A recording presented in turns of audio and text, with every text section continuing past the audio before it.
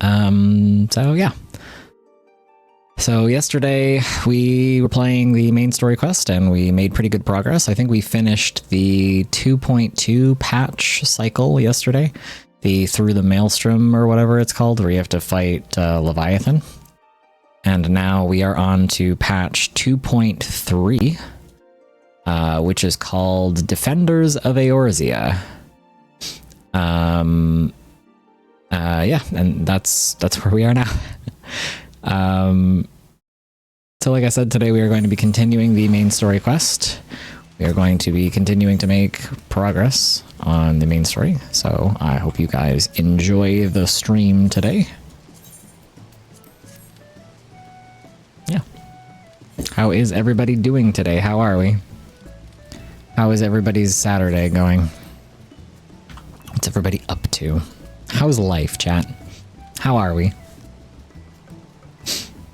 I just woke up. Yeah, well.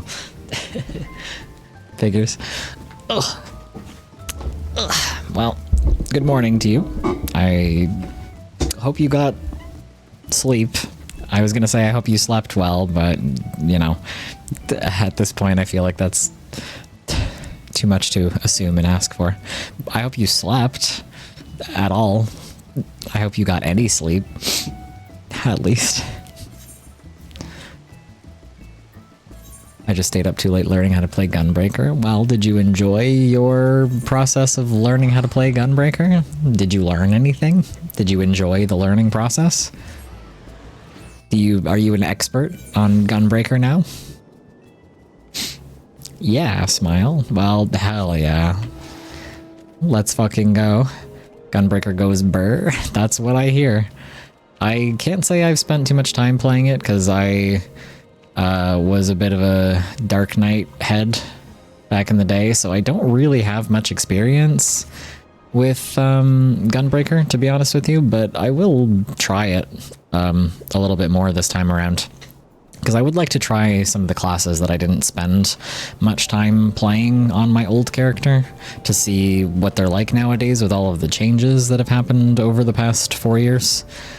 And Gunbreaker is one that I didn't really play a lot, so I'm curious to see how it works now. So that'll be exciting.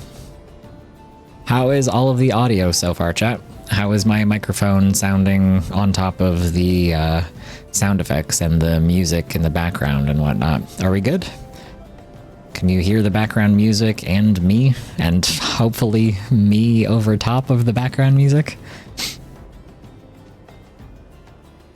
Gunbreaker goes burr, you eat cartridges. It's true, you do eat them. Gotta pop them in your mouth, that's the only way. That's how you have to play Gunbreaker, you have to eat the gunpowder. Sounding pretty good so far? Hell yeah. Thank God, honestly. It's a lot of messing around trying to make sure everything sounded correct. Audio settings are quite the hassle sometimes, you really gotta mess with them. What brings you here, adventurer?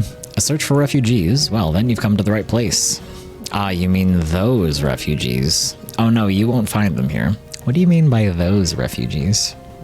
Most of the people of Lost Hope have come to accept their situation and are content to pass their days in peace and quiet. Outsiders have trouble understanding that, like that merchant who passed through recently. A gregarious fellow, but awfully opinionated. Can't say I was sad to see him go.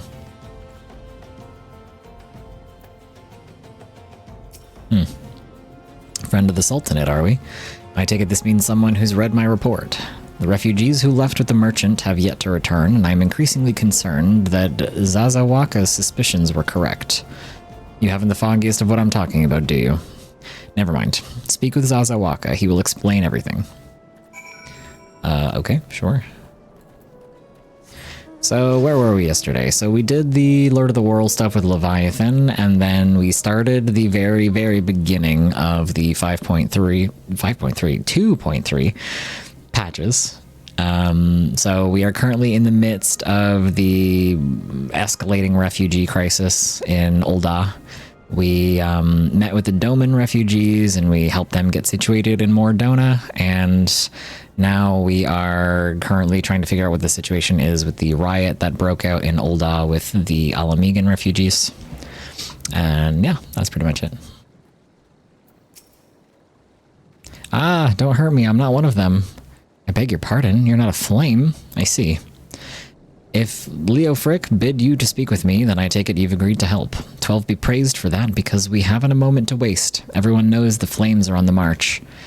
The others have fallen under that fanatic spell, but not I. Promises of revolution and retribution, of holding the ruling class to account and taking that which is owed. Ha! A childish fantasy. Curious. Interesting. I did everything I could to dissuade the others from leaving, but few would heed my words. Now that one of our idealists has returned, however, the madness of the merchant's plan is plain for all to see. Look behind yonder tent and you will understand why. Even now he babbles incoherently, so traumatized is he by bloodshed he witnessed. Try as I might, I can make little sense of his words beyond the fact that he was not alone in surviving. Yet I've no doubt that merchant will lead the remainder to their doom. I beg of you, find them before he does.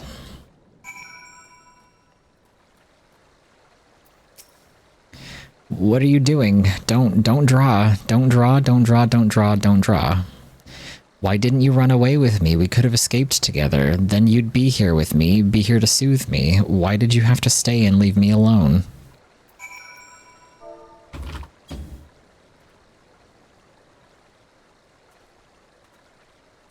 Who are you? What do you want? It's true, I followed the merchant, and may God strike me down for my folly. What they will not give you must take, he said. When we asked how, he revealed a cache of weapons he'd bought and implored us to seize control of our fates. I thought about running then and there, but the others were so excited. He split us into 2 groups, sent us off on our own, but when the flames found us, we didn't know what to do. Our leader tried to parley with theirs, but then they started arguing, and then fighting, and then everyone was fighting, and then the flames were shouting to give no quarter, and, oh gods, the other group, they're still out there. If we don't stop them, they'll be massacred like mine was. Okay, so somebody outside of the refugee groups did, in fact, incite them to get violent and rowdy, which is what we were kind of suspecting before. The terrified refugee would have you find his brethren and convince them to lay down their arms. The other refugees are hiding in the cave south of Lost Hope, but to approach them would be fruitless. They would sooner call us agents of the Sultanate and try to kill us than listen to reason, why the twins might even deign to do the deed themselves. A pox on all bloody sellswords, they were supposed to train us to fight, but the ones he sent with us vanished during the struggle. So they set them up and then left them there to make them look bad? Curious. Oh, if only we had never listened to that merchant's ridiculous claims. He said our cause was righteous, that the gods would never suffer us to be defeated. Though if they were forced to confront reality, that's it. Challenge the twins to combat and show my brethren that their strongest warriors are no match for one man. Mayhap then they will agree to lay down their arms and renounce this plot. Yeah, preying on their desire for a better life where they actually have fucking anything to their name, and setting them up to make them look violent when all they wanted was, you know, just literally anything at all, any kind of help so that their people aren't starving and dying. And then the people who set them up to make them look bad just fucking ditched them to make them look even worse, to make it look like they started everything. How do I get in here? Shakes my damn head.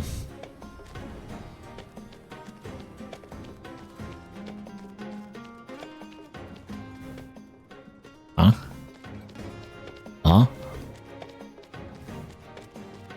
How do I get in here? Oh. There we go.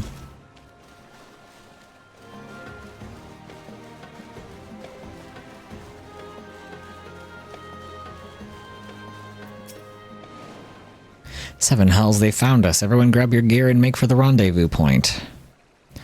So that's what your game is, it? Haha, sorry to disappoint you, lad, but we're more than willing to kill you ourselves. You don't have to do that. That's not necessary. You don't have to do that.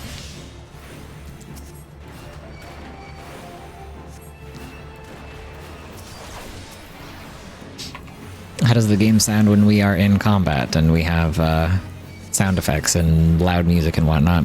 Am I still audible? Does everything still sound good? Testing 1, 2, 3. Can you still hear me, chat?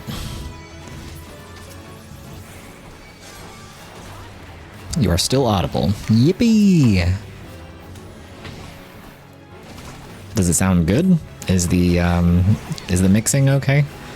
Like, is the game too loud or too quiet? Am I too loud or too quiet? Or does everything sound good?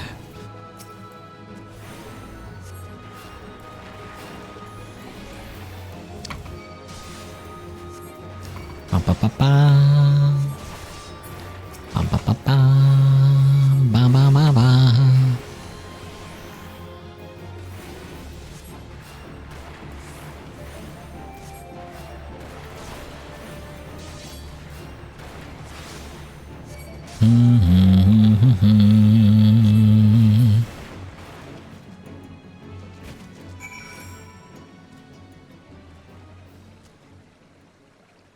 Oh, this guy. I currently only have one of my headphones in because one is still charging, but the mix sounds okay to me with the one in. If it changes when I have two, I will let you know. Okay. Thank you. You beat him like it was nothing. Thal almighty, what are we gonna do now?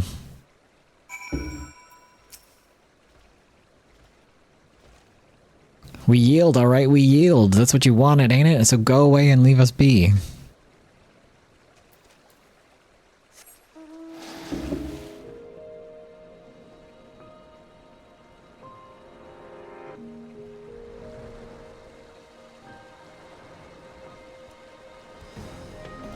Though, further question, does it sound better than before? Because I know yesterday on stream, like, the quiet parts of the game were, like, barely audible at all. They were so quiet. And the loud parts of the game were, like, too loud, and I had to constantly adjust the volume over and over again. So, does it sound better than before? Hopefully? Ideally?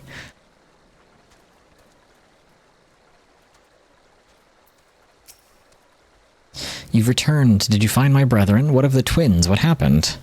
I see. Well, you had no choice. Better that a handful of them take a beating from you than the lot get butchered by the flames. Tell me, what did the merchant have to say when it was over?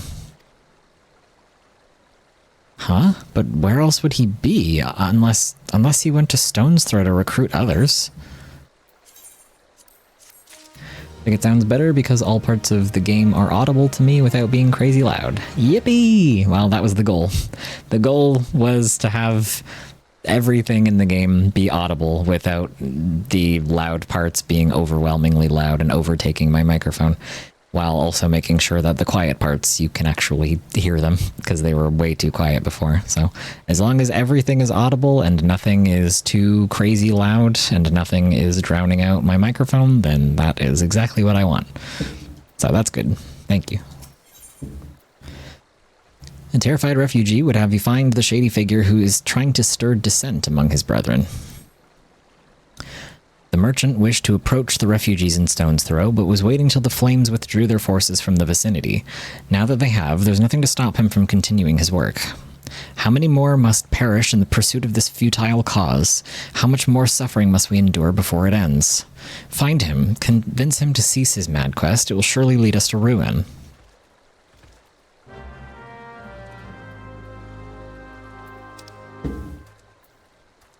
Search Stone's Throw.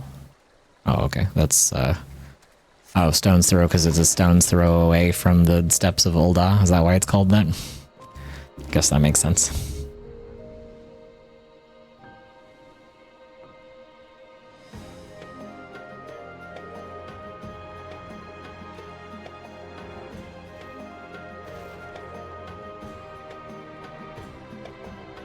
Ba-do-do-do-do.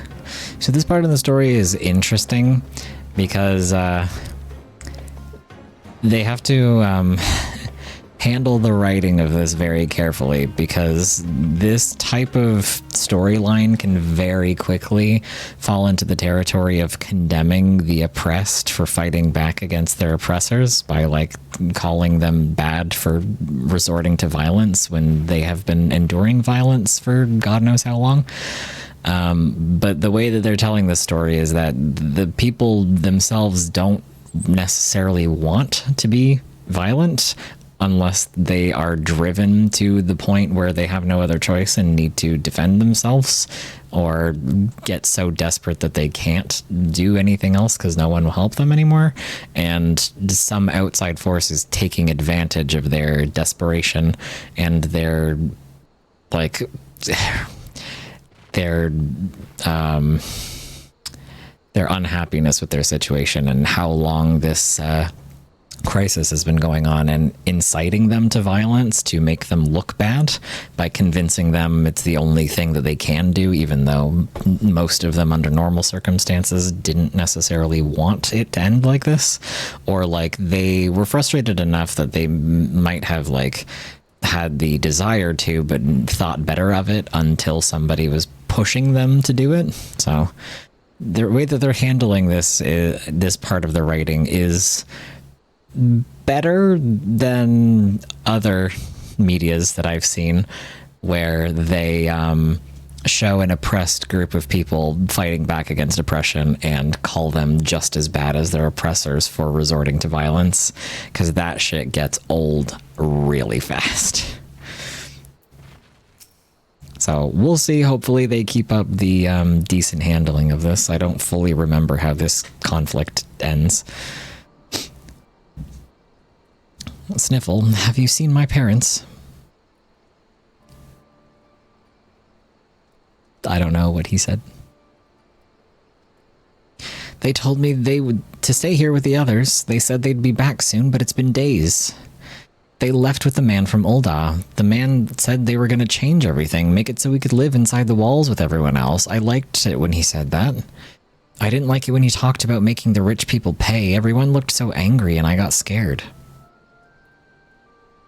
Say, mister, are you looking for someone?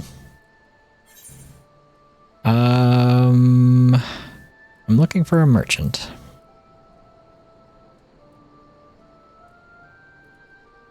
You mean the man who left with my parents, but I don't know where he...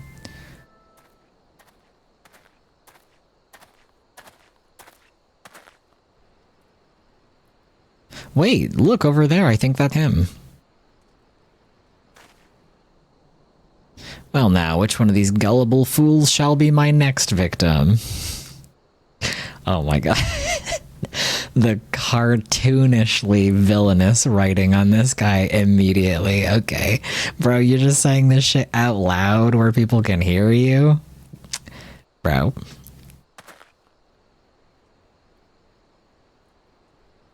Me? You? I...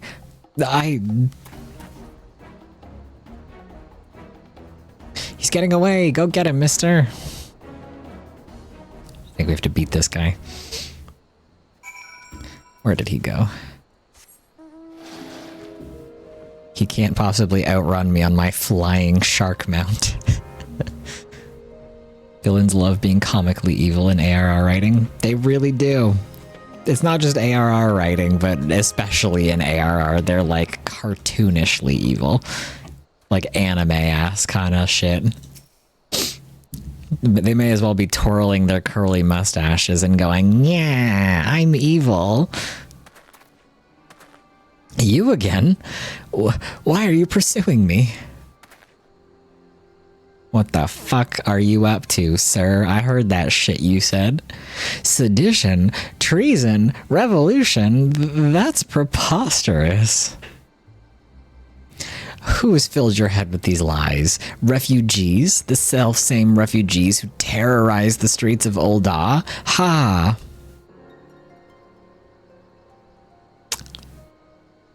I think we need to kick this guy's ass.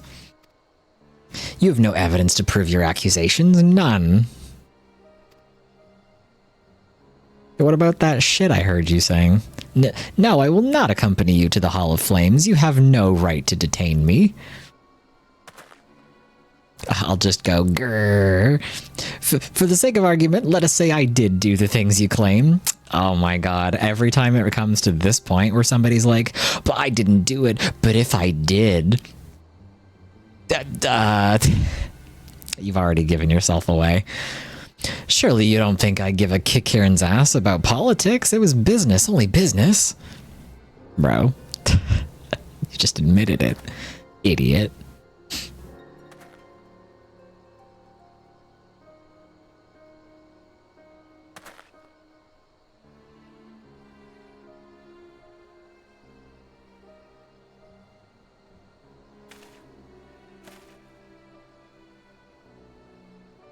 We both know I'm not the one you want. However, if you agree to protect me, I swear I'll tell you everything.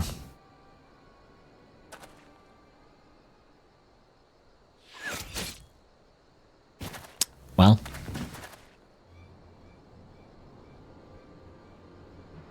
That guy's got crazy aim to hit that shot from that far away. What's all this commotion? 7 hells. Tell the others to spread out and search the area. The killer may still be close.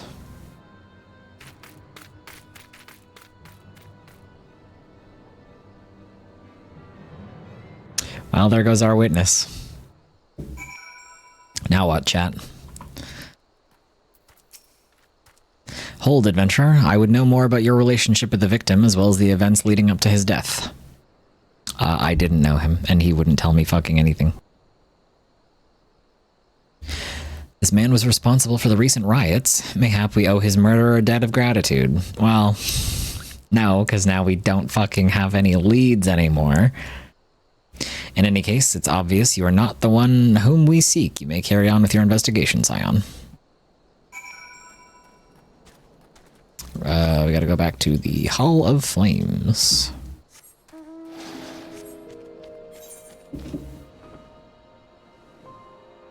Wow. That happened fast. Things are escalating quickly.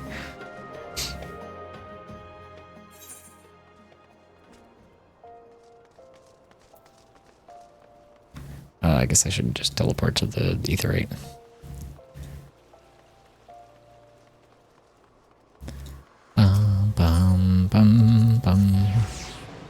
I just wanted to play on the playground. That meme is so funny. Can you jump up here? I see people coming over this way. Oh, you can. Cool. Hey, shortcut. What news, Bo? Where is the merchant? Murdered? Damn it all to the 7th hell. He was not simply murdered, Bo. He was silenced. Too many knew his face, and he was ready to divulge his secrets. Do not despair, though. We may be closer to identifying the true orchestrator of these riots than you realize. Really? Pray tell. How so?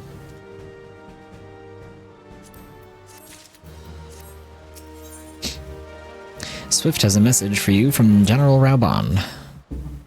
The Flame General left word that you were to proceed to the Fragrant Chamber as soon as you returned. He wishes to discuss your recent discoveries as well as the results of our own investigation. Master Alfino has already been informed and should be waiting for you outside. Pray proceed to the Royal Promenade with all haste and speak to Bartholomew.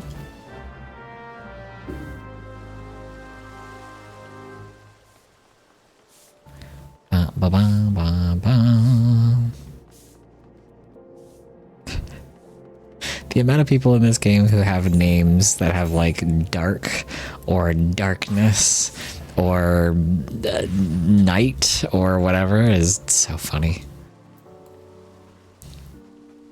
Oh, gamers and nerds and anime fans will never stop being edgy.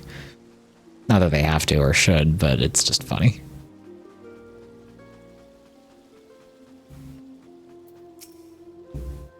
Excellent work, Bo. The informant you brought us helped me persuade General Raubon to call this meeting. The information you brought us, sorry.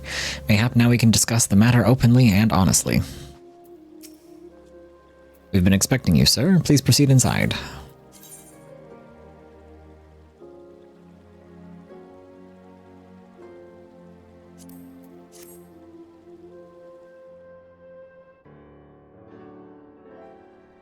Commander Swift has kept us apprised of your recent activities.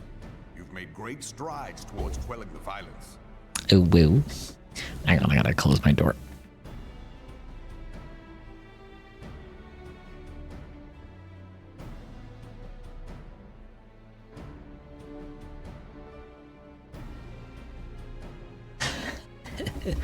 The way my model freaks out is so funny. Ugh. Okay. Despite our best efforts to determine what provoked this uprising, the truth continues to elude us. Have you uncovered aught which might shed some light on the mystery?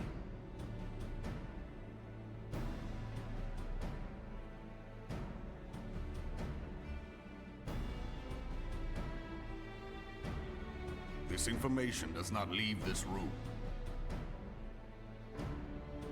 I love secrets. The decision to reject the Doman refugees' appeal for asylum had lasting repercussions.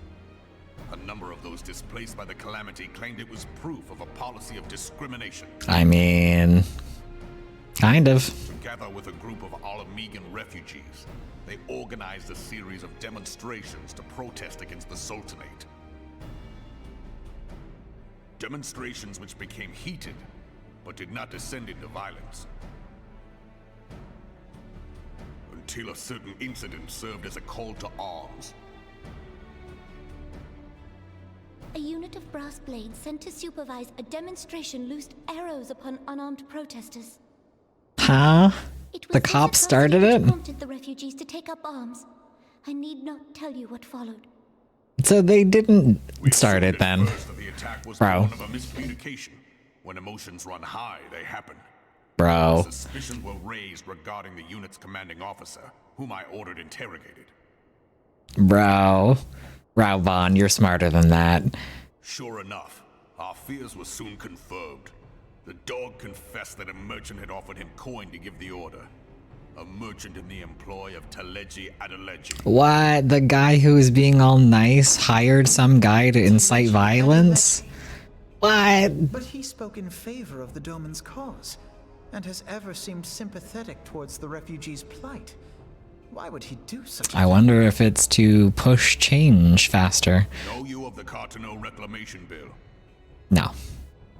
It is a proposal to annex the Cartano Flats so that refugees may establish permanent settlements. Well, that would be nice. When last I looked, that was disputed territory. Aye. Some might even call it a battlefield. Isn't that where we do PvP?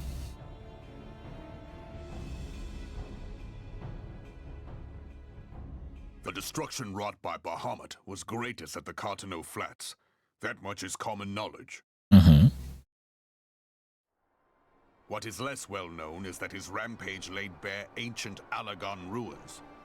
A no record existed. There are certain differences of opinion as to how these ruins should be handled, which is why each nation maintains a military presence in the region to this day. Yet differ though we may, we are still allies. Yeah, this is where PvP happens. In the interest of preserving the Eorzean alliance, we have reached an agreement. Any conflict which may arise during the course of military exercises in the region shall have no bearing on relations between our nations. In full knowledge of this delicate state of affairs, Taleji Adeleji proposed the Cartano Reclamation Bill. A shameless bloody ruse which stands to benefit him in but one conceivable way. If successful, he will gain control over the disputed territory under the guise of assisting in the resettlement effort. And you can be sure he'll build an orphanage next to every Alagon ruin.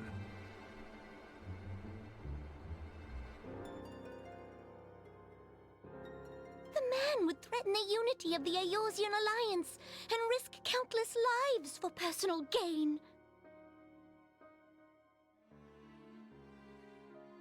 He walks a path all his own, independent of any faction and beholden to none of his fellows on the Syndicate. By inciting the less fortunate to violence, he hopes to convince others that the Cartano Reclamation Bill is the only viable solution. Fucked up. His sympathy for the plight of the Domans was not but posturing to gain credibility with the refugees. The guy who is being nice was pretending because he had something in it that he would gain from personally. and inciting Forgive me, but revolution what could benefits possibly him? motivate Oh the my Adelaide god. to go to such lengths? What is so special about these ruins that he would risk his position on the Syndicate and, most likely, charges of treason against the Sultanate? Greed. Omega. Omega! Pardon?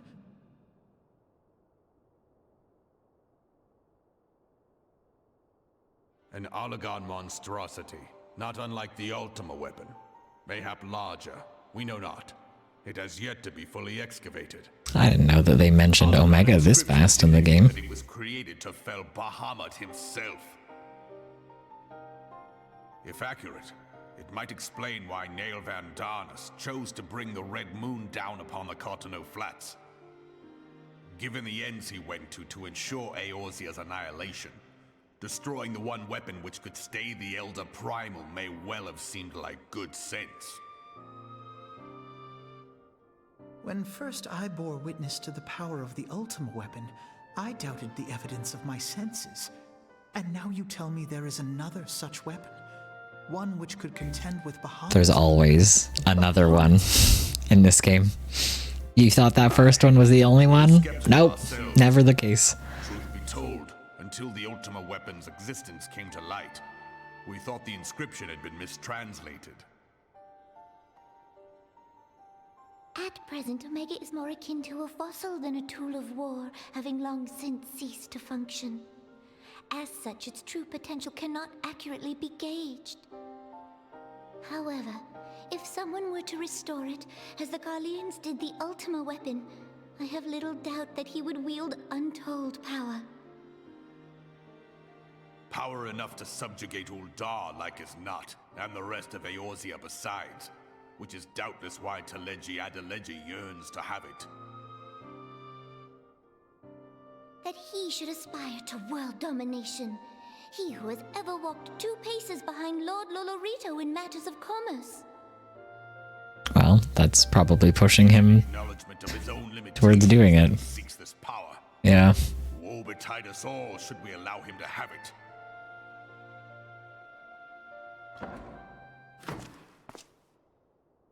Pray waste no time chasing rats. Only a fool would believe that secrets can be kept in Uldar.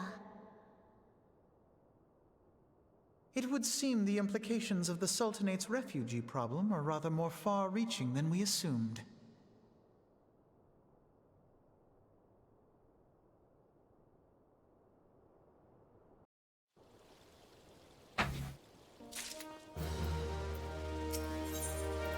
Recent revelations weigh heavily on Alphinaud's mind.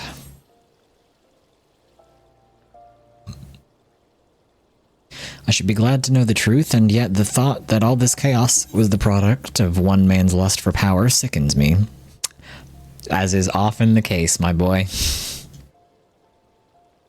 How long do you think they intended to hide the existence of Omega from the Scions? That they even felt the need to do so is most troubling.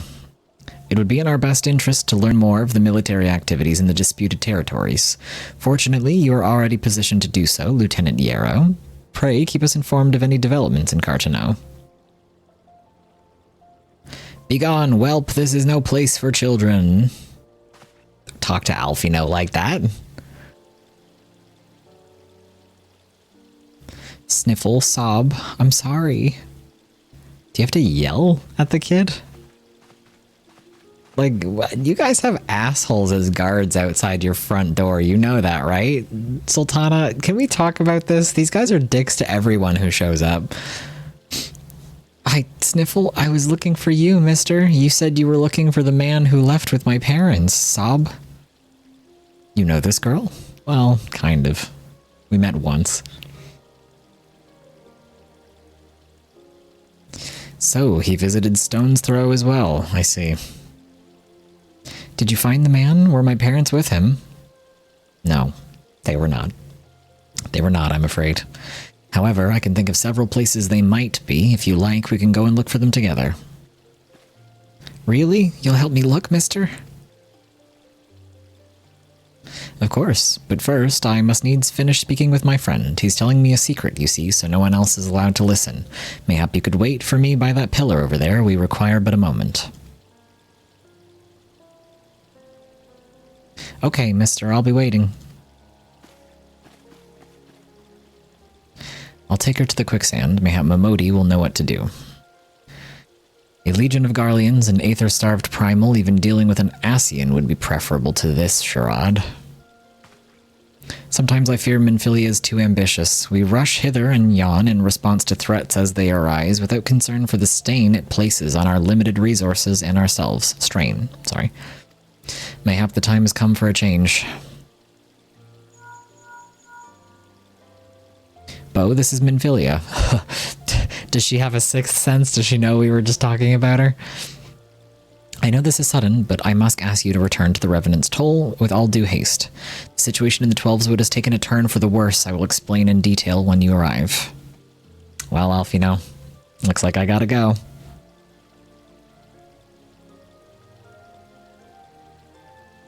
The Twelveswood? Then the primal threat she spoke of before has been confirmed. I received no reports of Ixali activity, which leaves the Sylphs? Go, Bo. You know as well as I that the appearance of a primal takes precedence over all else. Oh, and when you do arrive, do inform the antecedent that while I'm grateful for her concern, she needn't fear for my safety. I'm more than capable of protecting myself. You're 16. That's not true. You already got injured in one of the riots that you were at. Shakes my damn head. Just because you're a prodigy doesn't mean you're invulnerable, Alfino. There's a reason the adults are looking out for you. God, teenage boys and their overconfidence.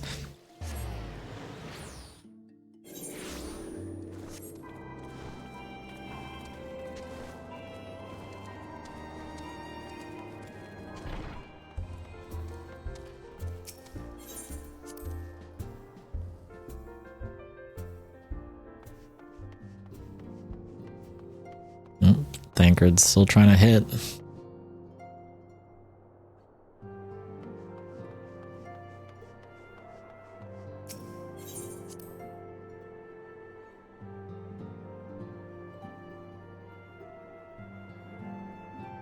Oh, hello.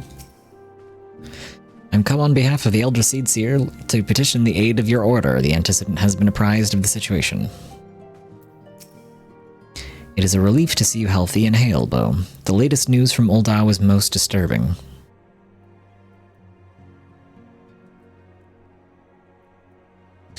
Clearly, the only injury Alfino suffered was to his ego. True. Doubtless it will heal ere long. The other Scions will need to be present for this meeting. If you're ready to begin, I will summon them now. You're gonna summon them? I thought the Scions were against summoning. Funny. Minfilia wishes to discuss the latest threat to arise in the Black Shroud.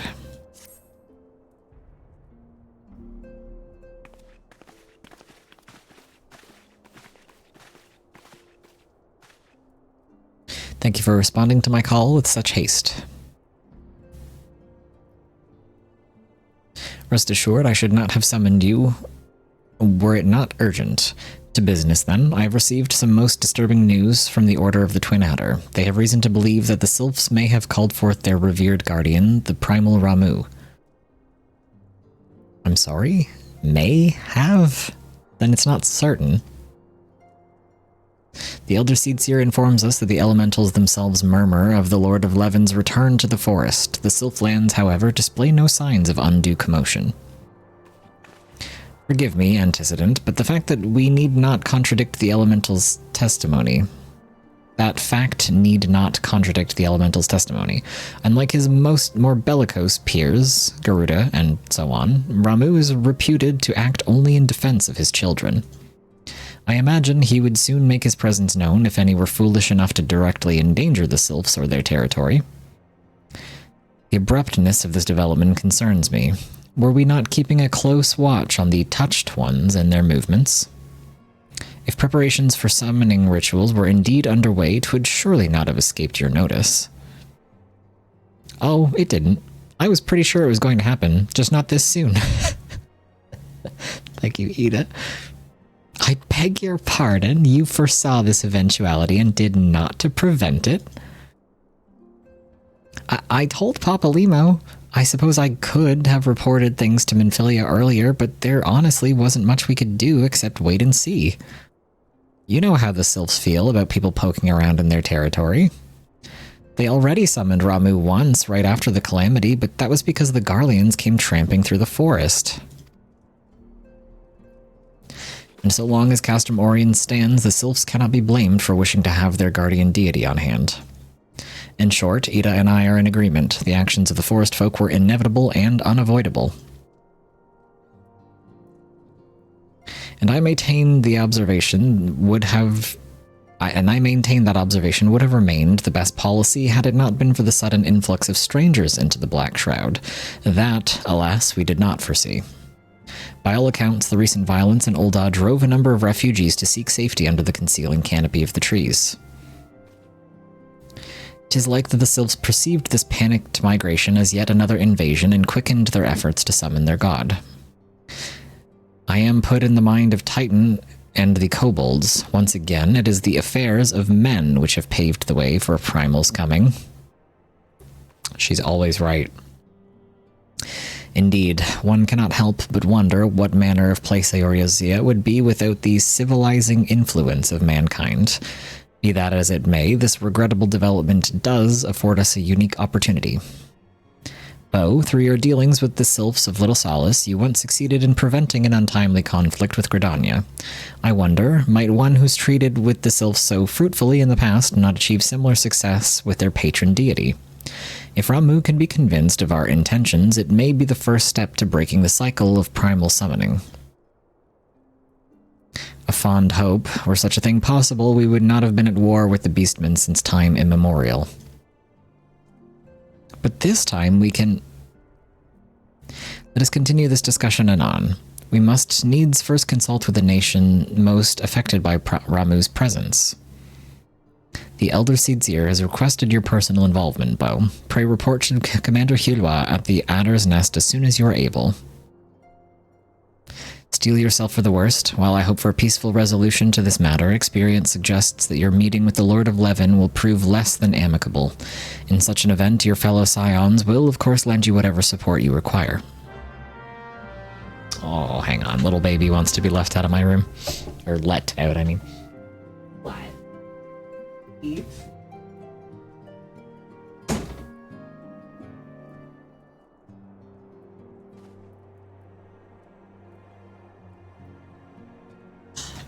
I don't know if you guys heard her, but she did a very annoyed little pleading meow in the background to ask me to let her out. She wanted to go out into the rest of the apartment.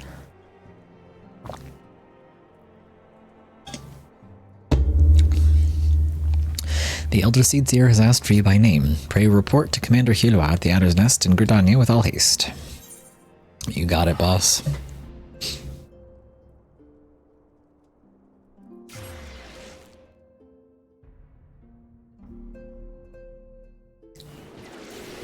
Oh my god. How Gridania's popping right now, holy. There's a lot of people. Alexis Fruity Lips?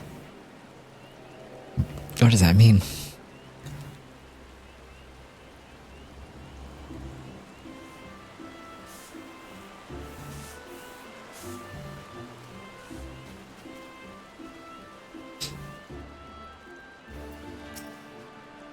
Lieutenant Nero, your arrival has been most anticipated. The appearance of a primal is ever cause for alarm and unease. Though my men stand ready for any eventuality, I know of none more qualified than you to snuff out this threat. Indeed, I would have you do so without delay. The Elder Seedseer, however, would speak with you first. She is of the opinion that your diplomatic rather than martial skills may better serve our cause. I will leave further explanation to our learned leader. Pray make your way to Nafika's altar. The conjurer in attendance will admit you to the Lotus Stand.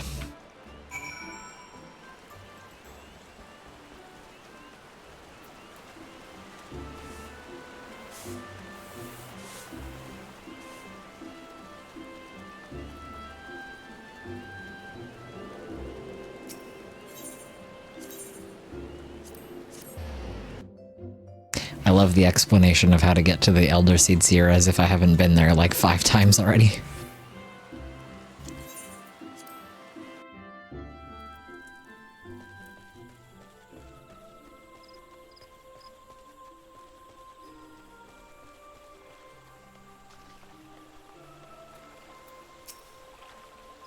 I am most curious to hear how the Elder Seedseer means to treat with the Lord Ramu.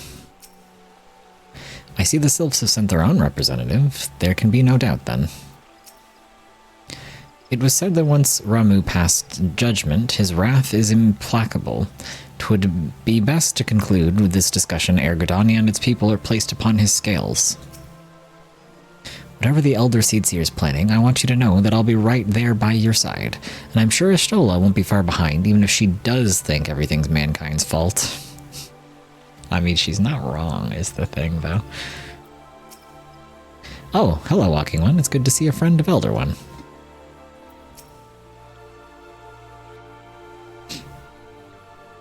Scions of the Seventh Dawn, on behalf of the people of Gridania, I bid you welcome. Your presence is of great comfort to us all in these days of uncertainty. I summoned you here to share tidings of a most urgent nature. But a short while ago, the great elemental spoke, and his voice was clarion in its intensity. Ramu is returned unto the forest. Oh, the sun coming out as she said that. So cinematic. Scarce had his words ceased to echo in mine ears when we were visited by an emissary from Little Solace.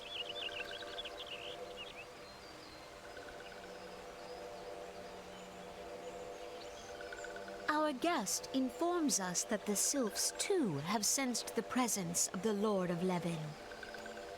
Though his exact whereabouts remain unknown, we may safely assume that the Primal was summoned within the heart of the Sylphlands. That would be as good a place as any for him to show up, I would imagine. Unlike the other Primals you have encountered, Lord Ramu is no raging avatar of destruction. He is revered as much for his wisdom as his strength, serving as both arbiter and guardian to his children. Given that we and the Sylphs found a way to share the Twelveswood, it is my hope that this sagely immortal will be amenable to reason, and that conflict may be avoided. Blessed as you are with the power of the Echo, you are one of the few among us who may commune with a Primal without fear of influence. I would ask, therefore, that you represent us in this most delicate of negotiations. The Twelveswood has suffered enough. Upon this, we and the Sylphs, and I would venture Lord Ramu himself, are in perfect accord. Let us not endanger our shared home by engaging in unnecessary hostilities. Dear friend, I beseech you, safeguard the peace which exists between our peoples.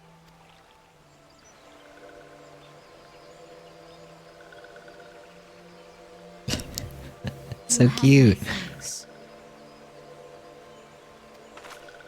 The Sylphs are so cute. Pray make for Little Solace, then. A member of the Order of the Twin Adder awaits you there. He will advise you on how to find the Lord of Levin.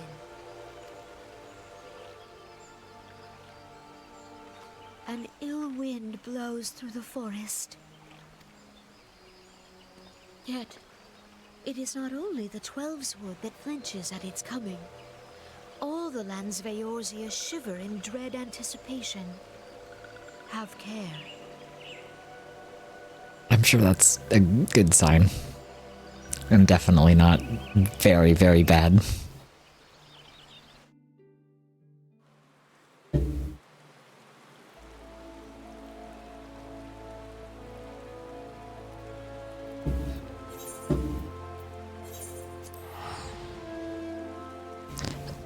Ugh.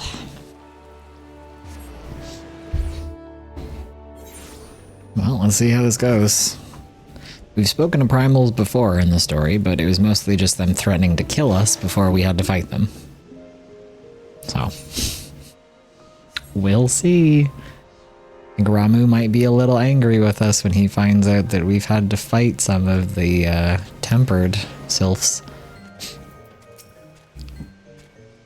Lieutenant Yarrow, I was told to expect you.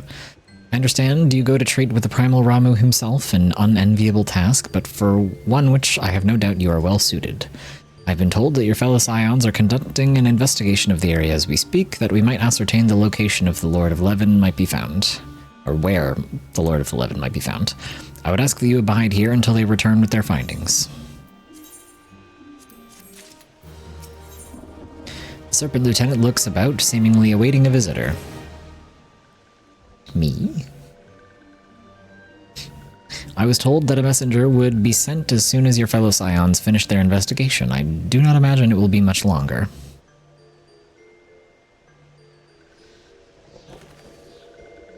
This one returns and returns with good tidings. Wise ones have finished searching and have wisely identified the precise location where the Touch One summoned Lord Ramu.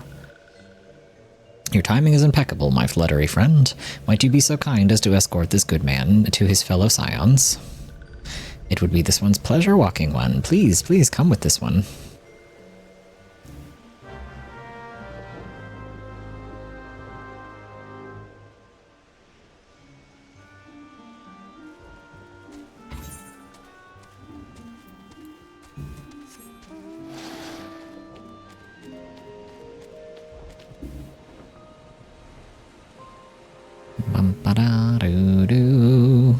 In case you're curious, somebody gave me this mount yesterday. Somebody in my FC very kindly gave me the whistle for this guy. I didn't earn it by whatever means you're supposed to normally earn this mount.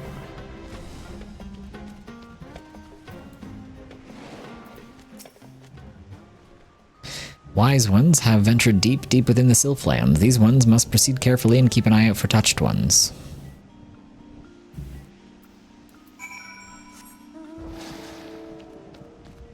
The purple parts of the forest are pretty cool looking, I'm not gonna lie. Stinging Sophie. See, they want me to kill more of them for the twin adder hunting log too, and it's like, thought we were supposed to be maintaining diplomatic relationships with them and not kill murdering them for our hunting log. If Ramu gets mad at us, well, don't say I didn't warn you.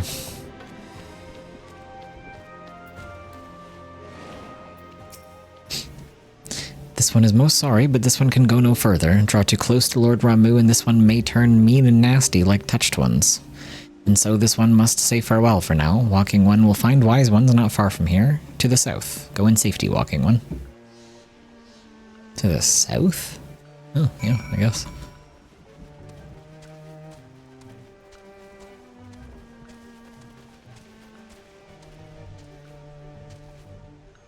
I don't remember where you fight Ramu exactly. Or, I mean, talk to him.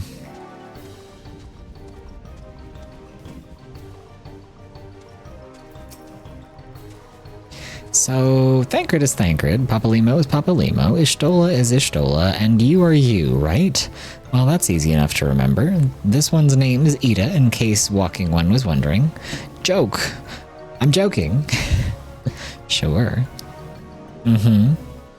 Sure you are, Ida. Ah, there you are. It is you, isn't it? Have you guys been getting fucked with by the fairies? Don't ask. Suffice it to say that we had something of a situation here. Oh, okay. Thank you, Stola. So it's actually you. I'm relieved. For a moment I thought we were dealing with another one of those confounded sylph tricksters. I swear, with them wreaking havoc with their skin-changing magics, it's a wonder I was able to finish taking my measurements. Yes, it was quite the ordeal. You should have seen the look on Ishtola's face when the one impersonating you suddenly showed up. That's quite enough, Papalimo. Ahem. My apologies. It's not like me to ramble, so... At any rate, as I was saying, I have finished measuring etheric activity in the area, and I'm pleased to say I've reached an indisputable conclusion, to wit, that Ramu was called forth in the vicinity of the Sylph's Aetherite. Combo, the Lord of Leven awaits.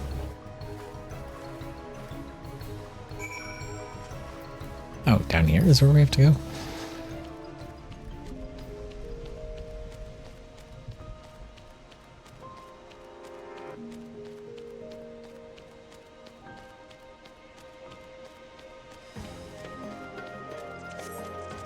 I know it's supposed to be like, ooh, all touched by the god, spooky, scary, or whatever, but the purple parts of the forest are so pretty. Shouldn't the rest of the Scions not be here because they could get tempered? They always tread so close to where the primals are.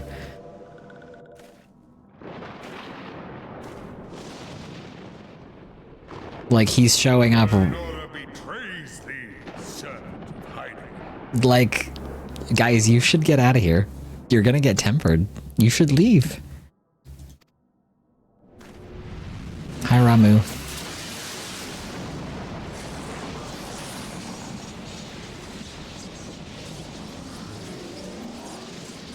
Cool beard.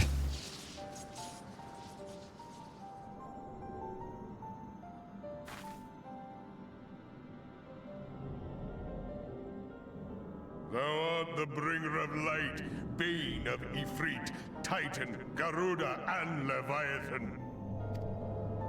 I am Ramu, guardian of the children of the forest. Thou tramplest upon sacred soil, bringer of light. By what right doth man intrude in this sanctuary of the sylphs? To talk to you.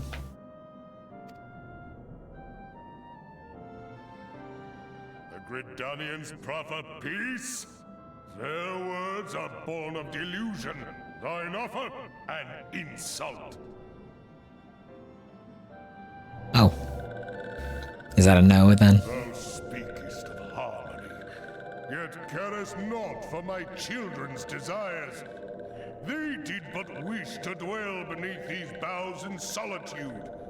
Yet even that was too much to ask of man. He's not wrong. Thus did they turn to me for succor. The sentence I pronounce upon thy kind is just. Yeah. Fair. Gridanian or Garlean, it matters not. The good intent of one excuseth not the misdeeds of the other. Well, sure, but you can't hold both accountable for one's wrong actions. Misery unto the forest, all blame doth lie with the darkness that resideth in the breast of man. Well, you've kind of lost me here. Whence sprung this calamitous seed? In the beginning no such duality existed. Were light and dark given form when man was born? It would explain much, not least why strife and sorrow follow ever in thy wake. Thou canst not deny the urgings of thine own nature. Knowing that thy mere presence here portendeth tragedy, wilt thou persist in this pretense of peacemaking? I'm not doomed, I swear.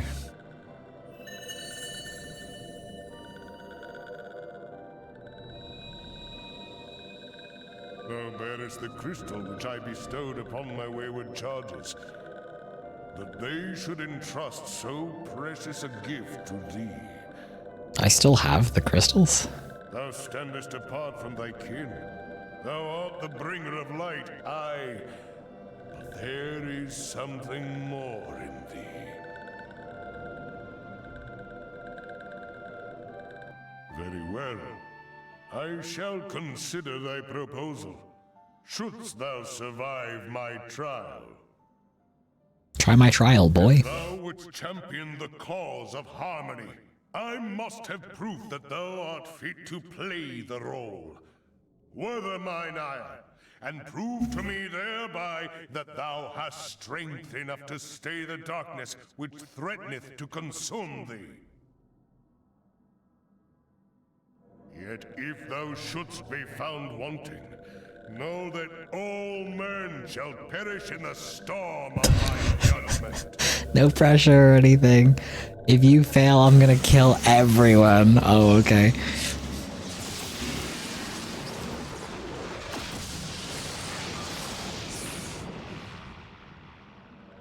Come to me, bringer of light. I shall await thee on the field of battle. Yeah, okay. Let's scuffle. Urianger. It is rare indeed to find Urianger? at home. Hi.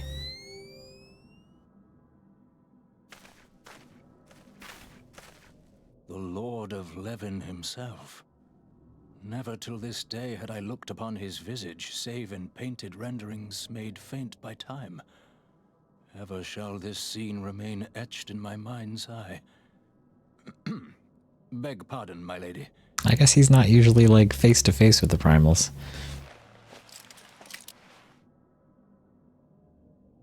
I must beg thine aid on a point of research.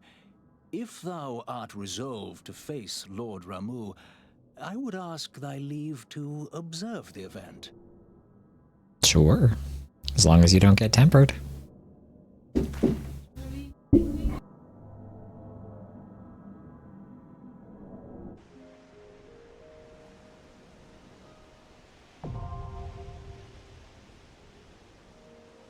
Striking tree.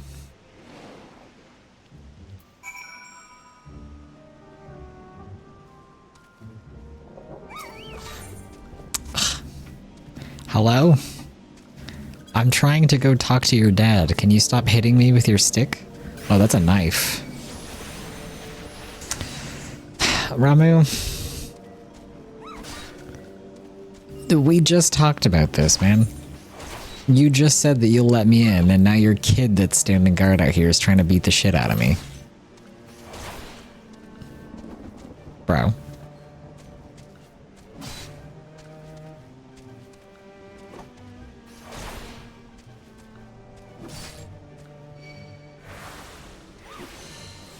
Can you stop?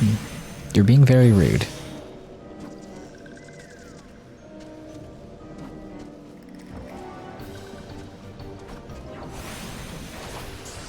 Stop. You're being very rude. But you're so cute. They're so cute. Oh, I can't be mad at you.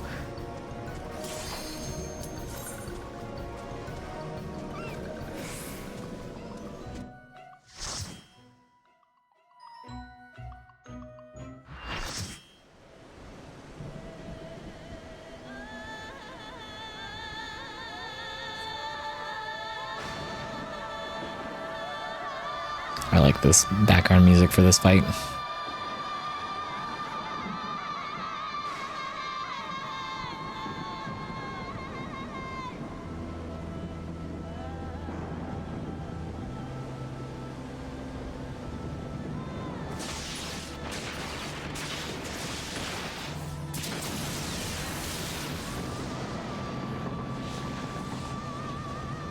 The massive amounts of bloom in this game are so funny sometimes.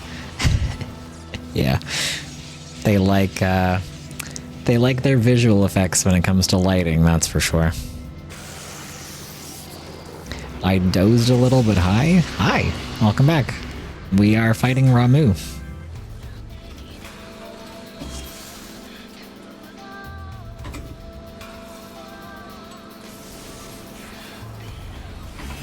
I don't fully remember the mechanics of this.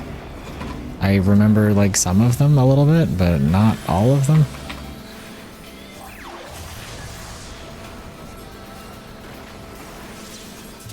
Don't hit people with the electrified circles or you'll stun them or something, I think is part of how this works.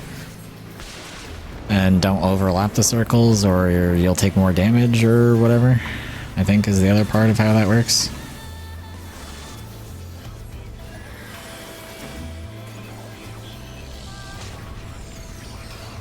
Oh yeah, somebody got stunned over here. The other healer got stunned.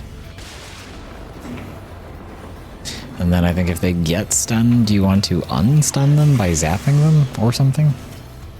Question mark?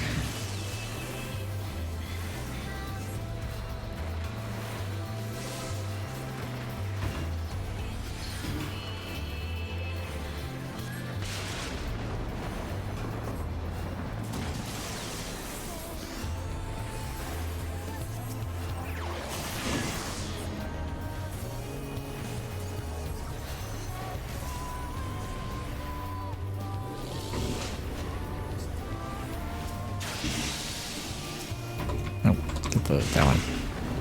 There we go. I heard stuff happening. Oh, okay. So you are aware of where we're at in the story, then?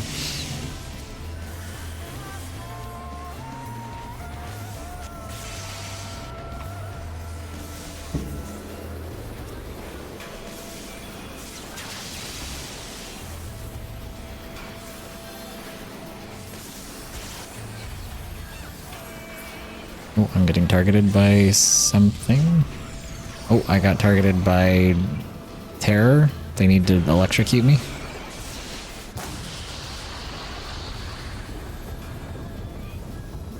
Frozen with fear and unable to execute actions. I can't do anything right now until somebody electrocutes me.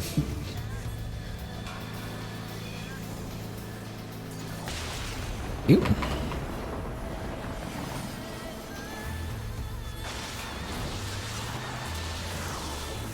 I don't remember what this is about. Okay, I'm getting targeted again. Fuck's sake. Please electrocute me. Please electrocute me. No, I can't move. You have to electrocute me.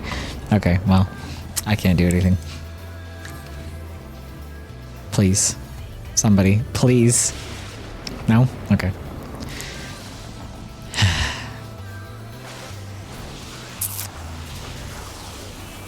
I don't know what this is. Damage is taken each time an action is used. Okay. I can't do anything about this situation that I'm in right now. Thank you.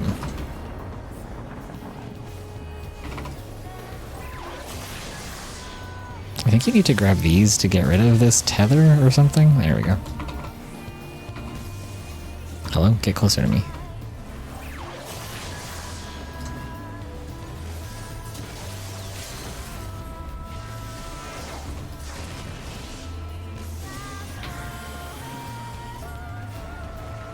I don't know if there's anything you can do to prevent yourself from getting the target on you that prevents you from doing anything.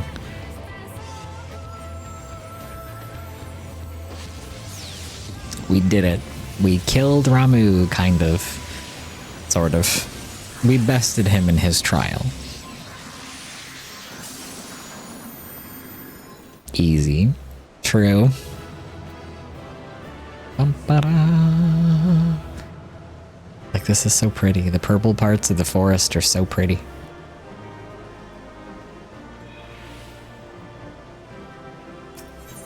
He's gone. Easy for a gamer. Thank you. I have taken thy measure, bringer of light. And what did you think?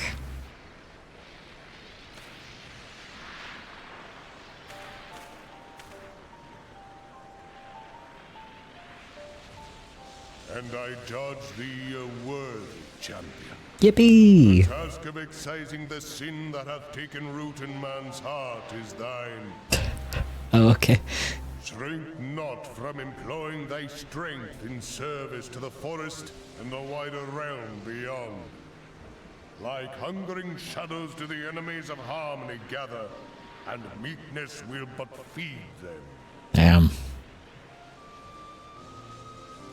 If man is to be delivered from the dark, it shall be by thy guiding light alone. Stray not from the path, for if thou dost, thy people shall be truly lost. No pressure or anything. The entire world's fate is resting upon the Warrior of Light's shoulders. Hi, Ariange. Thou hast slain the Lord of Levin. A regrettable act, but a necessary one. Ah, he was cool with it. He's not mad at me.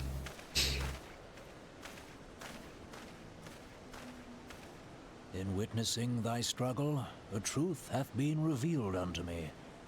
If I mistake not, it may yet prove a chink in the eternal armor of the Ascians.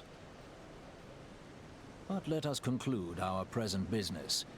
I shall expound upon my findings at the Rising Stones anon. Okay.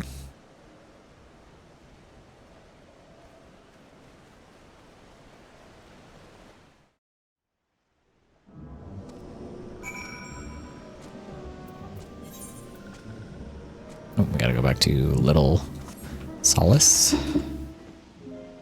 Where am I? Can I just fly over here, or is there a wall? Ah, hell yeah. Where am I? Go up? Ah. Must have spent some time last night learning Dancer. Job is so easy and fun. I told you. Dancer rules. It is fun. I love a good fizz range DPS. Watched a video and no joke for the level 60 rotation. It was 30-second explanation. Yeah. I told you. Hit buttons that light up and use your buffs. Boom. Done. Lieutenant Yarrow, you have returned. Dare I ask how Ramu received your visit? Ah, he was cool. He challenged you to a test of arms? It is well then that you have some experience in such matters. The people of Gridania and Little Solace will be relieved to hear that the Lord of Levin has accepted you as the Forest Champion of Peace. You've performed a monumental duty this day, Lieutenant Yarrow. The Elder Seedseer must be informed of your deeds at once. The Serpent Lieutenant is ready to send you on your way. What little gods are made of. The Elder Seedseer will wish to hear of your experiences firsthand. Pray return to Gridania and make directly to the Lotus Stand. The Conjurer at Nafika's altar will be expecting you. Fare you well, Lieutenant Yarrow. Just hit your steps, boom. Put dance partner on somebody. Hit your steps. Use your buff. Done. You're a dancer. Congratulations. It's that easy.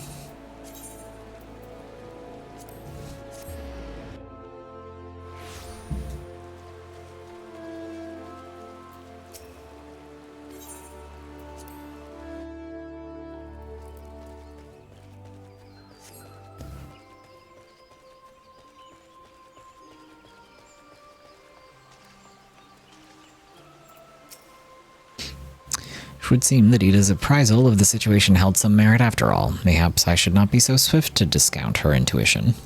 Exactly. That's what I'm saying. She's a genius. You should have seen Maxio when we got back to Little Solace. Grateful is an understatement. I thought he was going to shake Papalima's hand off. Ah, the hero of the hour. Let us not keep the Elder Seedseer waiting. I fancy my presence was more help than hindrance during our troubles with Leviathan, but this time around, well, even I have my off days. Oh my god. Always with this fucking guy. Always with his fucking, oh, I should have done more to help complex. He makes me sick.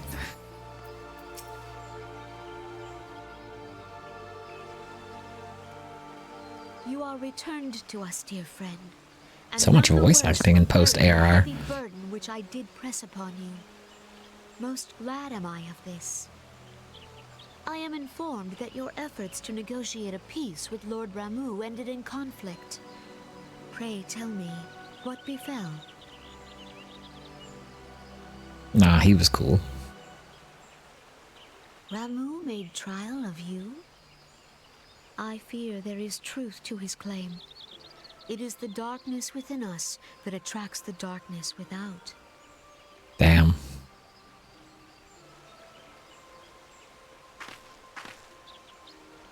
It cannot be denied that misfortune follows man.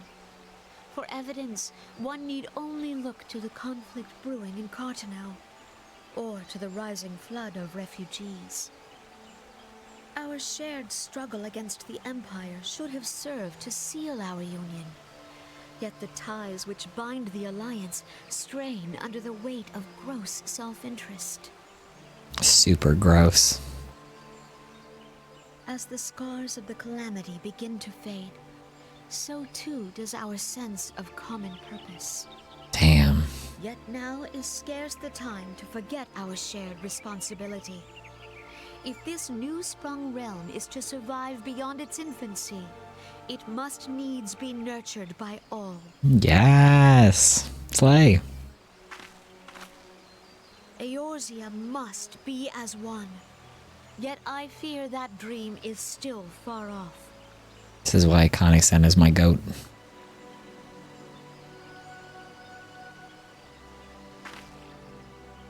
on behalf of the people of Gridania and the elementals both, I thank you for all that you and your fellow scions have done. Full oft have I been compelled to look to you for aid of late, and offered all too little in return. Oh, stop. As leader of this nation, I shall endeavor to prove a more worthy ally to your cause henceforth. Thank you. Not the MILF hat when talking to Connie Seta. Stop. Lord Ramu has departed, yet the keening of this ill wind grows no less insistent. Voices of the forest, pray speak and I shall listen. What unseen evil begets this unease in my heart?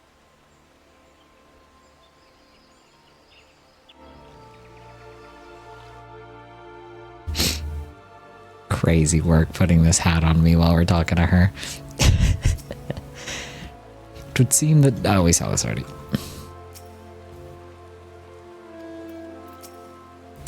Thus ends another daunting mission, eh, Bo? I'd hoped Lord Ramu could be persuaded with words alone, but nonetheless I can only admire the adroitness with which you responded to the Primal's sudden challenge. And it seems that Urielge too was pleased with the outcome. What say you, Bo? Shall we gather back at the Rising Stones and ponder the lessons of the day? I'm sure the Minfilia will be eager to hear more of your adventures. Let us return to the Rising Stones and put our thoughts together. Can we actually go back and talk to Urielge? What does he have to say? Because he was like, I'll go back to the Rising Sand or whatever the fuck the first place is called. La la la la la la la. We're already like halfway through the 2.3 patch. We're almost, I think we're just over halfway through actually. Yeah, we are. We are a little over halfway through already. So we'll be at the 2.4 patch cycle very soon.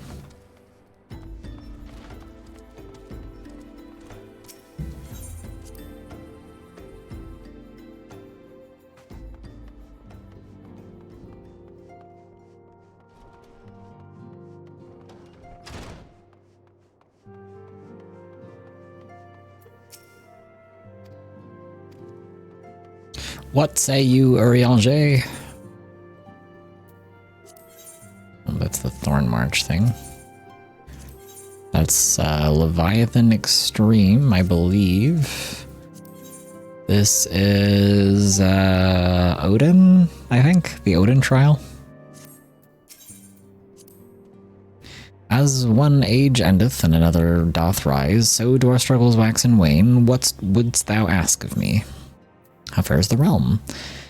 We weather one ordeal only to raise our weary heads to behold the arrival of another. Bringing trial upon trial, the waves of destiny assault the cliffs of our resolve without surcease.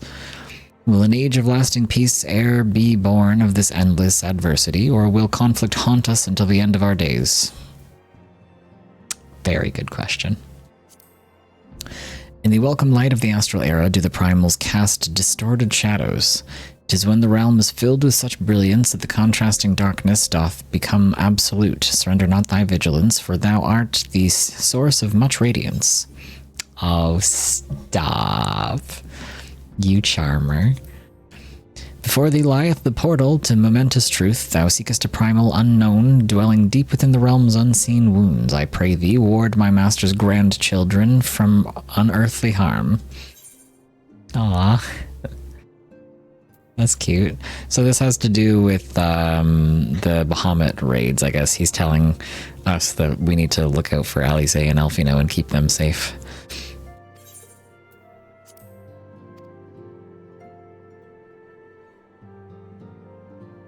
This is so cute. He's so cute. I love Urielge.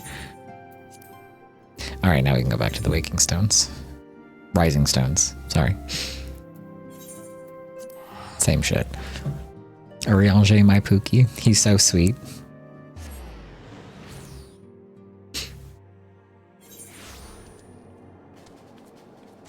Where am I? Every time I teleport here, I'm like, where the fuck do I go?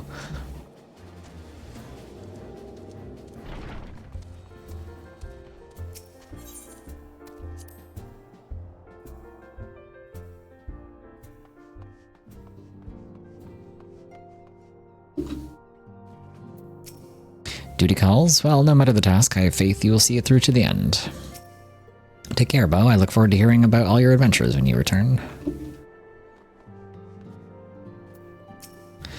Children are quick to take to Eorzean ways, but I cannot claim the same flexibility.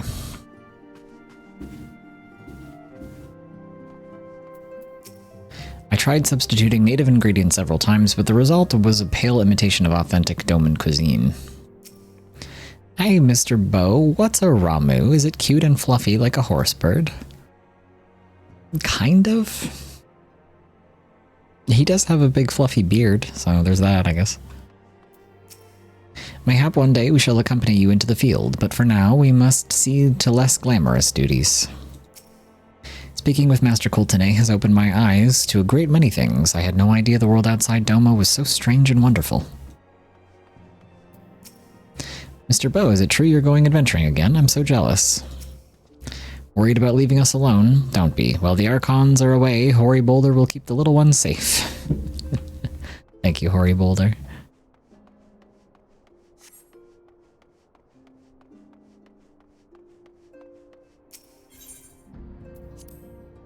Where's Thancred? And Ishtola? And Ida? Oh. Not here. Okay. Welcome back. Word of your momentous encounter with Lord Ramu precedes you. I would fain share news of mine own, but Urianger's discoveries must take precedence. Upon witnessing your defeat of the Lord of Levin, our learned companion was struck with a profound insight regarding the nature of the Ascian's immortality. Let us assemble and discuss his observations together. Oh, well. Urianger genius moment?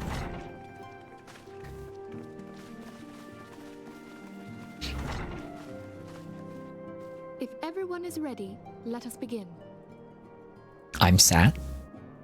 Urianger, the floor is yours.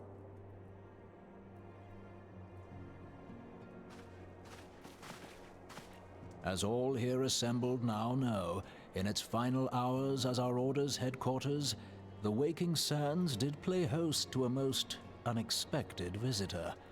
I speak of the Ascian clad in white, Elidibus. With you so far. Unwelcome though his presence was, his words that day did serve to confirm a truth long suspected, that the Ascians are eternal beings, to whom physical destruction is as a temporary inconvenience. Right. In the intervening time, Urianger and I have striven to discover a means by which the Ascians might more permanently be slain. And 'tis my belief that we have found the thread that will allow us to unravel the twisted skein of their existence. In the moments prior to Leviathan's most recent manifestation, the Sahagin elder who summoned him was observed to undergo some manner of ascension. The etheric readings taken by Y'shtola at the time of this transformation have proven most enlightening. The disruption to the flow of ether was sudden and dramatic. So tangible was the agitation, I scarce had need of my goggles. The significance of Y'shtola's readings might better be understood in the context of mine own, taken at the instant of the Lord of Levin's demise. Unlike the Primal, the Sahagin was not subject to etheric dissipation. Before discussing our new discoveries, it may benefit us all to recall what we know of etheric behavior. Chat, are you taking notes? This is important. Let us begin at what some might call the end. When we who dwell in the material realm die, our spirits dissolve into the flow of ether and are returned to the ethereal realm. In turn, the restless energy which suffuses that plane streams back into our world, giving rise to new life. Reincarnation is a thing here. As the heavens did decree, the way of all mortal souls. Kind of. Not in a direct way. This world and the next do the ethereal currents swirl, bearing the very essence of life. Thus doth the cycle of birth, death, and rebirth continue unabated.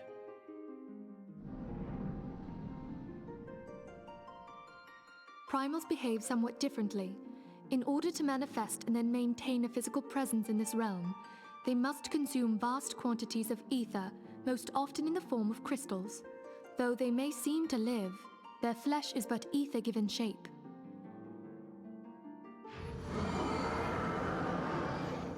Yummy. Thus, a defeated primal leaves behind no broken corpse. Rather, the essence of its form seeps back into the land whence it came, and the energy of its shattered spirit is called back to the ethereal realm. And there it waiteth, till next the prayers of the faithful do draw it forth from the sea of ether, to take their offering of crystals and make for itself a new body.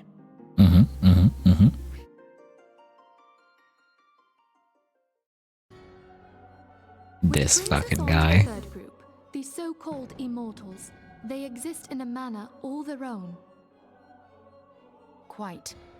Even as the Sahagin Elder fell to the Admiral's musket shot, I witnessed the release of an ethereal cloud, which immediately took possession of a nearby minion. A soul that dissipateth not upon the death of the flesh. The secret of life everlasting, and in the claws of a Sahagin no less. But I wonder, what would happen to one of these obstinate spirits should there be no suitable host for it to claim? If mortal death entails a return to the ethereal realm, it seems doubtful that the soul of an immortal would venture there. Nay, it merely withdraweth the distance, unto the shore of the ethereal sea, perchance, but no further. Yes, it exists in neither this realm nor the next, abiding instead in the space that lies between them.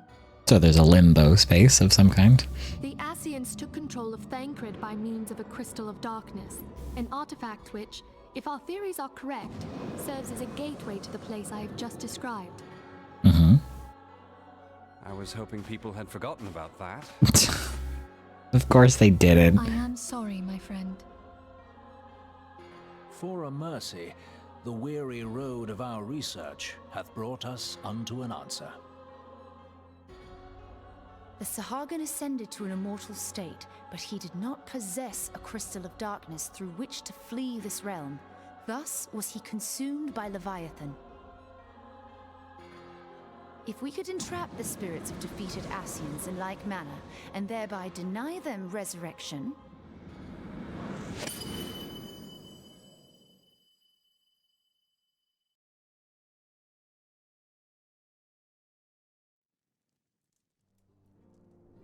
Grabs your soul. Therein lieth the path to victory. Thou art most perceptive, my lady. Oh my. Only when we have trapped the bodiless soul within an ethereal prison can we hope to defeat its unnatural constancy. Thus might even an eternal paragon be consigned to oblivion. Grabs your soul and eats it? No, my soul! At present, we lack a viable means to entrap and extinguish an Ascian soul. Yet, I believe it to be possible. The pieces of the puzzle lie before us. We have but to put them together.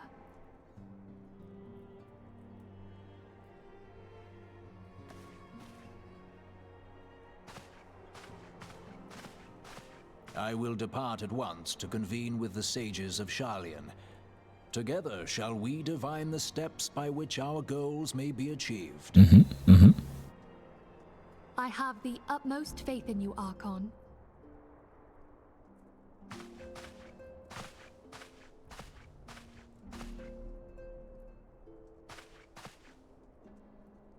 Beg pardon, antecedent, but I would raise one final matter. Even now, a Sharlayan survey party seeketh to ascertain the fate of the students of Baldessian. Their findings shall soon be known to us. Though you harbor feelings of dread, I bid you surrender not to sorrow. but abide instead in hopeful prayer. Wow. Thanks, Urianger. Archon. Thank you. Everybody say thank you, Urianger. What the hell? Oh my god, this is so Kingdom Hearts 2 Organization 13. Holy shit. They can't keep getting away with it. The Lord of Levin is returned to the ether, as was Leviathan before him. Ramuh's acquiescence was most intriguing. This is literally Kingdom Hearts nachos. I told you Final Fantasy XIV Ascians are just Kingdom Hearts Organization 13. I told you. They reheated it. Inferno, Vortex, Crag, Warrel, and Levin. All have now been humbled by the Bringer of Light. The limitless potential of man, Heidelin's servants grow mightier by the day. Yet he prospers at great cost to his mistress, whose strength is all too finite. 7 times have the masses survived the rejoining, but their souls are grown weak and wan. Yet even as it enervates, the ardor empowers our master. All that remains is to nurture the strength of the gifted, to forge the final key. And that is the task to which we bend our every effort. La Brea! This guy's still alive! Damn, they were right about that resurrection thing. An immortality thing. Divine seeds were ever wont to quicken in Eorzea's fertile soil. We need only lead men to the field, and by their eager hands shall a new deity arise. That which was shattered shall be made anew, and the one true God shall come again.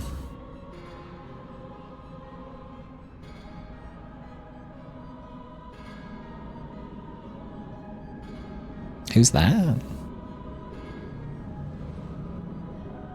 Oh, okay.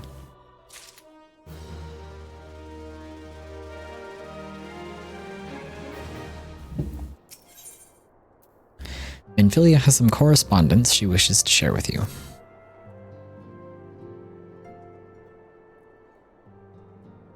Now the matter of Ramuh has, for the present, been put to rest. There is something I would show you, Bo.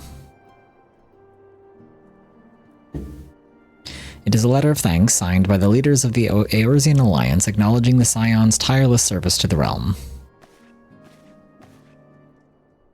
It mentions, in particular, the names of all the defeated primals, Ifrit, Titan, Garuda, Good King Mogulmog XII, Leviathan, and now Ramuh. Needless to say, there is only one among our member to have faced them all. Me? And though these words of gratitude were addressed to our order as a whole, I feel they were meant for you above all others. I too must offer my heartfelt thanks for all that you have done. In the course of your duties, you've never once failed to answer my call to arms. You are a true hero, Bo, and Eorzea is much safer for your presence.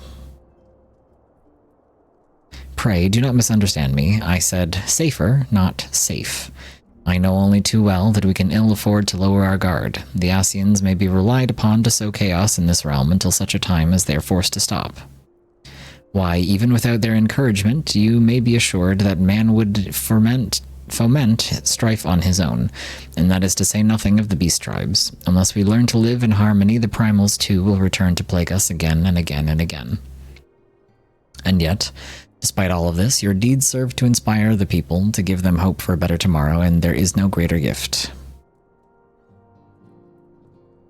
That we have the courage to strive for what might otherwise seem an impossible peace, we owe in no small part to the dangers you faced on our behalf and the people you have won over to our cause in so doing.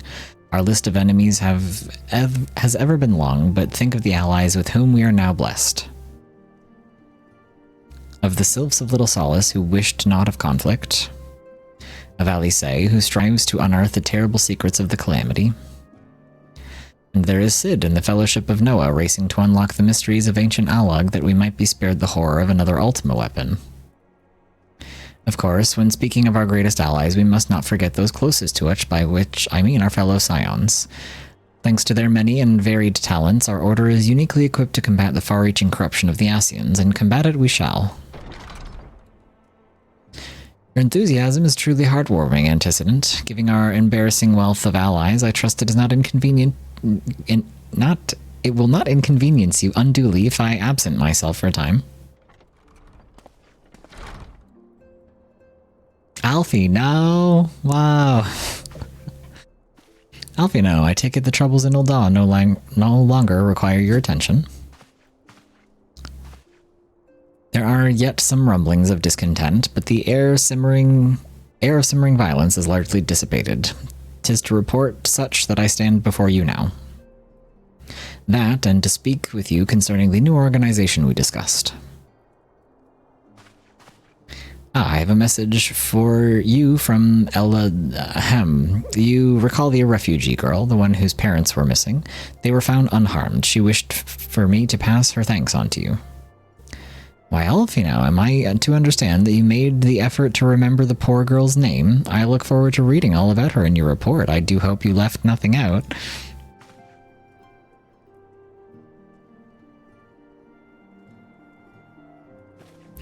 Fake-ass emo, saw you caring. Bo, you have been away to Revenant's Toll for some time now, I believe. Might I suggest that you put the affairs of the realm to one side for the moment and take this opportunity to reacquaint yourself with the town? Which reminds me, one of the Doman children recently inquired as to your whereabouts. Yozan was his name. I believe he has some small matter he wishes to share with you. Why not oblige him with a visit? Sure.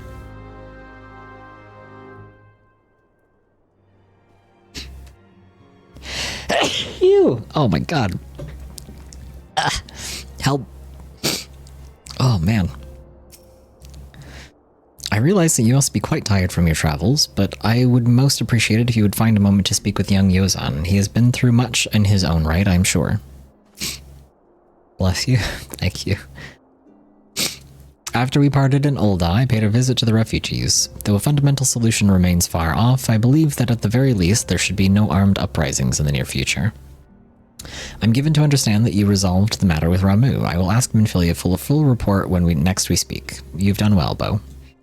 Thank you, son boy.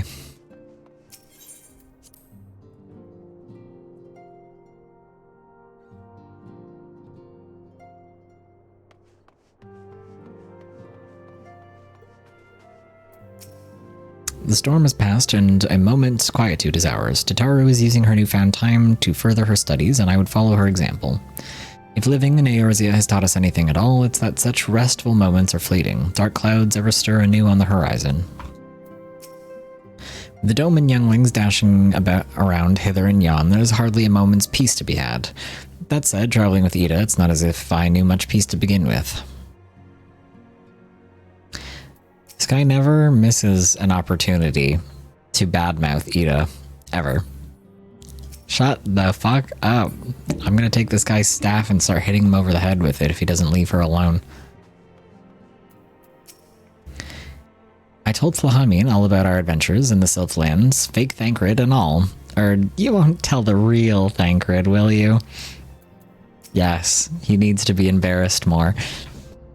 Very good. I do not know where we would be without Higiri. The girl has worked tirelessly for us ever since the day of her arrival. Do you suppose all Doman women are so diligent? I don't know. I don't know many of them. If I were as big as a mountain and strong as a bear like Mr. Boulder is, maybe I would like fighting more.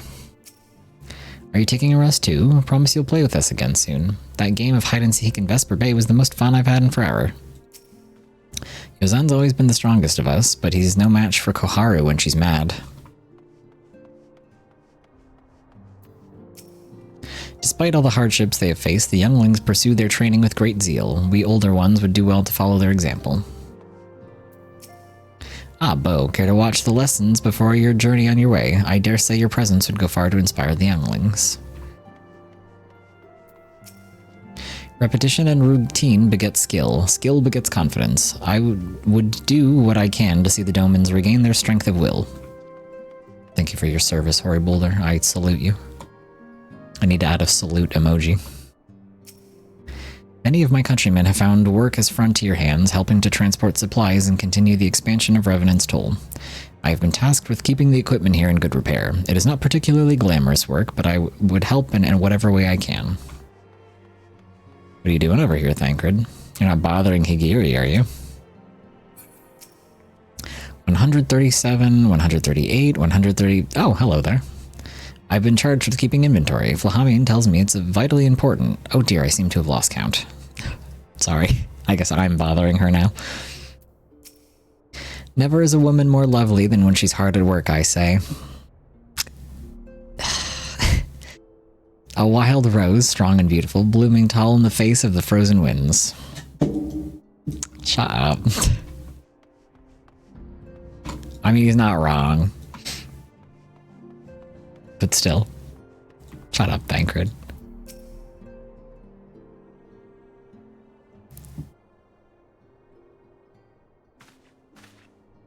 Look, it's Mr. Bow. He's back from his adventures. We heard you were all fighting primals and that they're some of the strongest enemies you could ever face. I wish I could have seen you in battle. Anyway, we want to be heroes too, so we finally formed our very own Doman's Adventurers Guild to protect all of the Domans. Oh, do you think you could train us today, Mr. Bow? Maybe you could show us how you fought the primals. What's all this commotion, then? Hi, fellas. Mr. Boulder and Mr. Coltonay, did you know that Mr. Bow is back? So it would seem. Welcome home, Bow. My companion and I, but recently became full members of the Scions, and I believe proper introductions have yet to be made. Your companion, you say? A tank and a healer traveling together. Curious. Interesting. I think he's a healer. He's either a healer or a mage, I'm not sure. Either way, these two are fascinating to me. I am known as Hoary Boulder, and this bookish fellow is Coltonay. Though we remain largely unproven as adventurers, we've taken it upon ourselves to instruct the Doman younglings in the arts of combat. I told you, Mr. Boulder, we're not younglings anymore, we are adventurers. And we were just asking Mr. Bow if he could give us some special training. I think we're ready to hunt monsters alongside him, don't you? No. No, you're not. Well, you've certainly been diligent with your drills, but I'm afraid the fiends of Mordona are ever still so slightly too dangerous for you. I have a counter-proposal. What if we were to cross swords with Bow? A demonstration of skill at arms, if you will. Hoary, if I didn't know you better, and I do, I'd say you were merely seeking to test yourself against a legend. What are these two to each other? So fascinating. Well, mayhaps I am, but what matters the motive when the children stand to learn so much from the lesson? What say you, Bow? Would you consent to spar with me? These two are like, from this moment on, whenever they're like around in a whatever place that they're in, they're like always together and always talking to each other or about each other, and they speak in wheeze. And it's so fascinating that we've got like the big tank guy with the like kind of fruity earrings and like the pretty hair, and then we've got the like super androgynous like mage healer elf guy. Fascinating. These two fascinate me.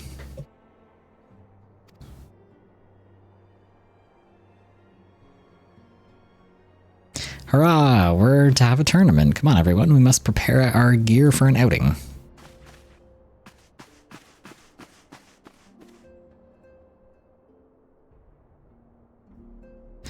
Do try not to disappoint them, Have faith, Coltonay. I shall summon every last ounce of my strength to make this a worthy contest. The fiends to the east of town should prove suitable for our purpose. I very much look forward to our bout.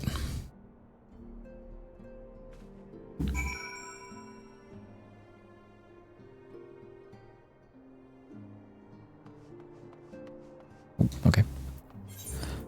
To the east of Revenant's Toll. Okay.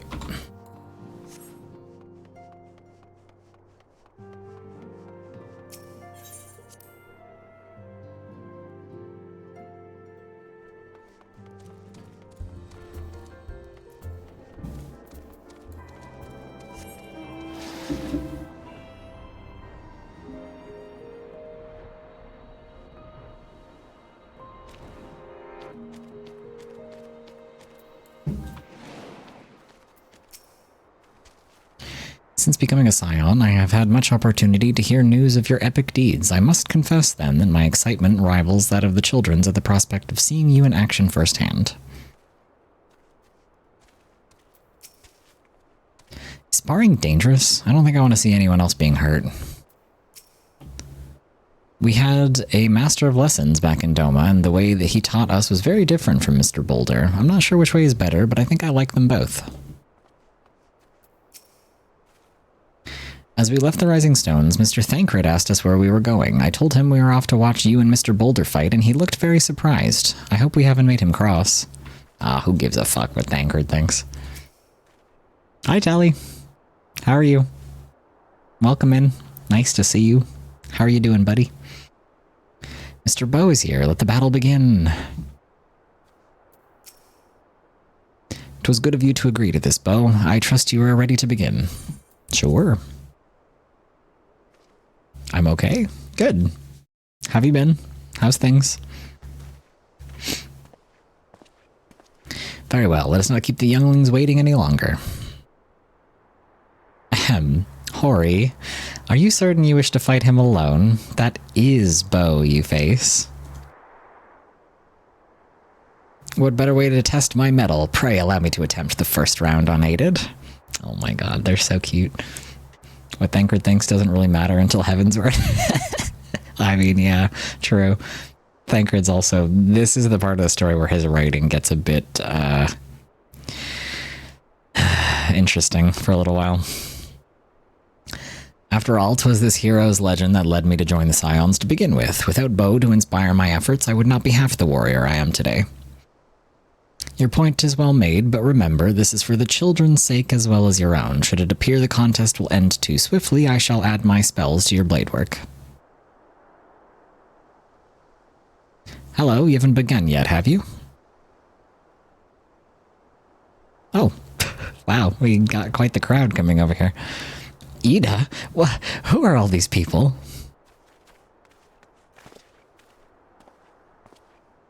When I heard about your sparring match, I told everyone I could find. Thought you could use a crowd to cheer you on.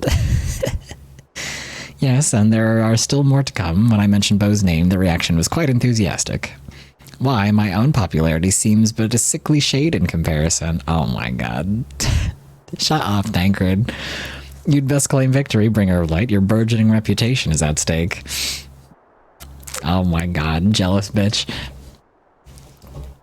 How are you, Telly? It's good to see you. How have things been since the last time we spoke? How's life? Well, our teacher won't be so easily beaten. He's a master swordsman. Yeah, you tell him. Hori Boulder's gonna kick your ass, Thancred. You can win, Mr. Boulder. We shall soon see. On your guard. I wonder if you can lose this on purpose to make Hori Boulder look good. That would be fun if you could. I don't know if that's an option, though. So that he can impress the children and his mage wifey, his mage hubby, whatever. Things have been okay, not much been going on. Well, you know, could be worse then, I guess. Fair enough. Oh, I kicked his ass already? Okay. Such power, the tails barely do you justice. Mr. Boulder won't lose, will he? Should I let him win? It's not over yet, it can't be. I, the children, have the right of it. 'Tis time I joined the fray. On your feet, Hori.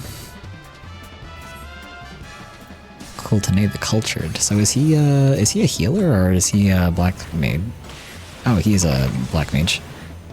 Okay. I could not remember what his specific role was. Oh. Did he heal him? Oh, he's both. Okay, well, that's why I couldn't remember. I guess he's a red mage, kind of, because he does both black magic and white magic. Well, okay, so I was right when I said that it's a tank and a healer.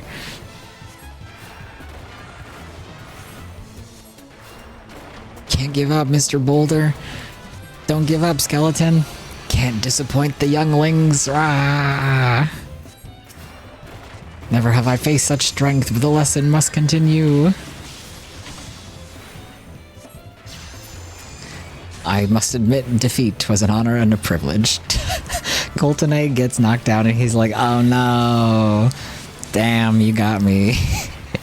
'Tis your example I follow. Surrender not the implacable foe. To the implacable foe, sorry.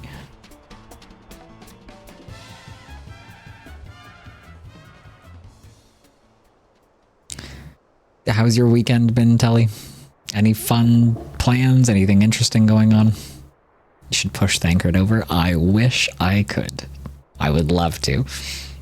You've bested me. I yield. Gasp. That was incredible. He beat both of them at the same time. We knew you couldn't lose, Bo. None can defeat the Guardian of Eorzea. Now I see why they send you to deal with the primals. I've much work to do if I'm ever to attempt the same.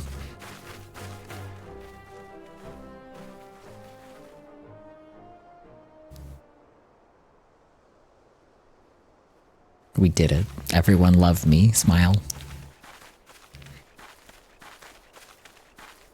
Damn, I really beat the shit out of this guy. Is he gonna be okay? Impressive as always, Bo. It is ever a pleasure to witness the spectacle of your martial prowess. Oh, stop. And judging by the smiles on those many faces, they too appreciate the hard-won strength that keeps the perils of the realm at bay. Guardian of Eorzea. Yes, that is a most fitting title.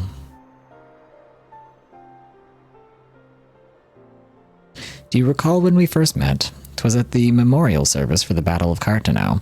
Actually, it was on the cart that brought me to Gridania. We technically met before the memorial service. Silly boy. At the time, I was yet attempting to understand this land of Eorzea. I sought to grasp the reason why Grandfather willingly sacrificed himself to protect it.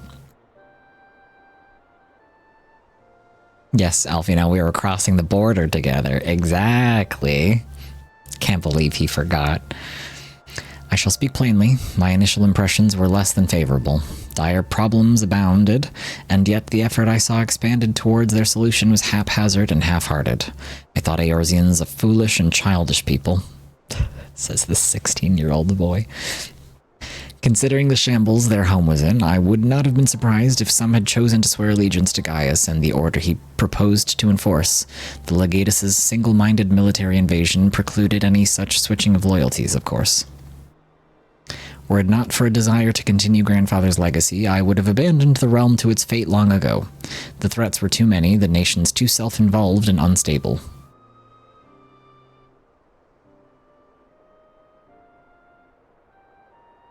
'Twas you who convinced me the salvation of Eorzea was possible. Wow, my son loves me. 'Twas you who taught me, through countless acts of bravery, that what my grandsire sought to preserve was not the land, nor its history, nor any single nation. It was the people. These wonderful, oft infuriating, stubborn people that suffer blow after terrible blow only to drag themselves back to their feet to face another day. Though he never put such feelings into words, I believe Grandfather's admiration for this inextinguishable courage grew into a fervent wish, a wish to aid Eorzea and its inhabitants in charting a course for the future.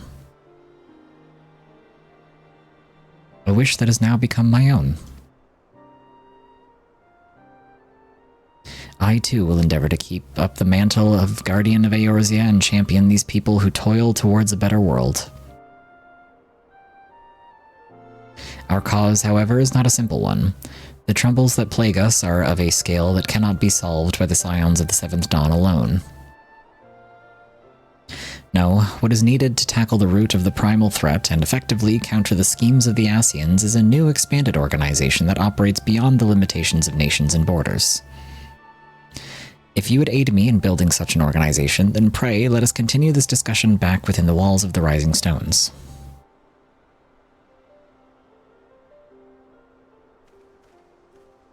My son is so based, his heart is so big, his care for the world's too great, his swag too epic, they'll kill him.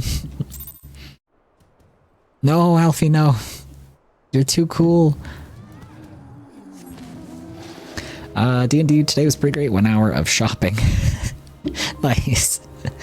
They killed the giant tick, their giant hamster got attacked by 2 giant panthers, and the session was supposed to end with them running into one of my favorite monsters, a giant axe beast. Oh my god.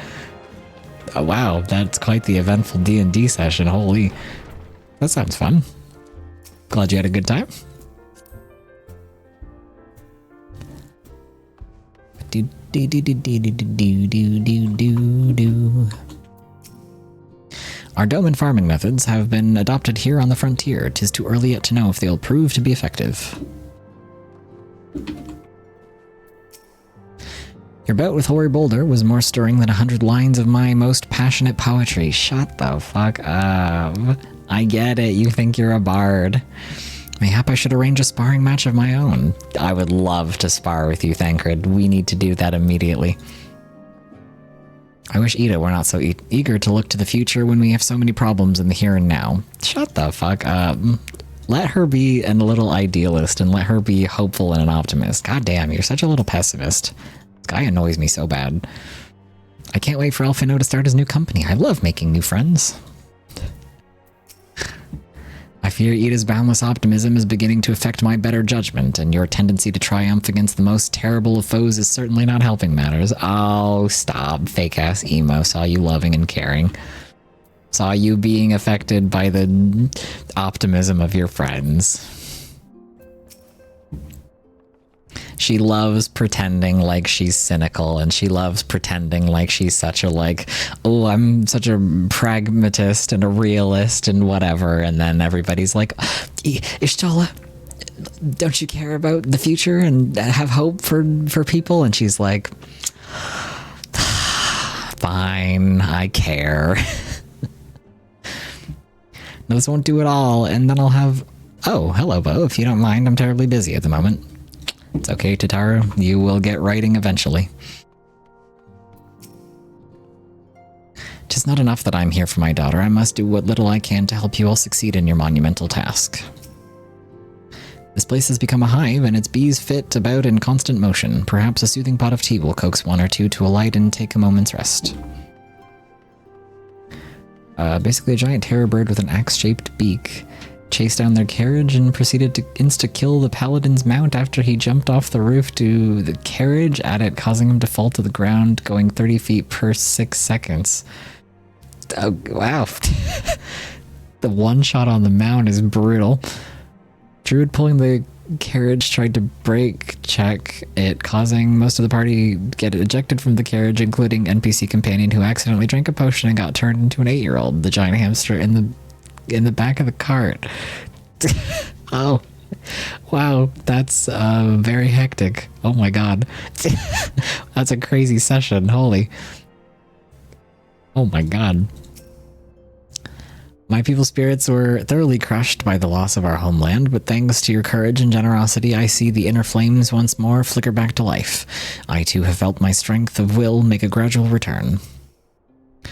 I thought the idea foolish at first, but it seems that sparring match well served its purpose. Why, I can hardly wait to return to my studies and seek to improve upon my technique. Bo, I must thank you again for agreeing to our bout. And I must thank the gods 'twas not a duel to the death. I will, however, cherish the lesson of each scrape and bruise as I work to better my swordplay. Thank you, Base Story Boulder. Colton A and Hoary Boulder are some of my favorite, random background NPCs that don't show up very often, but every time I see them, I'm like, oh my god, it's Hoary Boulder and Colton A. I love them. Mr. Boulder fought well, but he was no match for you, Mr. Bow. Just you wait, one day I'll be good enough to knock you from the top of your mountain. Okay, the children are threatening to overtake me someday.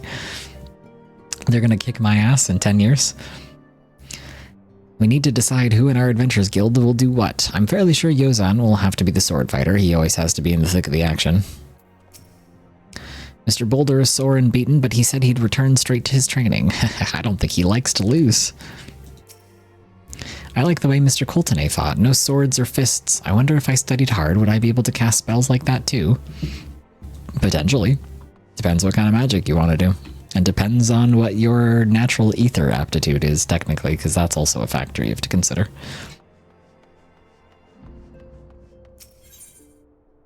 The giant hamster in the back of the cart is thrown forward and pins the cleric and the rogue NPC companion against the wall of the carriage. The druid is attached to the axle of the carriage and can't get free by herself.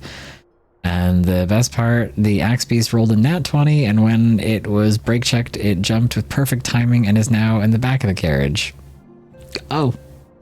The party is going to fucking die. Good luck with that shit. Axe beast rolling nat 20s on you guys is fucking embarrassing. The primal threat presently subdued, now is the perfect time to focus on new endeavors.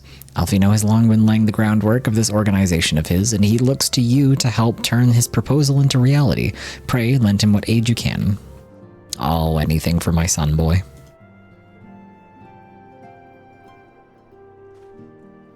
Okay, so we are at Guardians of Eorzea, so we're still making good progress on 2.3. Alright, I'm gonna take a quick break and BRB so I can go pee and get a drink and get more water, etc.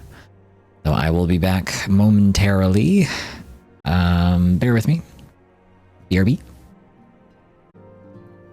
Okay. Hello, chat. How are we doing? How is everybody? We hanging in there? What's everybody up to?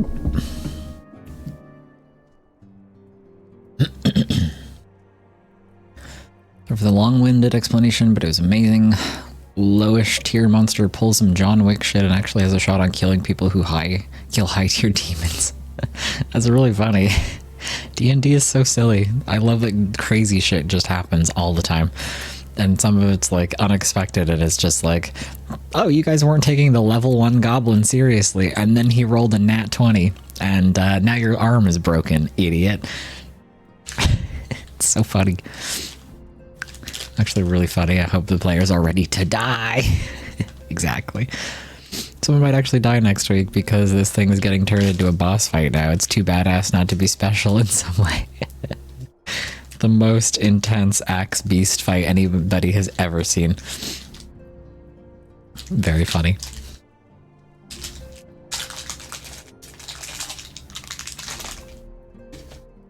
Nom nom nom nom.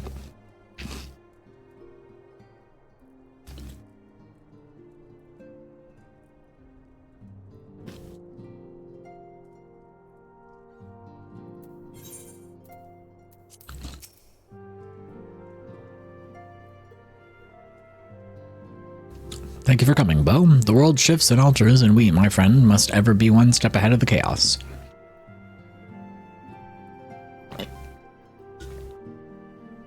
What I propose is the formation of a new organization, one that shall pave the way for a truly united Eorzea. My boy is such an idealist. Alfino wishes to request your assistance for his new endeavor, recruiting the realm.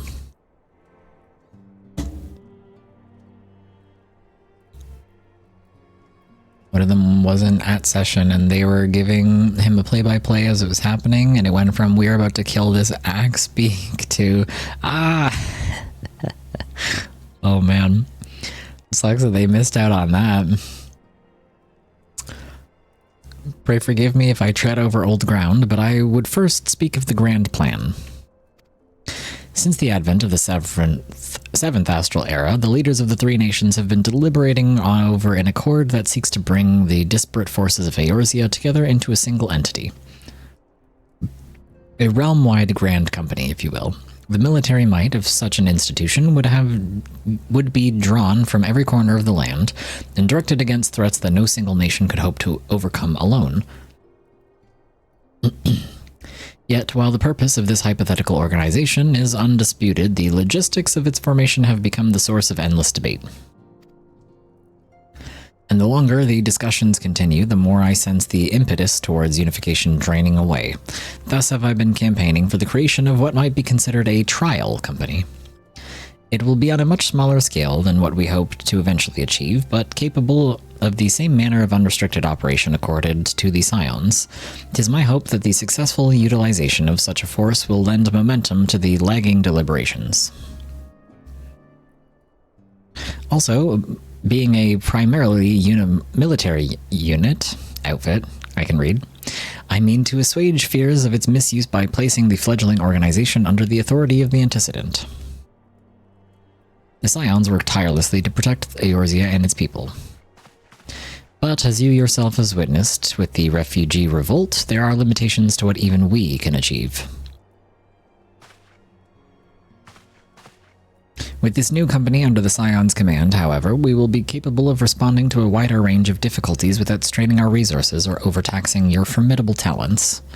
The goals of my proposed organization and those of the Scions are ultimately identical, a point conceded by all concerned.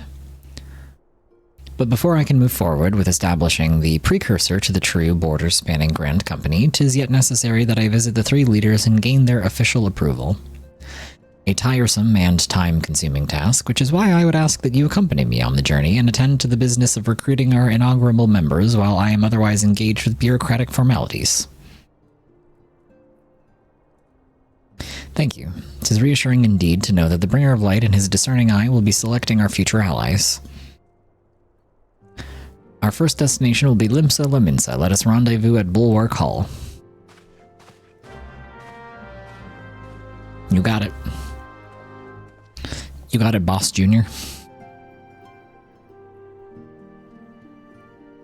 I ended the session right there so you could be there for it. Oh, well, that's nice then.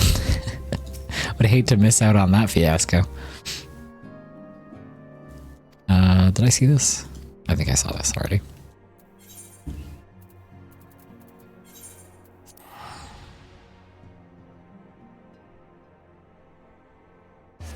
Chat, I think we are now...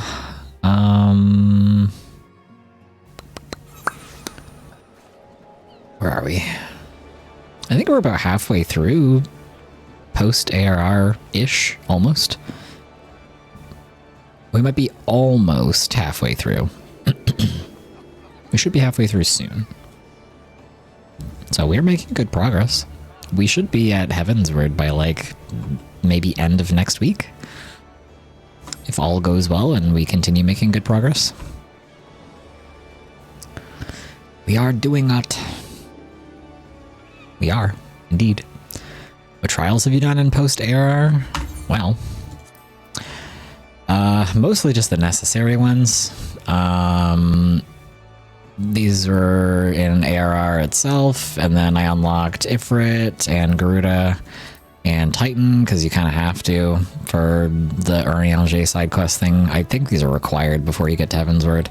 And then we did Thornmarch, that's part of the main story. Whirl Eater and Striking Tree are also part of the main story. And I unlocked Garuda Extreme, but I could not solo it because I wasn't high enough level. And nobody was queuing for it, so I didn't actually do this one. And I also have not done the Ultima's Bane one yet, either. I have a bunch of other ones that I still need to unlock. Like, I haven't unlocked Thornmarch Extreme, and I haven't unlocked Odin yet. And what was the other one? I forget what the other one was. There was another, like, extreme or hard mode or something that I haven't done yet. I don't remember which one. But if you're asking, like, where we are in the story right now, we did Leviathan and Ramu. So we're, like, halfway through post-ARR-ish. Ah, there you are. I am ready to ascend to the bridge to speak with Admiral Blowhefisfin. I think I'm saying that correctly. Blowhefisfin? While the Admiral and I are finalizing permissory boundaries and signing parchments, I would have you begin the recruiting process in earnest. I have, of course, endeavored to spread the word of our organization through various channels, but I believe a personal approach will reach many who may otherwise remain ignorant of the opportunity. As for potential members, 'tis no matter should they already be pledged to another institution, only that they are willing to lend their strength when the situation demands it. And you needn't rage into the countryside. The upper decks alone are populated with sufficient candidates to suit our purpose. Once you're satisfied with your recruiting efforts, meet me at the airship ticket counter, and we might prepare for the next leg of our journey. I don't think there's any other trials then. In post-ARR?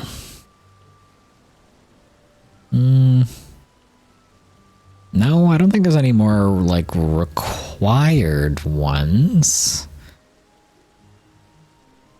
I think that's all of the, like, main story required ones.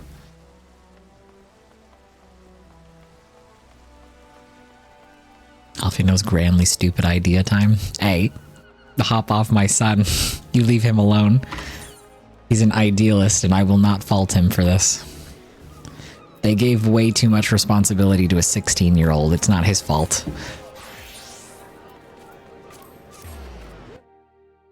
The leaders of the nations were all too happy to just lob off that responsibility onto him. I guess I could have teleported over here, but whatever.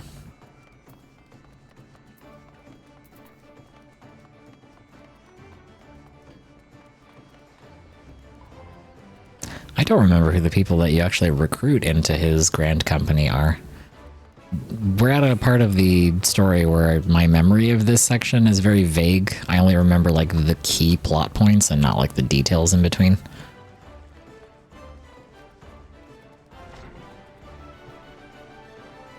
Hello?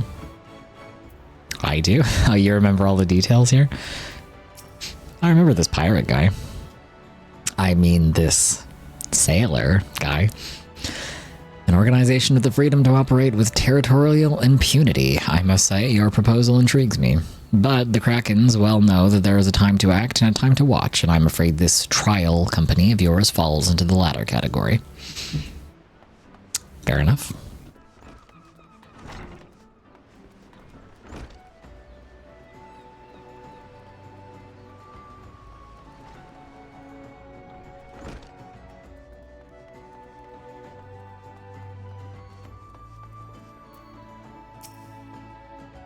I'm sure you'll remember everything once you see the recruits. Maybe. We'll see. Master Alfino's new organization. Yes, I had heard the formation of his trial company was in the offing. 'Tis with regret, however, that I must decline your invitation. As commander of the Yellow Jackets, the protection of Limsa Lumensa must needs receive my full attention. Okay, no problem. Go fuck myself. Guess Aft Castle is the closest one.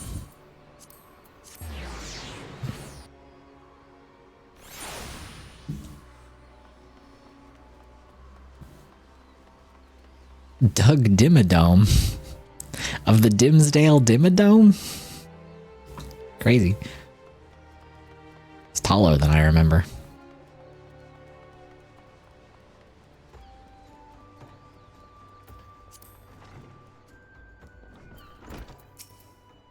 Oh, who the bloody hell do you think you're talking to, Drylander? I'm a pirate, not some sodden knight in shining plate. If you're looking for a self-righteous fop, try knocking on that dandy Carvelane's door. I already asked him, and he said no.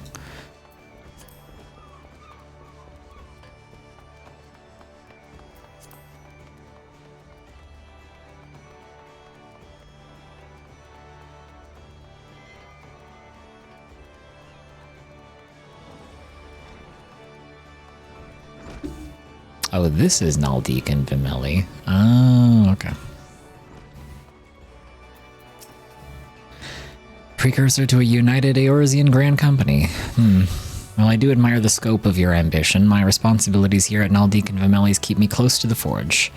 I have not the time to be traipsing hither and yon across the realm. Should you require my skills as an armorer, however, I might be willing to accept some special commissions. Understandable. Sorry to bother you. Well, chat, our recruiting process is not going very well so far. I can tell you that much. Owner of the Dimsdale Dimmadome. He sure is.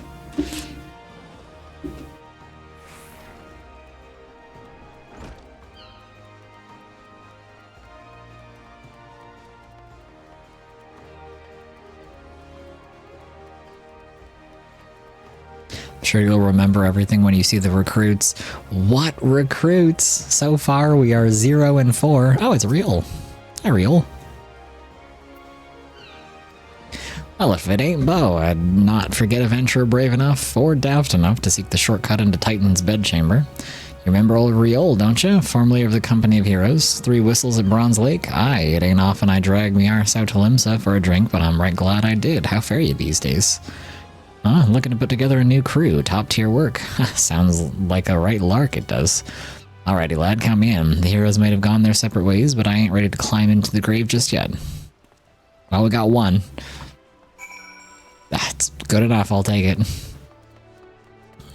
We remember Riol, right, chat? We love Riol. Now where are we going? Speak with Elfino at the airship landing. Okie dokie. Where am I? Did I go the right way?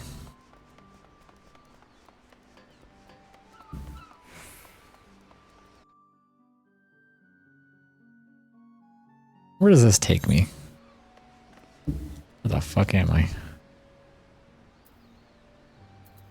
Huh? Oh, there I am. Okay.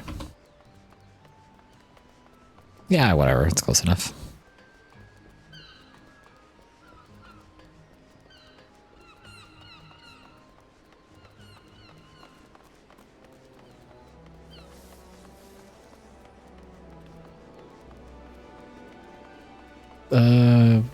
This is the airship, right? This guy takes me to the airship? Question mark? There we go.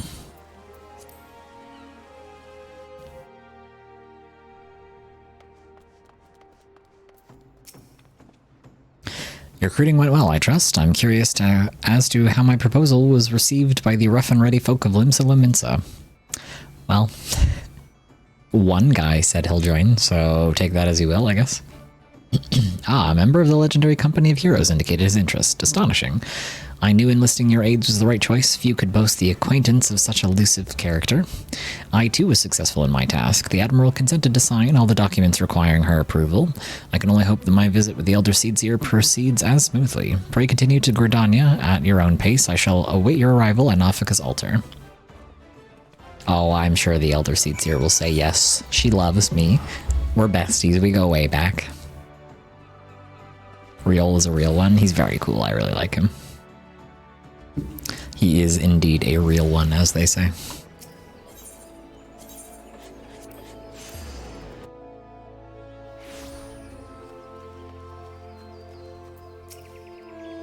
Oh, wait, hang on. My audience with the Elder Seedseer is due to commence momentarily. I would be grateful if you would once more cede to the task of recruitment here in Gridania. After you deem the well of potential candidates has run dry, let us rendezvous at the airship ticket counter as before. Who the fuck are we gonna recruit in Gridania? Okay. I do not remember who the recruits are here.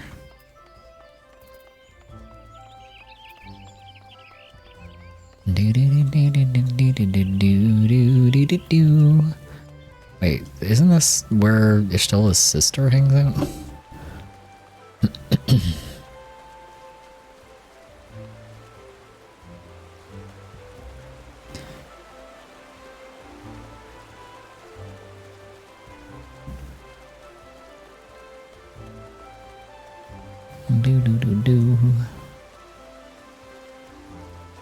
Laurentius. Isn't this the motherfucker that we had to kick his ass in the main story? Isn't this guy a shithead? Isn't this that motherfucker who'd sold people out for coin and then was like a huge bitch when we confronted him? Why would we want to recruit this guy? Oh gods, can it surely be you? By what fickle fortune must the first face I see upon my release be yours? Oh, he just got out of jail. Huh? Could it be that you don't remember me? It is I, Laurentius, the man whose crimes you exposed. Oh, I remember. I was a whaler and a regular patron at Buscarons. Yes, I remember. Well, of course you do. I was beginning to wonder if jail had changed me more than I realized. Not that I have any particular wish to be recognized after my shameful conduct. The less said about my past, the better, I suppose. And what of you, adventurer? What business brings you to this part of Gridania? Recruiting, eh? And what is your policy on reformed convicts? Well, as long as you're cool now, you can join. But are you cool now? As the matter stands, the Woodwhalers will have not more to do with me. This may be just the second chance I was looking for. Revenant's toll, you say? I shall leave at once. You shall not regret this, I promise you. I'm a changed man. We'll see. As long as you are being truthful, then that's fine. But you did sell out your fellow man before. And that was very fucked up of you, sir. So you better be cool this time, or else. You better not crush my son's dreams, or I'll fucking get you.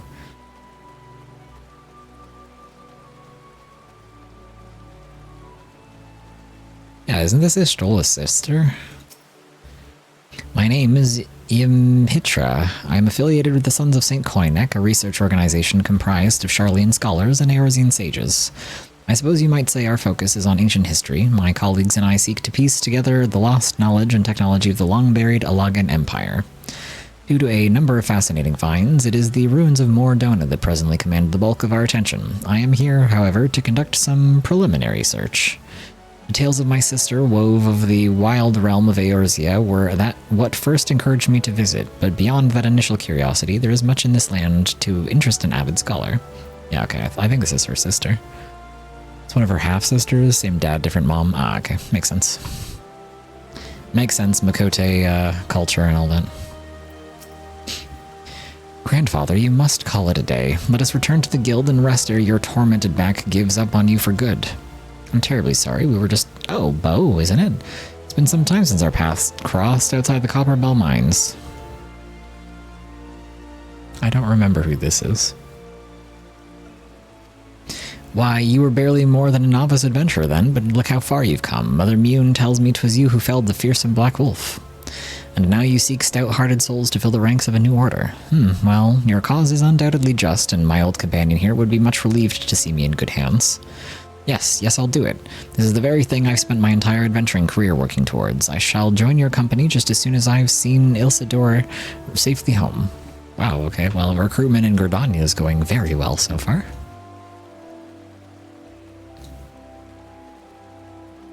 We're 2 for 2. Let's go. Huge.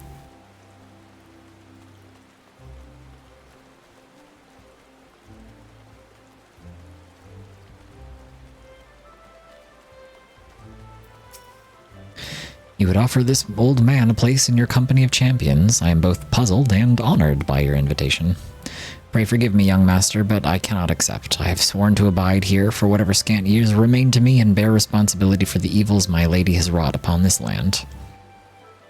Understandable. Have a nice day.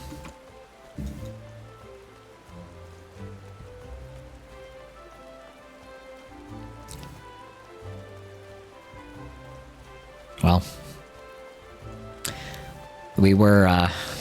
we did have a very good recruitment ratio in Gridania, but now we are, what, 0.5? 0.66 recruitment ratio? 'Tis not often a guild officer such as myself gets recruited, and this company of yours certainly sounds to have some promise, but its duties appear less than focused. I must refuse your invitation until such a time as your organization is more organized. Well, now we're at a 0.5. Well, can't win them all.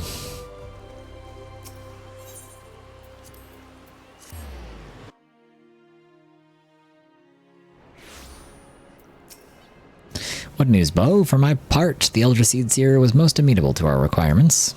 A former woodwhaler and a seasoned adventurer. Our company will not lack for variety, that much is certain. An interesting harvest indeed. Shall we strike into Ul'dah whilst the iron is hot? Let us meet at the Royal Promenade and endeavor to continue our remaining business. Our journey draws to a close. La la la. I guess we may as well fly there. It's cheaper, I guess.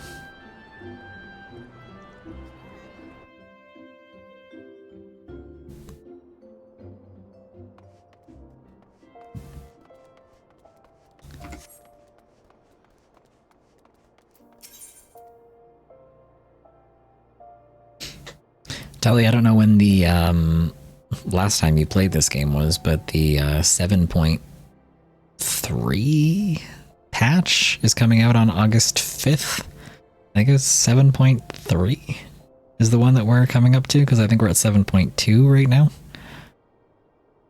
I don't know when the last one you played on was, but the new one is coming. Husting Strip, I think, is the one that we want to go to. Yeah. Ba-da-da-do-do.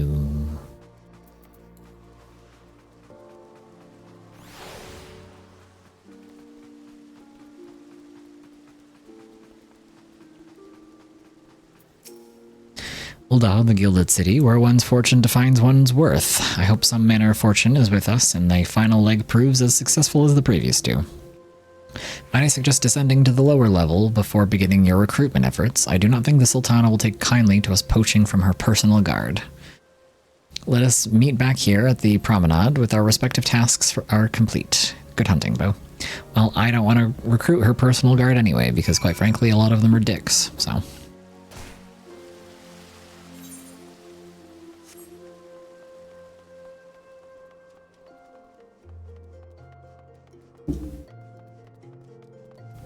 Who the fuck is Wilrid?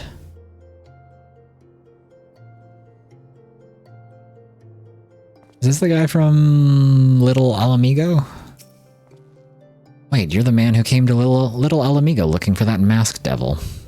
Who knows what might have happened if you hadn't? I'd probably be dead and a whole lot of my friends besides. We were such fools. Anyway, that disaster really got me thinking about our homeland and about the outsider who saved us from ourselves. I realized how easily I'd been manipulated and vowed to make myself a more worldly man, so here I am. A new company of champions, and you say it will take me to all corners of the realm. It sounds exactly like the kind of opportunity I need, and don't worry, I'm not the same stripling you met in Little Alamigo. I've prepared myself to fight the evil I know is out there. Alright, let's go. That's 4 guys?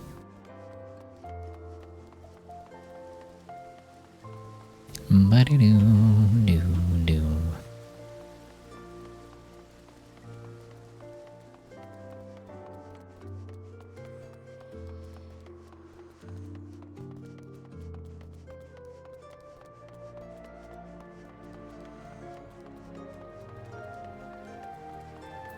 Orson.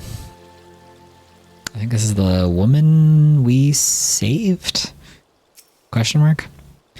Oh, what a happy coincidence. Do you remember me, perchance? I'm Orson of the Church of Saint Adama Landama. Thank you again for your timely rescue. And I must thank you for preventing that fraudulent priest from preying on Drybones less fortunate. A most upsetting business. Are you here with your companion, Thancred, wasn't it? No, Thancred is not here.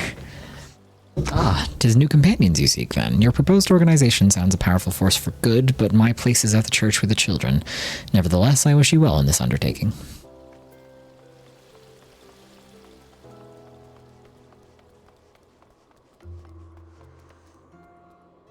Glurf Flurblsturf.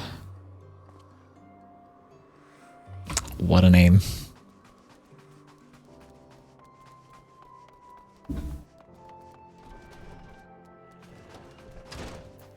I don't think I've ever spoken to this NPC.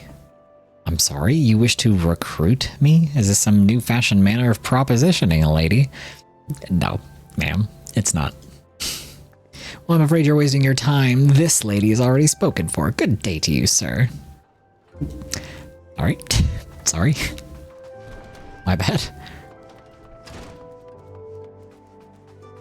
No, ma'am, please. Please, I respect women. Please, no.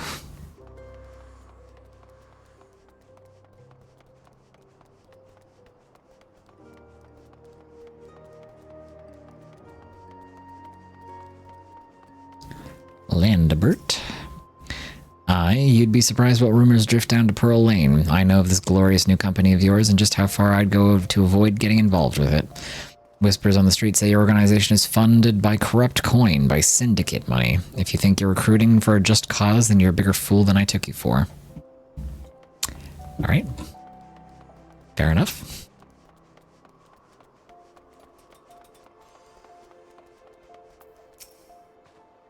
Company that looks to cure the ills of the realm entire. Listen, friend, I can scarce bear the complaints of the next stall over, let alone the conundrums of a neighboring nation. Also fair. Alright, well, old didn't go super well. I think we got one new person here. It is so over. Alfino, I think we recruited like 4 people total.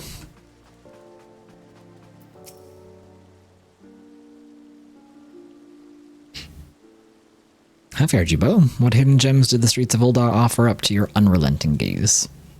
One guy. A single Alamegan youth. Well, you've certainly given us an admirable start, even if our ranks are yet somewhat thin. In these troubled years following the calamity, talk of Eorzea's salvation must seem akin to grasping at clouds. But there are those who have risen to the challenge, nonetheless, and the hope that inspires these people was born in no small part from the victories you yourself have won.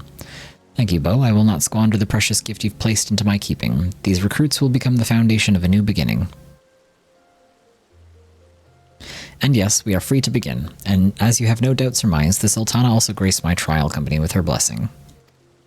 Our first wave of recruitment is over, the documents signed, and the finances secure. There is naught to prevent me from taking the next step. You were concerned by the Syndicate's involvement, as was I. Thus was the origin of every coin of their contribution carefully scrutinized and recorded. This organization will not be built on corruption. Naturally, I would prefer not to rely upon outside sources at all, but even my family's substantial coffers could not sustain a venture of this magnitude. As for the rumors and doubts surrounding this enterprise, well, such things shall plague us until the company has had a chance to prove its worth. It will not be an easy process, but we will learn to earn people's trust one success at a time. Speaking of time, we should not waste no more of it. Let us return to the Rising Stones and lay the first stone for a united Eorzea. Yippee! Can I get a yippee chat? Oh, cutscene. Okay.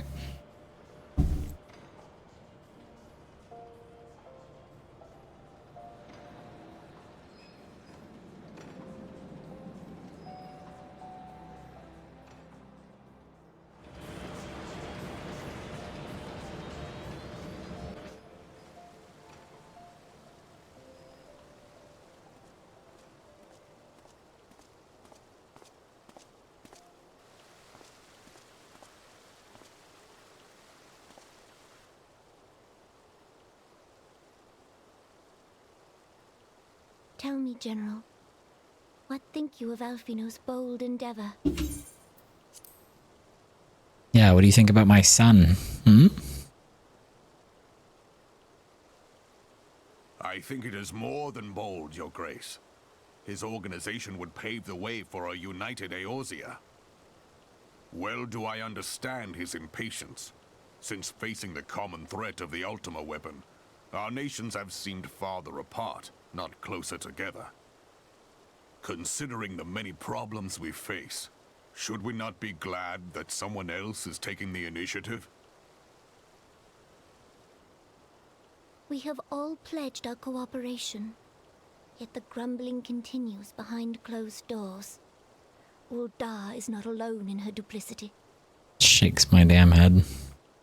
I myself have doubts as to the good this organization will achieve.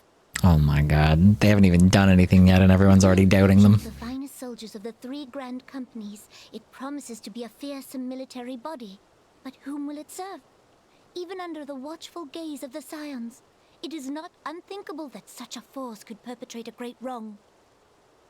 You could say that of any grand company. A significant proportion of its financial backing came from the coffers of the Syndicate, that those unprincipled worms might forge this extraordinary gathering of warriors into a private army.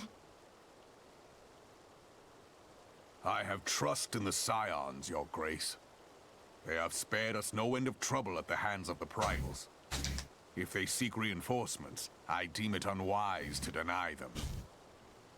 As for their finances, full many gave generously. And though our nobles proffered a sizable sum, Their coin did not spill from the pockets of Lolorito and his cronies.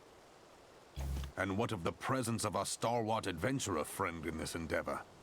I doubt the warrior of light would betray our cause. Thank you, Raban. Based as always. Yes, there is that, I suppose. Yet I have known people to change.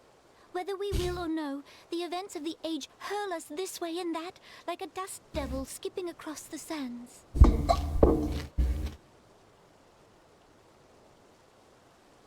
Cannot be done about Telechi? I have explored all avenues available to us, Your Grace. But as Ul'Dan law now stands, we lack the evidence to convict him of any crime.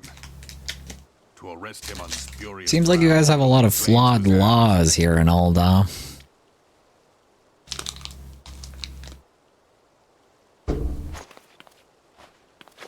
He has all but committed treason, and yet we can do nothing?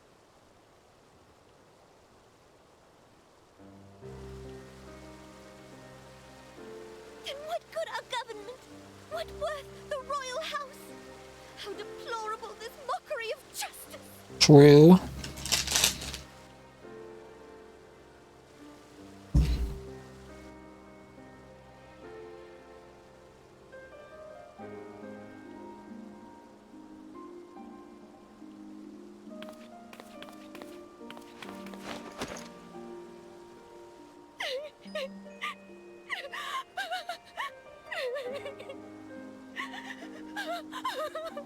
Have faith, Your Grace. It is not over.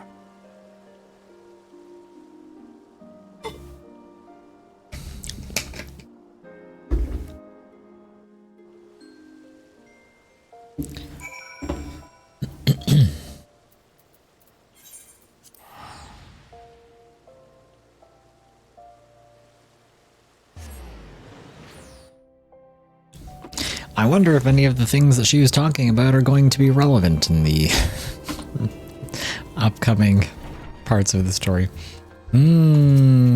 Curious. Interesting.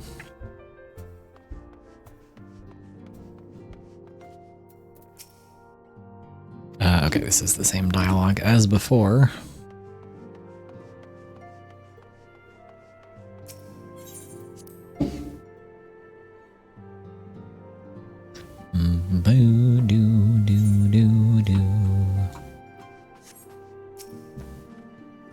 This is not a journey I soon wish to repeat, but I cannot pause to rest. The culmination of all our efforts is at hand. I must see to the preparations of the inaugural ceremony.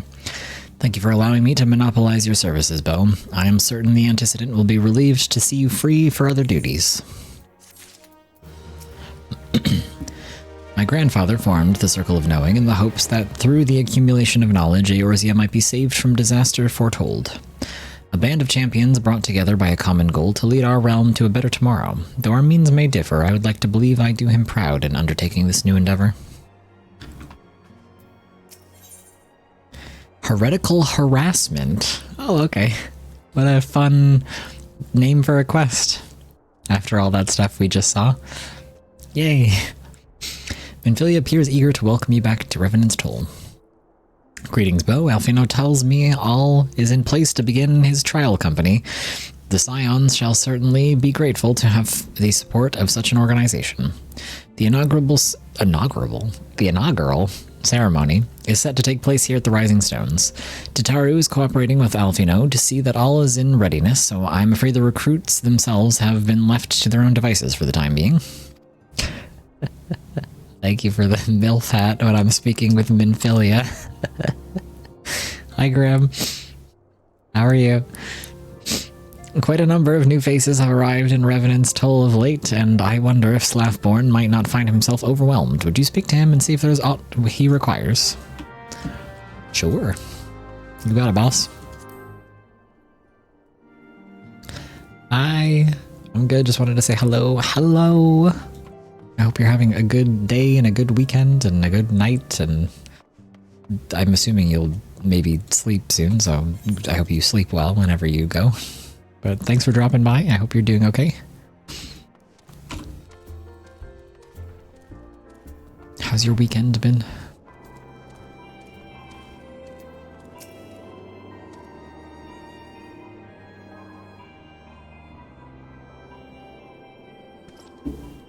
What can I do for you, Bo? I thought you'd have your hands full helping out with this new arm of the Scions.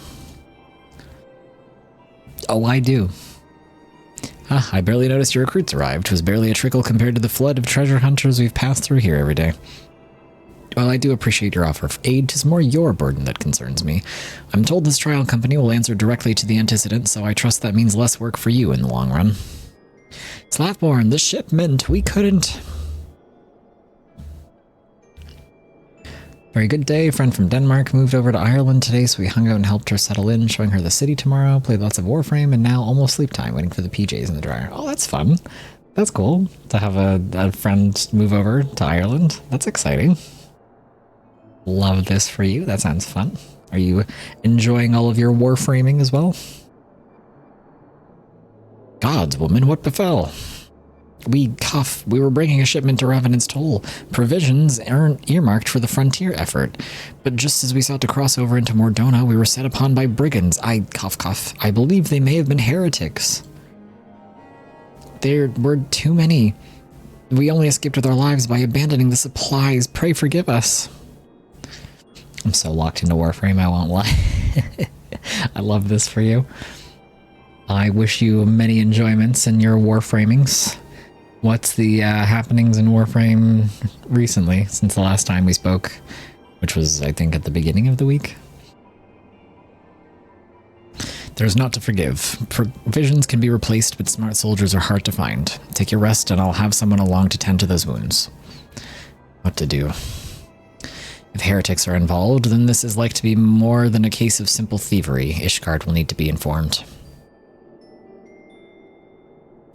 Whence did the supplies originate? House Fortin. We collected the provisions from Camp Dragonhead proper. Fortin, you say? Understood. I shall see that they are apprised of this development.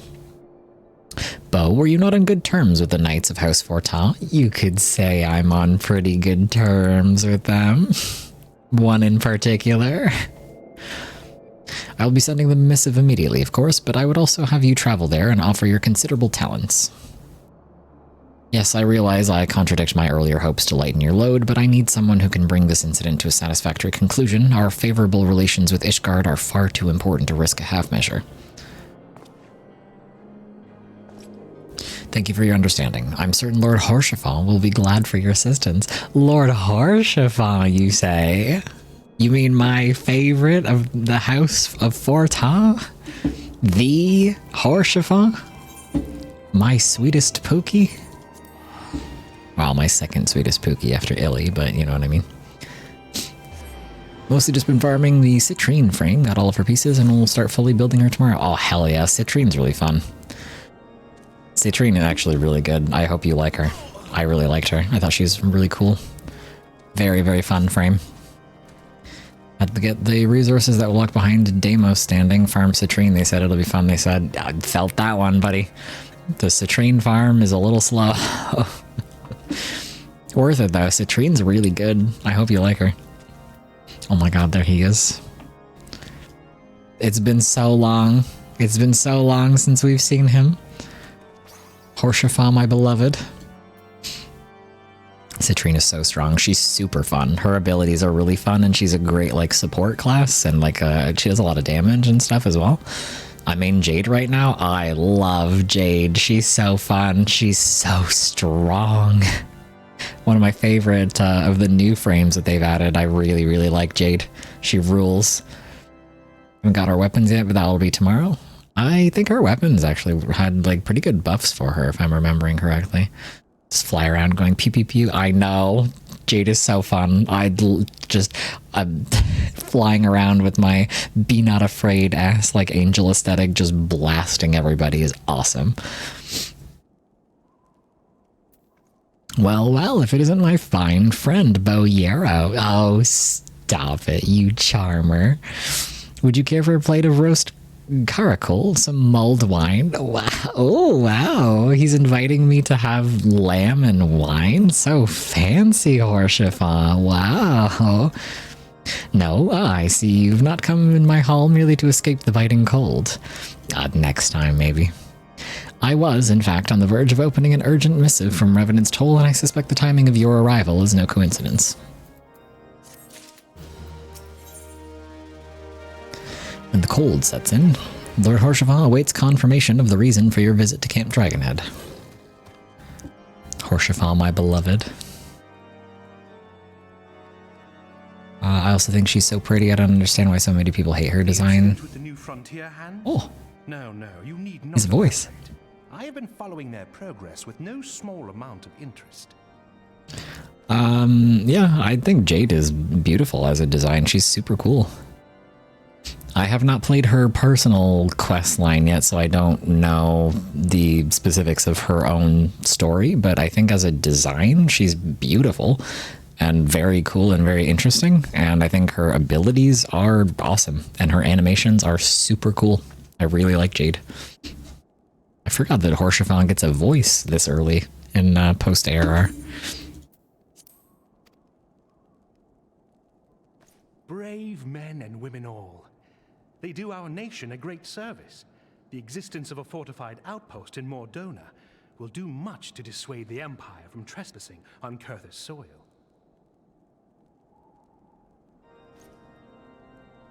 Right glad am I that you have chosen to lend your support to this endeavor. Never let it be said that House Fortom does not acknowledge the efforts of her allies, or her debts. 'Twas in the spirit of gratitude that I arranged for sundry supplies to be delivered to Revenant's Toll. That the shipment should chance to be waylaid by heretics is poor fortune indeed. Poor fortune, I say, yet not without precedent. If you would know the truth of it, these incorrigible villains grow more organized with each passing day. This new unity of purpose we attribute to their leader, the Lady Iceheart. Iceheart. I have devoted significant resources to the task of identifying this woman. We have yet to learn so much as her birth name. Iceheart, you say? Was that the heretics speak of Iceheart in reverent tones, and would gladly embrace death rather than betray her. Such loyalty is rare indeed, and I fear to imagine what so committed a collective might achieve. The brigands have not yet been so brazen as to risk direct confrontation here in Dragonhead. Some few of their number have, however, been sighted not far to the west of here, and with ever-increasing regularity. A visit to Whitebrim Front may bring you the answers you seek. Will you brave the snows, knowing what implacable foes may lie in wait? I have to. Arone's blessings be upon you. Though I Thank take you. no pride in the admission, many of mine own countrymen are not so well suited as you adventurers to dealing with such foes. Were they dragons, it might be otherwise. But truly, I could not wish for a finer ally. You have done much for my house in the past, and I have no doubt but that I shall have cause to celebrate your deeds again. Oh, he's such a charmer. Should you learn aught of value, pray return to me forthwith. A warm hearth and a warmer welcome shall be waiting for you. He's so cute. I love Horshafa. Furtive bands of men have been spied by patrols out of Whitebrim Front. Maybe Lord Dreamall will know more of the brazen heretics we seek. Crazy that mentions of Iceheart happen this fast in the game. There are so many characters who get introduced way sooner than I remembered them being introduced. I keep getting surprised by like how early in the game they make mention of characters that I thought show up way later.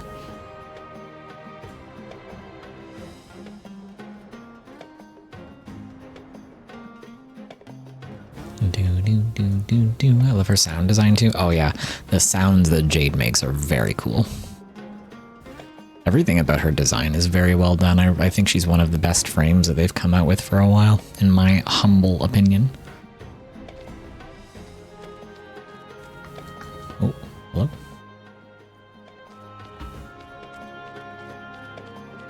Gotta go up here.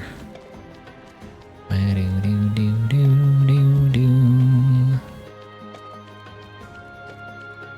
man, is it okay that I park my shark here? Oh, is there aught you would ask of me? Pray speak plainly, I am a man of action and need no honeyed words. On the trail of a band of thieving heretics, you say? By the fury, but you do seem destined to cross paths with those villains. I must confess, then, 'tis a sad truth that the wilds hereabouts have indeed grown thick with their number. They strike swiftly without warning and are canny enough to evade our most able trackers. But 'tis not merely their newfound organization that confounds us, the heretics themselves seem somehow changed. I know not what manner of influence this ice heart wields, but the men we face seem utterly lost in grips of righteous fervor. 'Tis an unsettling and unnatural zeal. Perhaps you would care to question one of their recent victims. As fate would have it, your arrival came moments after a traitor was waylaid on the road. A patrol found the unfortunate fellow lying senseless in the snow and carried him to our infirmary. Assuming he's regained the use of his faculties, the merchant might recall some small detail that could aid you in your task. Okay. Let's go have a chat with him, shall we?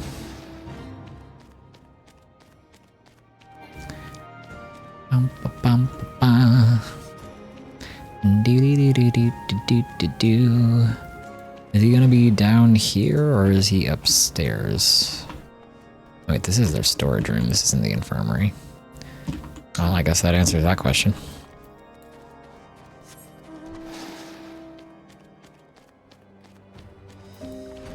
Sleep time. Okay, I hope you have a good sleep. Good night, get some good rest, good sleep.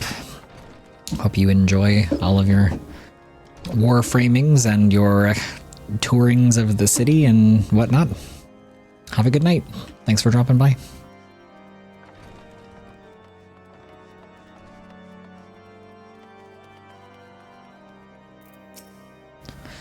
Tell you what happened? Why, yes, of course. I'm quite recovered enough for that. Anything to help catch those cowardly Blackhearts.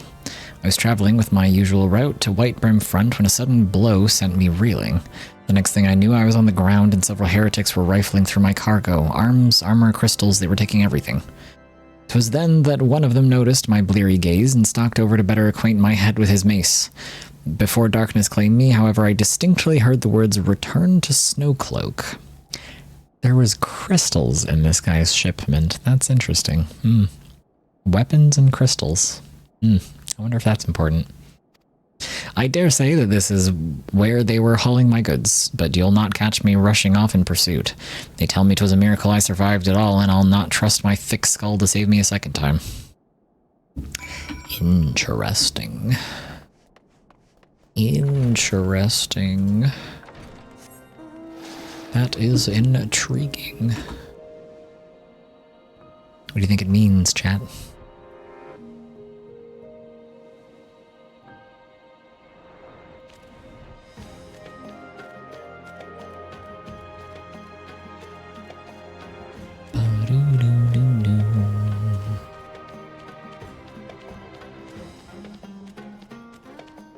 Well, that's a bunch of dead people.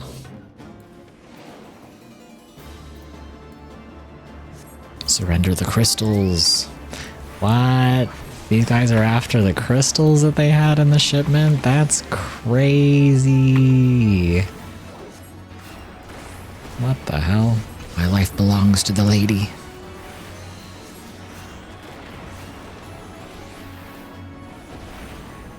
The cold salves my pain. No, probably not.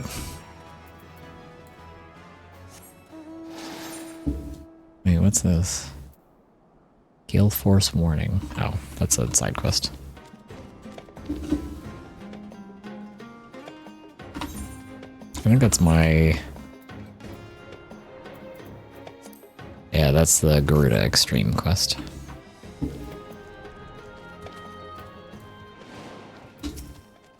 Gah! Draw your weapon, foul...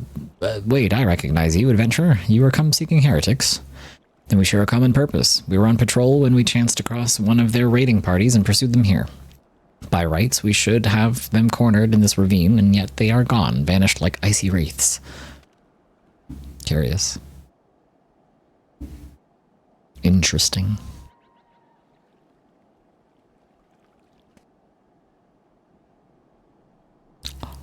Who's that? Wait, I'm in her way. Who's that? Oh my god, chat, who is that? Do you know her? Who is that? Oh my god. Who was that? Who is she? You glimpsed a woman atop the cliff. Could it be Iceheart herself come to sneer at our folly? And to where did she disappear? The heretics must have discovered a passage to the frozen wall, some hidden tunnel that escaped our notice. We have not the men to risk further investigation. 'Twould be best we were to return to White Brim Front and lay our suspicions before Lord Dreamo. A worm? A worm? Oh, Lady Iceworm? Chat, who was that? Oh my god. That's crazy. Does anyone know her? I love pretending like I don't know who NPCs are. Because, so, for context, there are people in chat who have never played this game before, and I don't want to spoil anything for those people who have never played this game. But until we get to post-Shadowbringers, I know who these people are. And I'm just pretending to not know who they are. Oh, okay, I thought you could go down the stairs here. Oh, you can. But it's fun for me to pretend like I don't know who they are. Hey man, I'm back. He's like, what the fuck? Did you drop in from my roof? But it appears I owe you my thanks once again. The surviving knights spared no detail in their report. The men you found in your snow cloak were some of my finest, that they should be bested so handily. I fear I've woefully underestimated the threat these heretics pose. While I understand you might balk at the notion, I must ask that you put aside your mission and consider the stolen provisions lost to us for now. It would be ill-advised to blunder unprepared into what may well be the very lair of our enemy. Pray return to Dragonhead and inform Lord Horshavant of your discoveries. He will wish to plan contingencies of his own. As for Iceheart and her fanatics, the freezing heights of Snowcloak will not shield them from our justice for long. Interesting.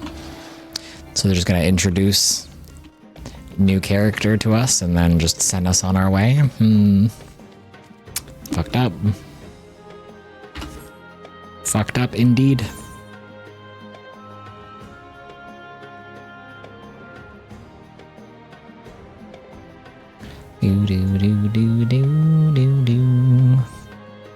What expansion is this shark mount from?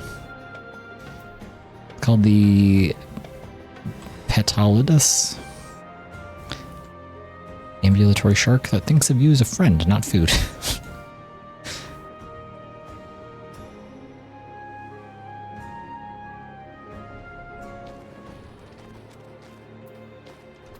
Hey man. Horshavant, you're not gonna believe this. Your return is most timely. Of their own accord, my thoughts had turned to your task and the progress thereof. Why did the camera pan up and down to look at me? Hello? What's with the current camera work here? We're getting crazy. Huh? But you are here now, and I suspect such frivolous wonderings do little justice to the reality of your travail. Oh my. Tell me, what did you learn of Iceheart? That was a crazy cutscene, oh my god. The panning camera up and down the Warrior of Light and then panning to the guys working out in the background and then the camera focusing on his dick? Hello? That towering wall has borne the worst of the region's brutal shift in climate. So inhospitable has Snowcloak become that we have still to survey the area in its entirety. Could its frozen heights conceal the heretics' hideaway? Mayhap a more robust reconnaissance effort is in order. Mayhap. Putting such considerations aside for the moment, we still know far too little of this Iceheart. That she is capable of commanding such a band of fanatics bespeaks natural authority, and no small measure of charisma. True. As much as I would like to fathom this mystery with you, the situation has grown beyond my personal purview. I am bound by duty to inform the Temple Knights and request that they bring this matter to its conclusion. Giving the glowing reports the new commander has garnered thus far, I am certain that they can be relied upon to take appropriate action. New commander. Though Isart's true identity yet eludes us, you have provided us with a point from which to begin. Sometimes it takes but a single stone to prompt an avalanche. True. On the matter of the stolen provisions, I have already made arrangements for a second shipment to be sent to Revenant's Toll. I could not well allow such an honorable venture to be undermined by one miserable setback.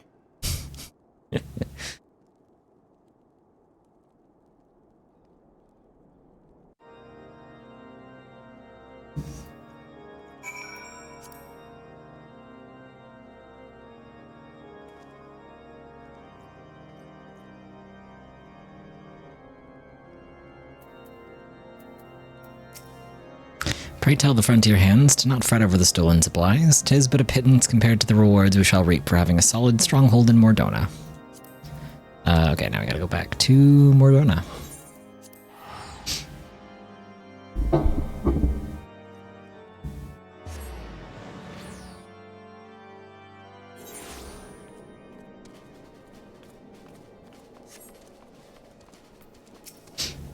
Oh, 'tis good to see you return to the toll. How fared you in the frozen wastes of Coerthus? House Fortans to send us a second shipment. I must send my thanks to Lord Horchefant for his continued generosity. Yet, even as our town grows in prosperity, I feel it will attract even greater numbers of those who would do us harm in the name of greed or power. All of us, Alfino's new recruits included, must remain vigilant against such threats. True.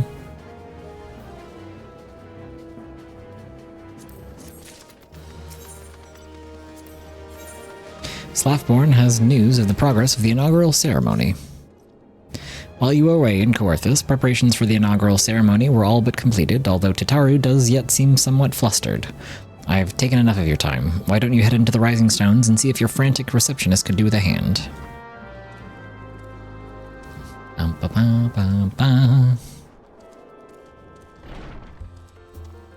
Meow, meow, meow, meow, meow.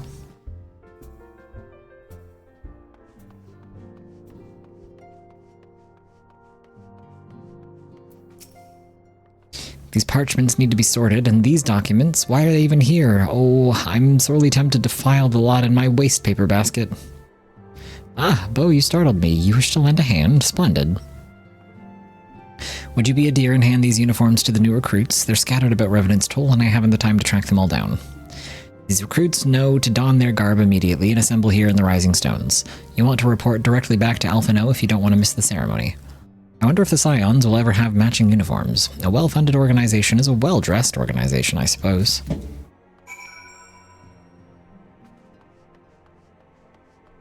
Eight recruits that we have to give uniforms to. Okay, they grabbed more people while I wasn't looking, apparently.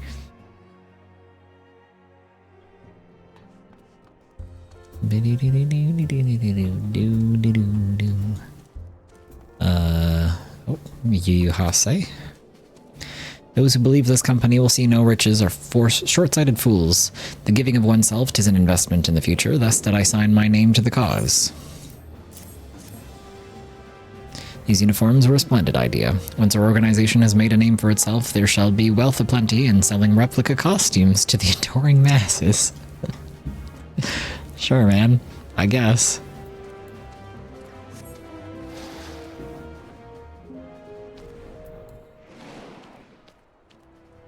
What are y'all looking at?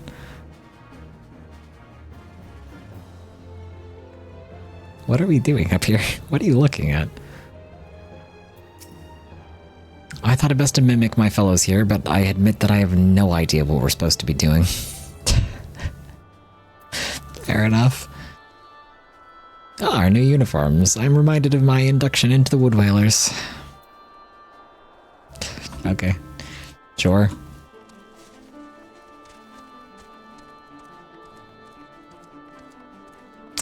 Who's the next person? Oh, there's one up there.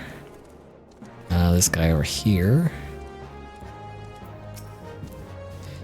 Scarlet garb marks me as a proud member of the Maelstrom, and a hardy defender of Limsa Lominsa, yet in truth I stand for the betterment of the realm, and the thought of this new company a fine opportunity to contribute on a grander scale. Oh, now that's a striking shade of blue. Put alongside my Maelstrom uniform, my wardrobe was certainly not in lack for color.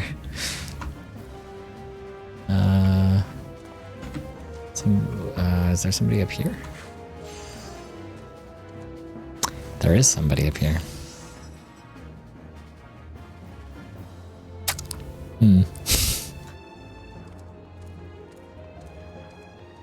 There is indeed somebody up here.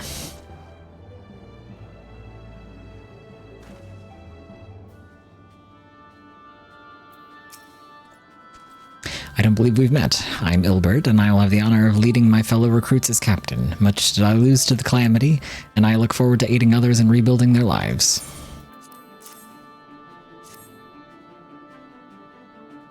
The uniforms are a shrewd decision. There is no easier method of creating a common bond among what is essentially a band of strangers. True.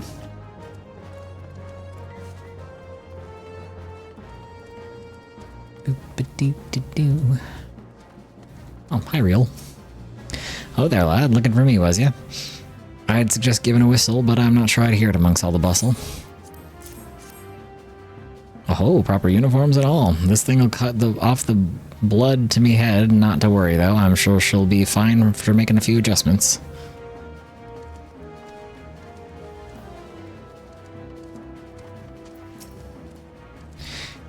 Ailsadore has at last retired from the adventurer's life. Though I shall miss his wisdom and irrepressible spirit, I am excited to forge my own path forward.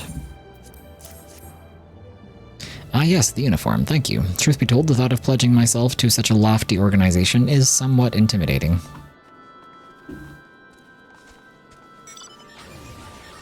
We have two more people. There's one guy over here. I don't know where the other person is. Little Alamigo could learn much from Revenant's Toll, that this town can be so alive in the midst of such desolation.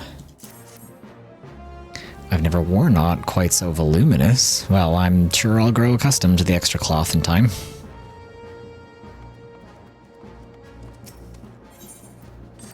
Let me grab my ventures while I'm here.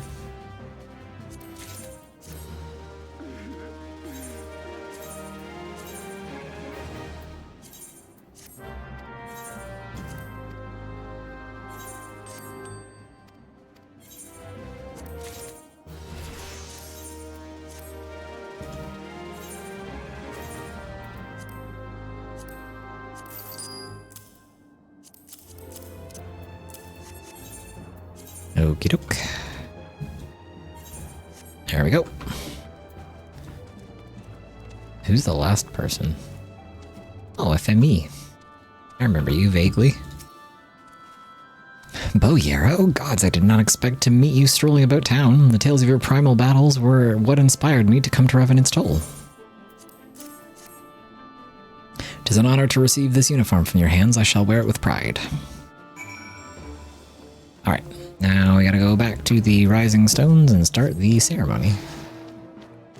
We're doing it, chat.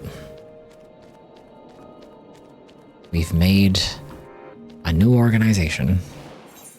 Oh, the gloom is here. I wonder if Odin's coming.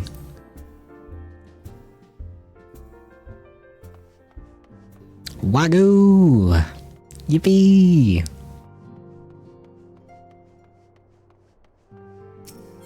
Yagoo! Wahoo!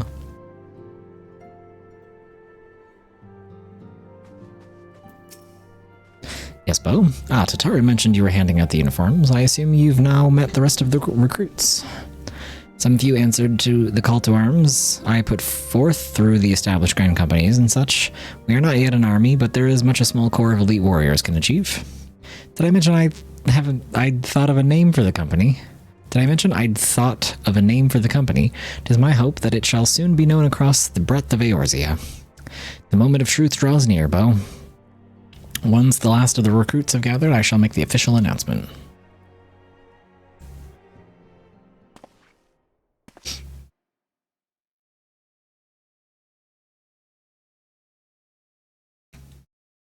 Comrades, your presence here this day signifies the momentous choice that each of you has made. With your strength now pledged to the scions of the Seventh Dawn, you are beholden to no single nation. You stand as the vanguard for a united Eorzea. Yippee!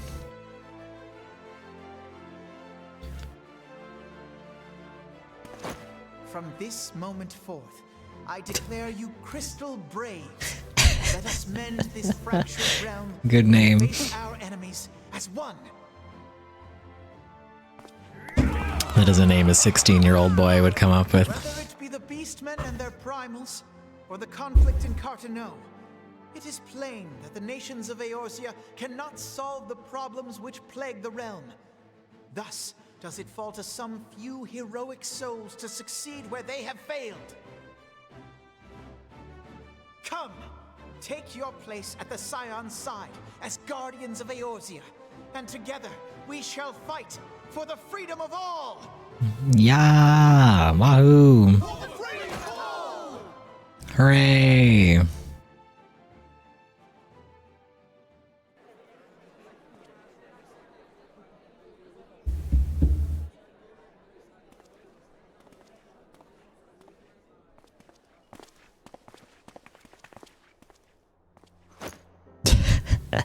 A rousing speech, Alphino. Or should I say, Crystal Brave Commander Levilleux?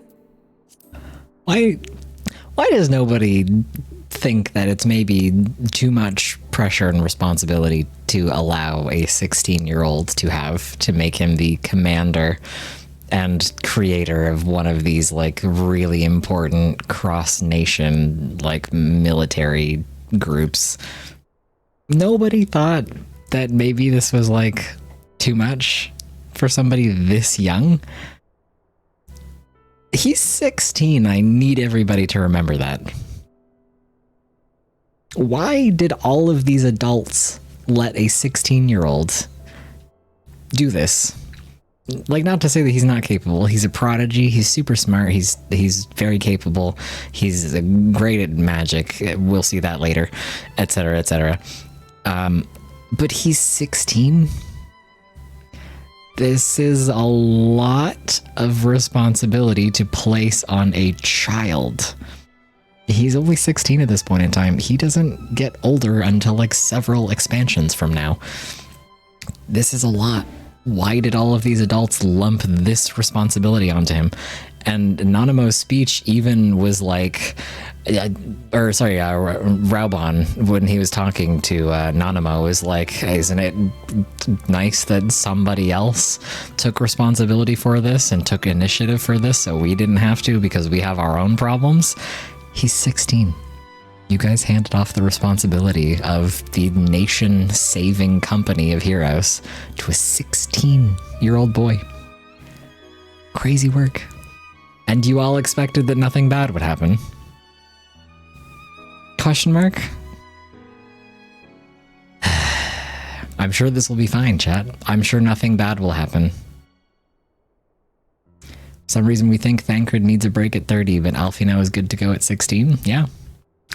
And he kind of has not stopped working at like any point in time throughout the entirety of ARR.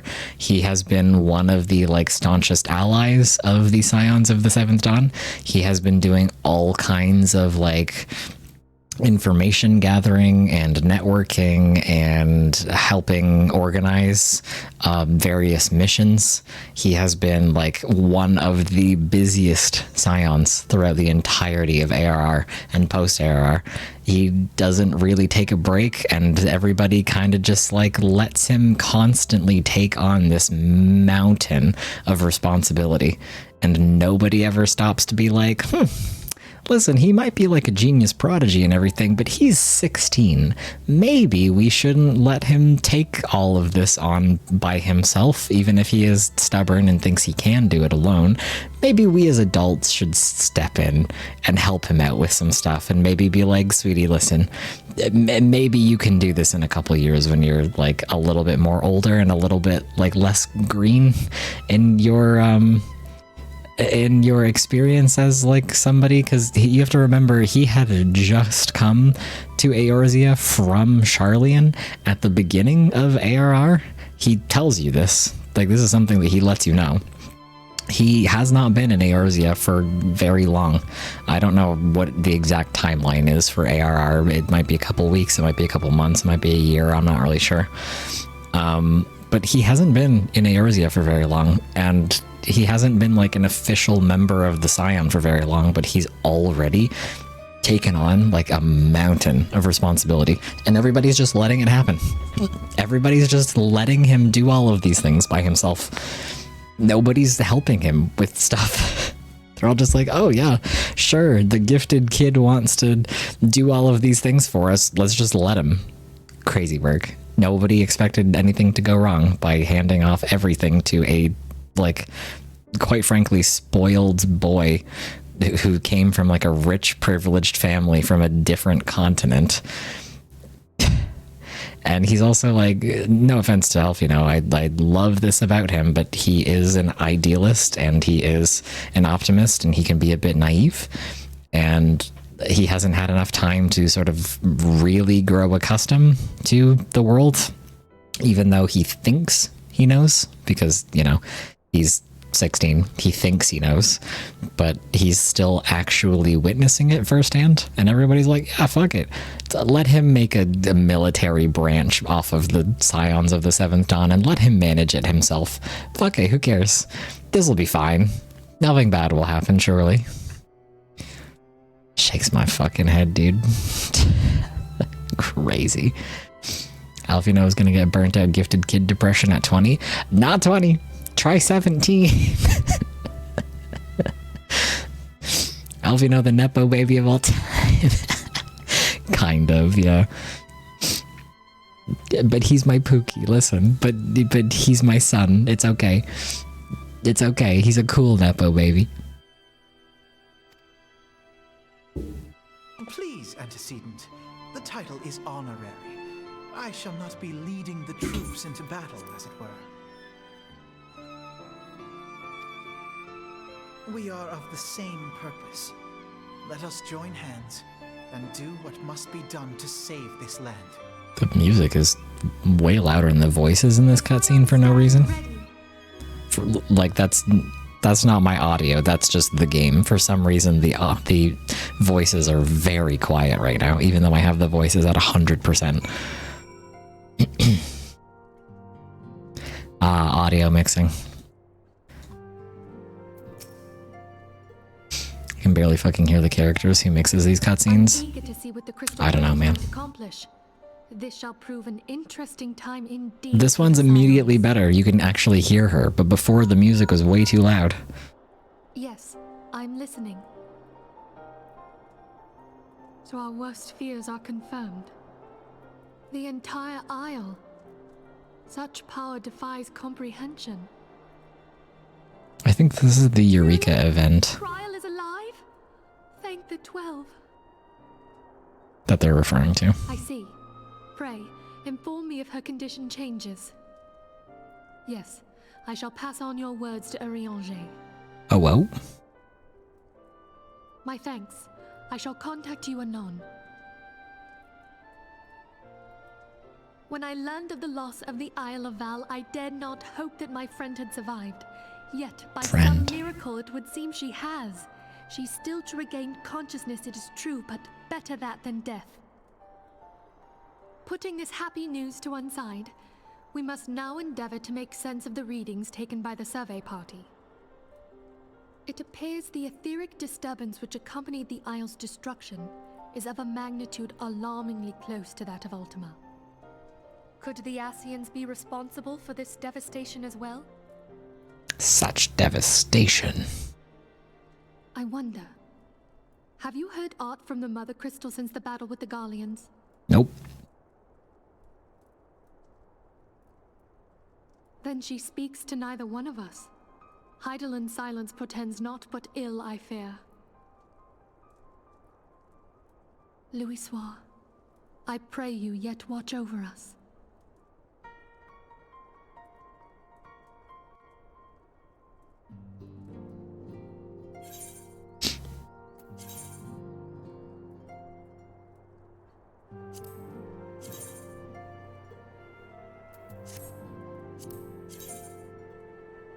Can't wear that because I'm a Vera. Can't wear that because I'm a Vera. Okay. We'll take the gold then.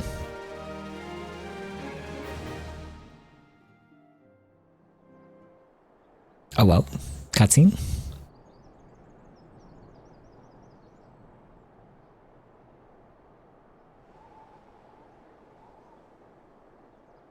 Horschiffon smiles. Very good. See that the provisions are prepared for transport. Let us hope that this shipment is spared the fate of the last.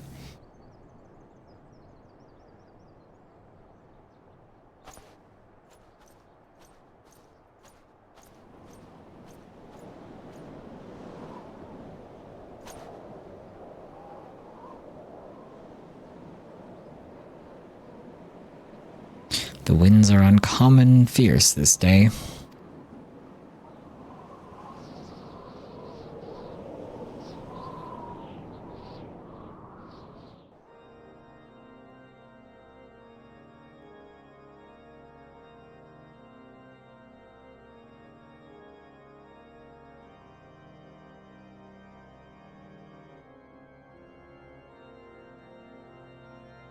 Who's that? Got the Elf Pope.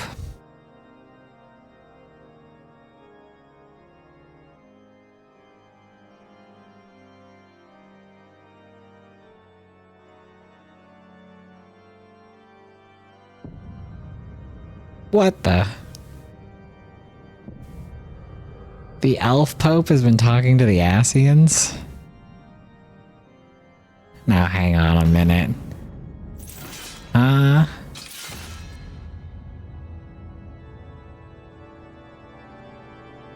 Do they only allow elves into the Royal Guard in Ishgard?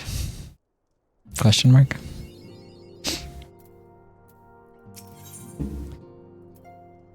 Oh boy. Well, the next quest is called Traitor in the Midst, which is interesting. Okay, so we are officially now in 2.4. So we are halfway through, I think, completely. We did 2.1 and 2.2 and 2.3 already. Yeah, we did 2.1, we did 2.2, we just finished 2.3, and now we are on 2.4. So we might be a little over halfway, because we have 2.4 and 2.5, part 1 and part 2. So we have 2 more, like, big sections to go through. One of them is kind of split in half. Traitor already, huh? Yeah, crazy. We like just set all of this up and they're immediately like, traitor in the midst. It's like, fuck it, we haven't even we just had the inaugural ceremony. What do you mean traitor in the midst? We just got here, bro. Oh my god. Okay, so I gotta I gotta update the title, because we are now on 2.4. Damn, you've made good progress. I have so much to catch up on. Ooh, ooh. You do indeed. Okay. Alright, now on to 2.4, chat. Benfilia would have you assist Alfino in his new station as commander of the Crystal Braves. Traitor in the midst. Immediately, we are met with, boom, shit's gonna go wrong. The day after this new group got situated. Try as I might, I cannot shake a creeping sense of dark foreboding, but it avails us not to fret about the unknown. We must concentrate instead on the problems of the present. The primals have been relatively quiet of late, and the beast tribes who summon them are under constant surveillance by the Grand Companies. Should any suspicious activity be afoot, you may be certain that we will hear of it. And until such a time as a permanent solution to the primal problem has been found, we can do little but wait and observe.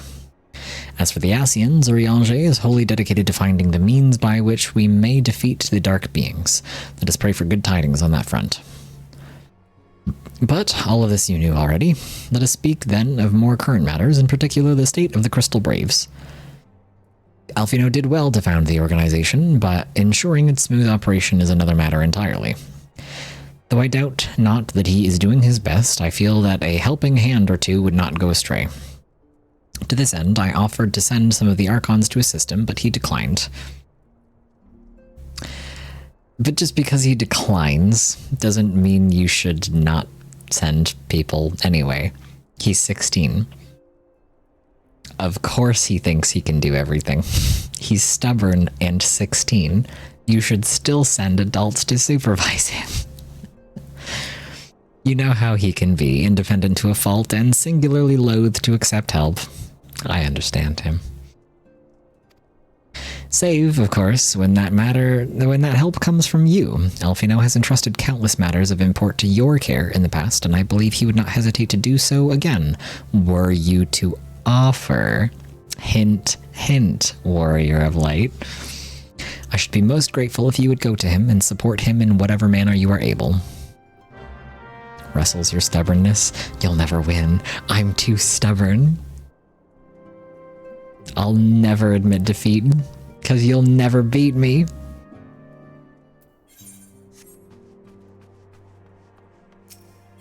I will win? Nope. Never.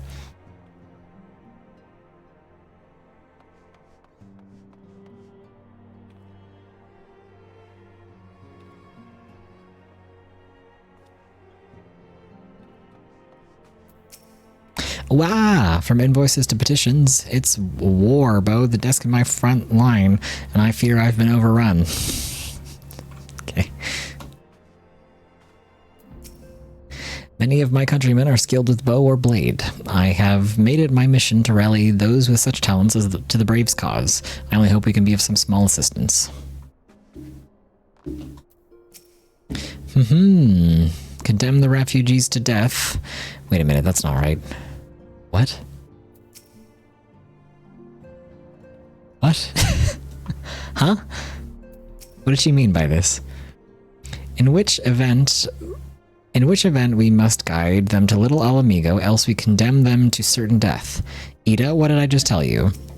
Condemn refugees to death. Wait a minute, that's not right. Oh, okay, she was responding to Papa Limo, but I hadn't seen Papa Limo's message first, so that was very scary for a second there. Dispatch the first unit to Ul'dah. The second and fourth are to stand by for further orders. Okay. In traditional Doman cuisine, we strive for perfect balance, yet not only of flavor and texture, but also of nutrition. For a meal to be truly satisfying, it must nourish the body as well as delight the senses. Yes, 'twould be foolish to sacrifice nutrition for flavor. Obviously. If Higiri and our more skilled culinarians work closely together, I dare say they could create extraordinary dishes, sure to satisfy Eorzean and Doman alike. Look at this fucking guy, always gotta be showing off. A dazzling floral arrangement, each blossom a peerless beauty in her own right. Ah, the blessing and burden of an overactive imagination. Shut the fuck up, Thancred, you nasty bitch. God, this part of his writing is so annoying. He's gonna get worse, too, for a little while. Look forward, never back. Devote yourself only to the present. This is what I've learned from the Domans. Oh, wow, these two are always together. So fascinating, so curious. Those azure uniforms are really rather striking, but I think I shall remain a scion for the nonce. These walls have become my home, and the scions my family.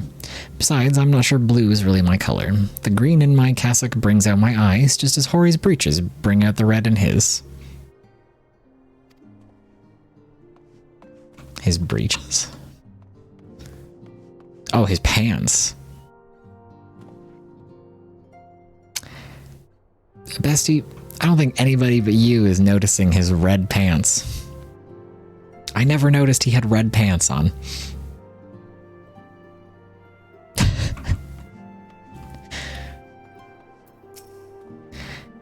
Where have those younglings disappeared to? Making the most of their newfound freedom, no doubt.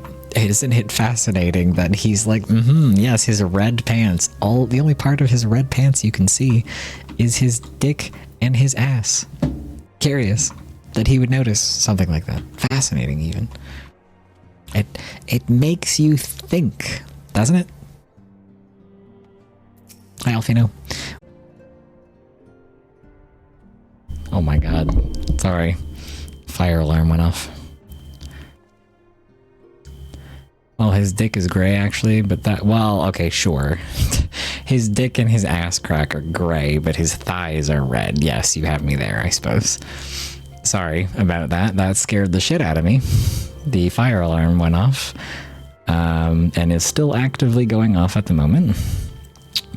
So I turned the alarm off that's in the apartment, but there is the possibility that it will go off again because it will start up again if it's been like a few minutes and the alarm in the building is still going off.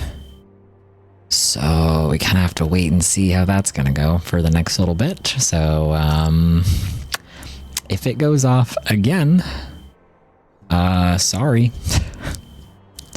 I can't do much about it. I apologize. We'll see how it goes. So just prepare yourself. If I don't say that the alarm in the building is off, it might jump scare you guys again. Just be prepared. What is it, Bo? And do be concise, I'm rather busy. You would lend a hand, you say? I see. Well, now that you mention it, there is a matter that wants for attention. Given its sensitive nature, I was hesitant to entrust it to my braves, but the demands upon my time are such that I had little choice. Which is not to say that my men want for labor, though we are but newly formed, there's already a great demand for our services, and we are hard-pressed to answer all petitions, but I digress. The fact is, I would sooner attend to this particular matter myself, but my presence is required elsewhere. That being the case, I've entrusted its resolution to my second-in-command, Captain Ilberd, sorry. Tell him that I sent you, and he will furnish you with the peculiars. My thanks in advance, Bo. I've given Captain Ilberd charge of the matter. Tell him that I sent you, and he will furnish you with the particulars. The alarm is still going off.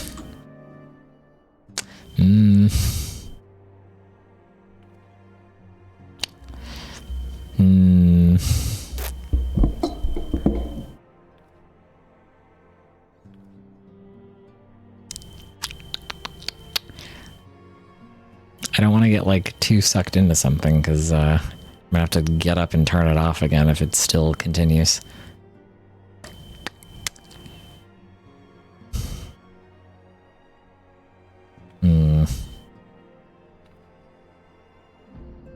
I don't see any fire trucks yet, but it has been going on for long enough that they might show up soon.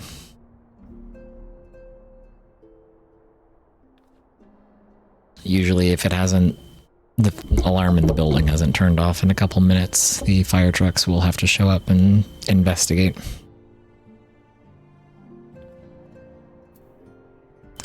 Well,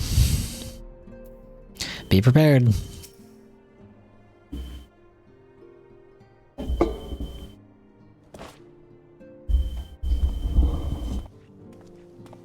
Hail to you, sire. How might we serve you? Hi.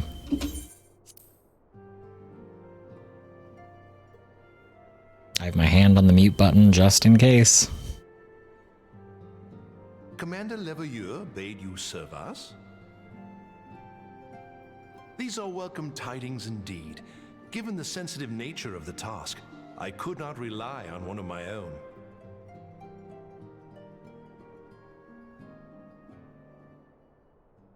Oh, the fire alarms or the fire trucks are here. That which I'm about to tell you, I tell you in the strictest confidence.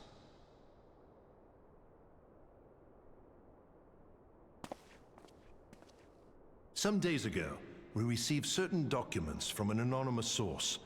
They notified us of the presence of a Garlean agent within the ranks of one of the Grand Companies. Following some discreet inquiries, we identified a suspect among the Immortal Flames, whom we detained for questioning. Alas, the man was not our agent. He was but one of many men in the agent's employ.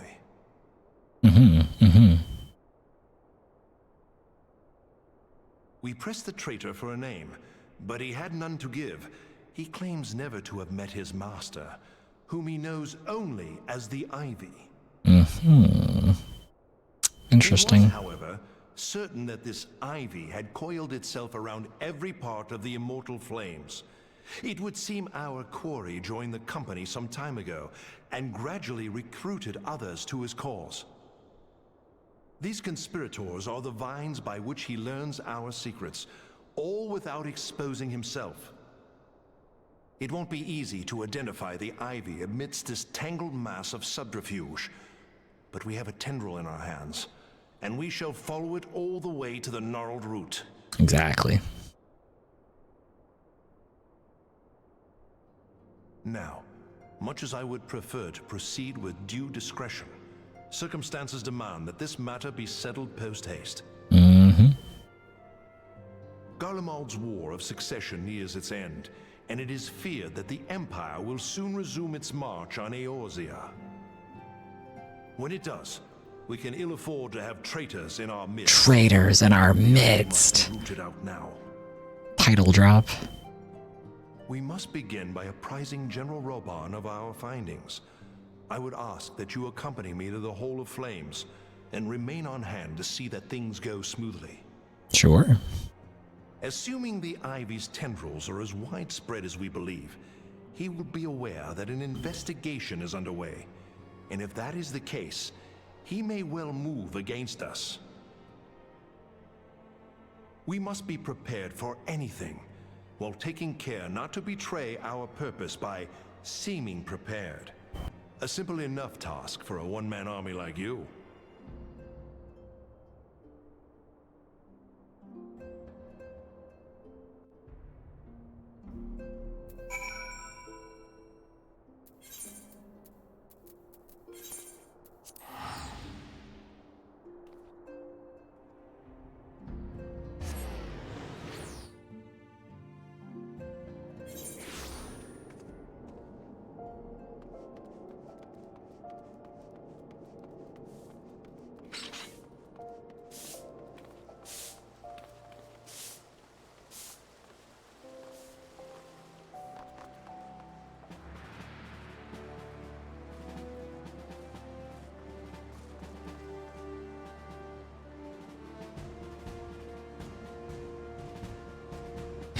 Hang on, sorry. The fire trucks are outside and they're starting to come into the building, and the alarm is still going off in the building. So the alarm in my room might go off again soon.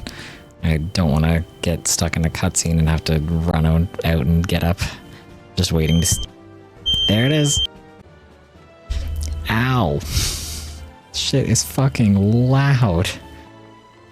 I had to go into the other room to turn the other one off, and as I came back into my room, the one in my room blasted my eardrum. Fucking ow.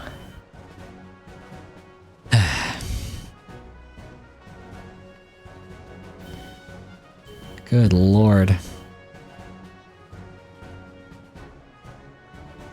Sorry about the ear blasting, chat.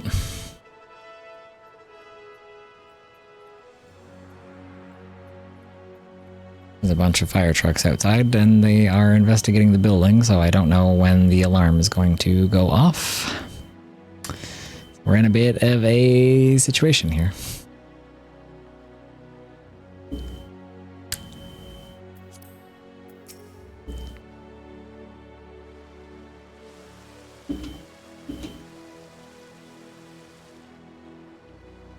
Well, well. What brings you here, my friend?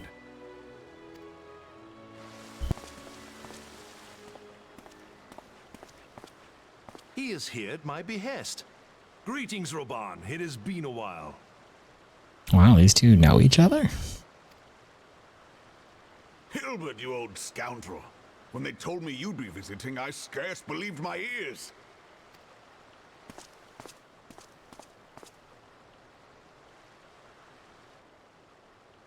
But look at you. The honored captain of the Crystal Bloody Braves. Who'd have imagined, eh? Not many, but fewer still would have imagined your destiny lay in politics, old friend. Aye. We've both come far, have we not? Old friends. Smile.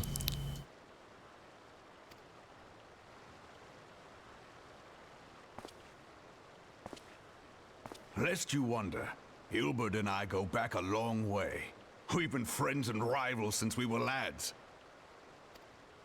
The last time we saw each other, Alamigo had just fallen, so you can guess how many summers it's been.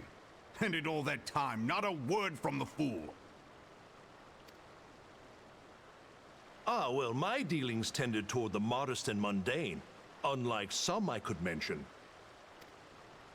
As I hear it, no sooner did you reach Thanalan than the brass blades clapped you in irons and dragged you off to die on the blood sands. Being a stubborn sort, you won 1,000 matches and earned yourself a place in the people's hearts while you were about it. Oh, the alarms are off. They must have found wherever the issue in the building was. This happens all the time. People leave stuff on and it smokes out, or people have cooking mishaps or whatnot. Living in an apartment building means fire alarms go off randomly all the time. It's awesome. Very common occurrence. There's rarely ever an actual fire. Or if there is, it's usually a small one that they can deal with pretty quickly. Anyway, alright, now that the alarm's off, I can not be muted and get back to playing properly. Then, with your mountain of prize money, you bought the Colosseum and secured a seat on the Syndicate. Those balls, brother. Rags to riches does not do it justice. You're a hero to the common man. Bah, spare me. I am no hero. If anyone is worthy of that title, it's our friend here. Next to him, I'm little more than a glorified butcher. But you, Wilbert, you sell yourself short. By all accounts, you are an adventurer of some standing. I like to think that I did my part for the greater good. But if you're no hero, then I'm no adventurer, not in this company. Anyway. Oops, I forgot I was muted. Sorry. Hello? I have tidings. They're having a modesty Olympics over here. I don't know if you heard me, because I don't know when exactly I accidentally re-muted myself. But I was saying Rabon has the same backstory as Set from League of Legends. They're both ostracized pit fighters who fought their way up to owning the Colosseums that they used to fight in. Fun fact.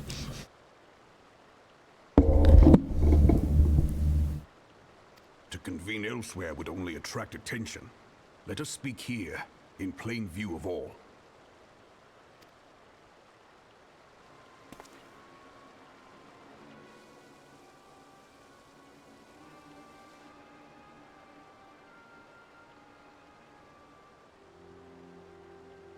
But anyway, the alarm is off now, so we can get back to it. It's we who have been compromised.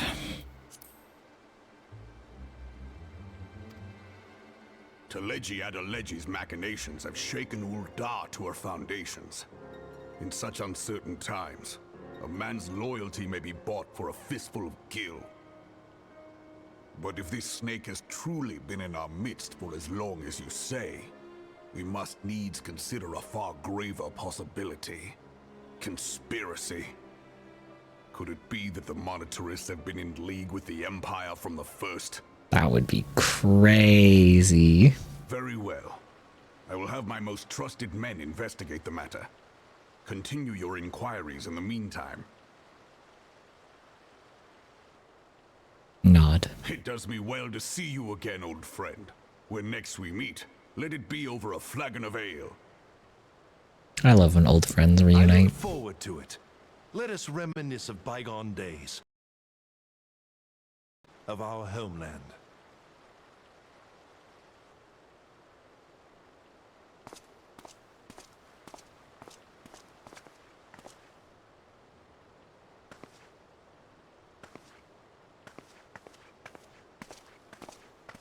Oh, I really thought we were done with that. They fucking got me again. My god.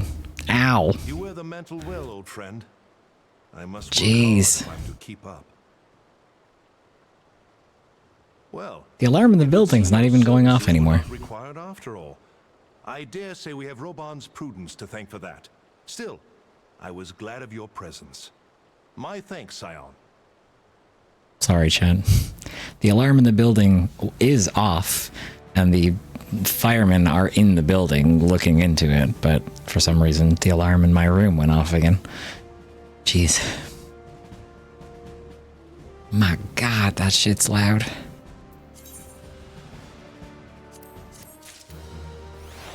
If there was actually an issue, the alarm in the building would still be on, but that one's off already, so... Oh, yeah, I think I hear them getting back in the trucks.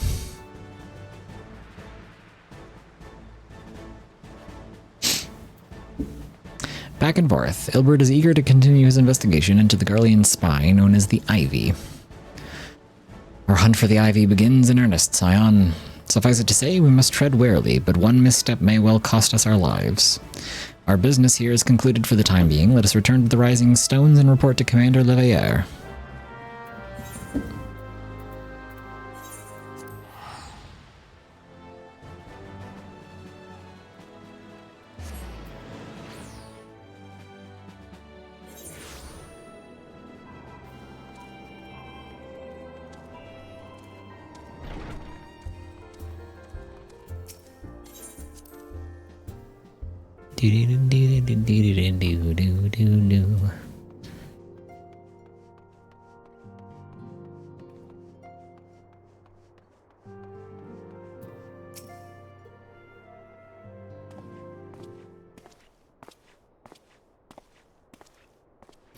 We are returned from Ul'dah, Commander. And not a moment too soon. Something has happened.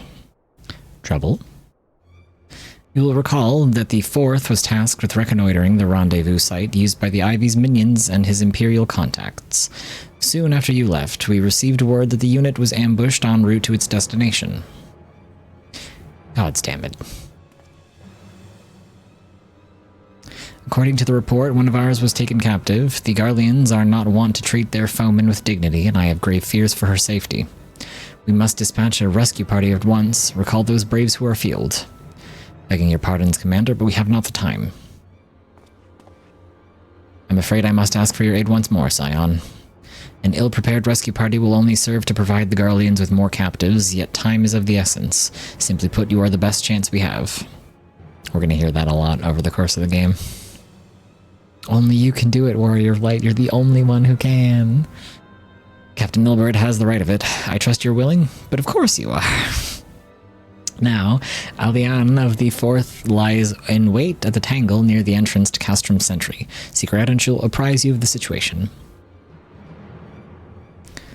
Now, let me go back in the dialogue here really quick, because I missed some stuff while I was dealing with the alarm.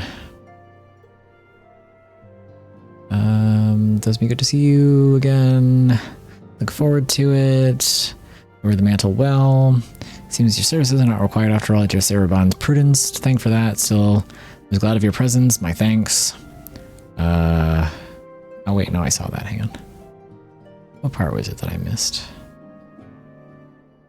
So there has been progress. Meeting is a reunion between friends. Convene elsewhere. Blah blah blah. Telegy out of Legi's machinations have shaken whatever.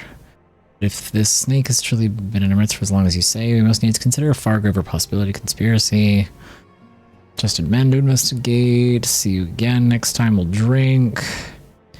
Seems your services are not required. Our hunt for the Ivy begins. We must tread warily. One misstep will cost us a life. Oh, okay. Well, I guess I didn't really miss much then. Never mind.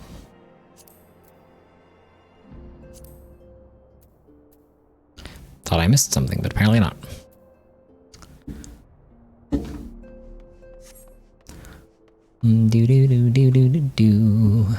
Where's the tangle exactly? It's like just outside.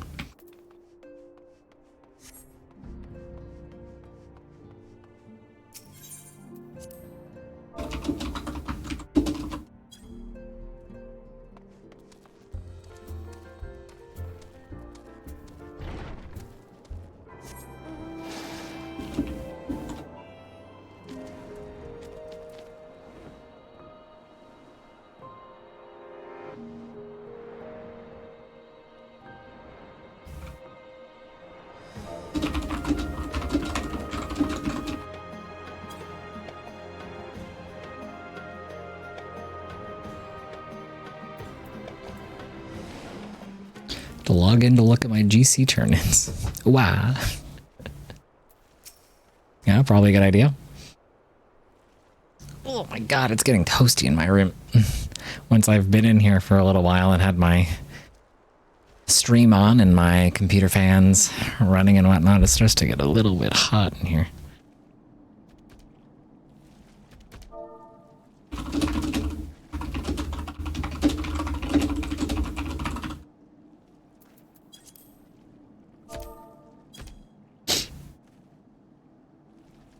Who's this fucking guy down here? Hang in there, Resh. We'll free you at soon.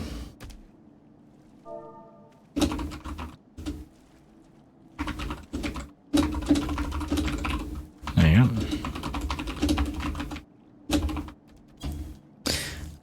It's hot in your room because you're in there? I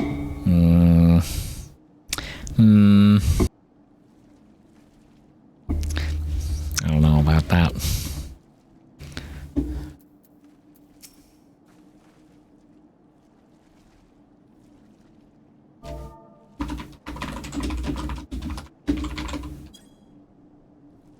You would aid us in the rescue mission. We are in your debt, Warrior of Light. Now time is against us, so allow me to brief you on the situation.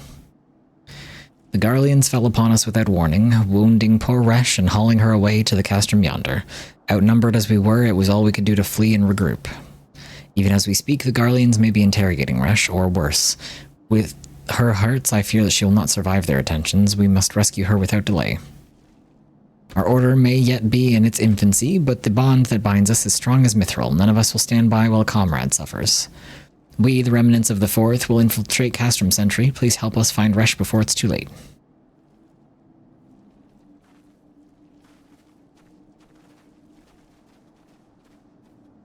Do, do, do, do, do. Do, do, do, do, do, do. Oh my god, whoops, I tried to fucking fly even though I'm not on my mount yet. Teehee. We do a little silly behavior. Go over here.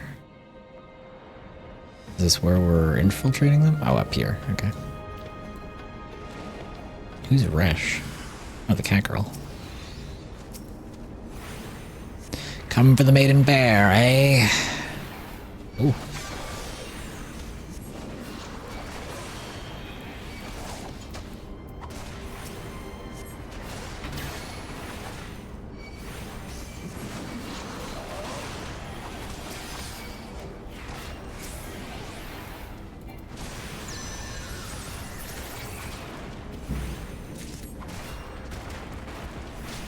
Garlean rubber. I don't want that. Ew.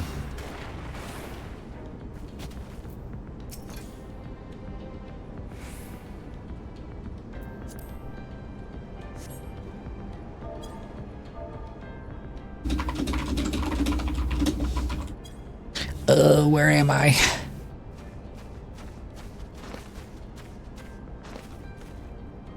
Resh, thank the gods we found you. And thank you, Warrior of Light. Now to quit this accursed place. Resh cannot move with those wounds. She'll need to be carried out. I believe a diversion is in order. Might we trouble you to provide one? Given your reputation, I suspect the Garleans will only be too happy to grant you their undivided attention.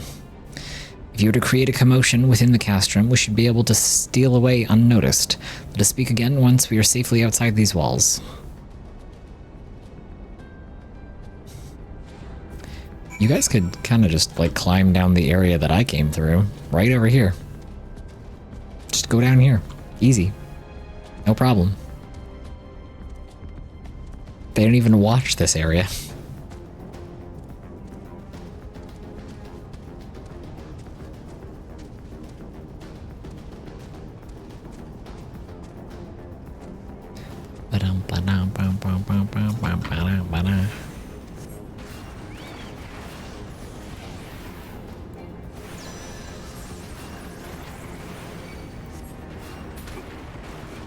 Oh, that wasn't the guys at specified locations. My bad. Sorry.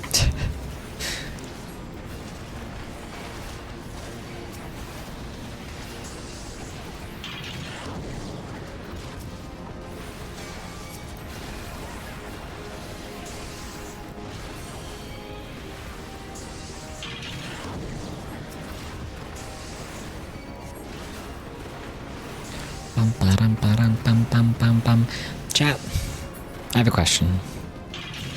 What do we think about post-ARR so far?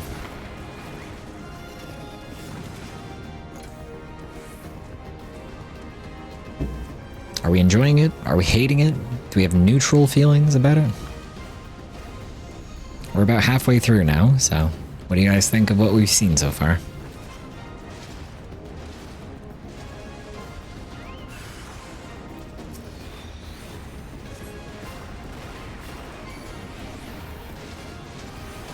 Oh my god.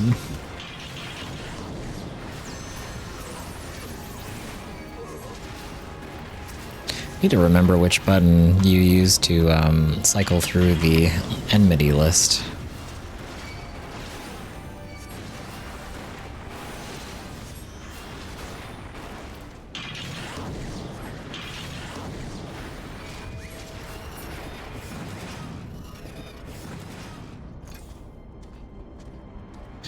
Do.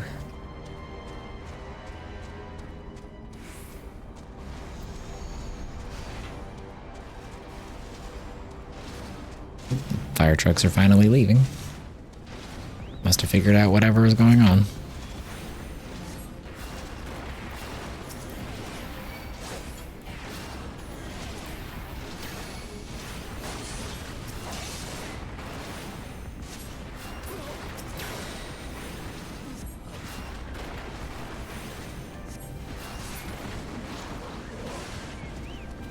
Oh.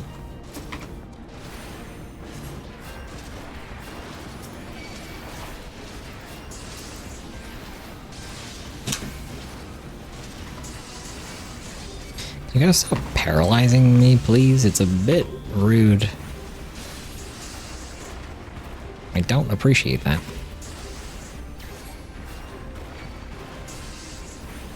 I don't want your lumps of Garlean rubber. Can you please stop putting these in my pocket?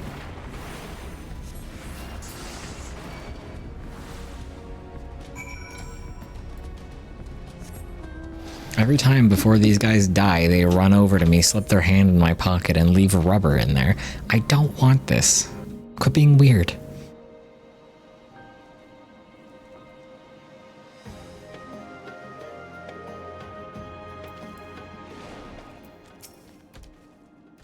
I've awaited your return most anxiously, my friend. You have done us a great service indeed. Thanks to your aid, our comrade Resh is safe and we suffered no further casualties. Words cannot express well my gratitude. All that is left is to report the mission's success to Commander Leveilleur. I shall go on ahead to the Rising Stones. We did it, chat. We saved the squadron.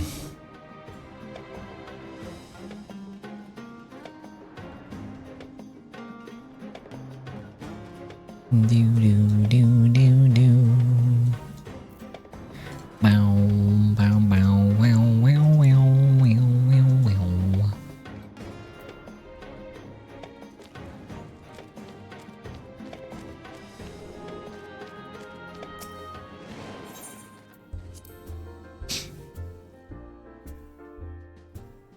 Do do do do do do do do do do do.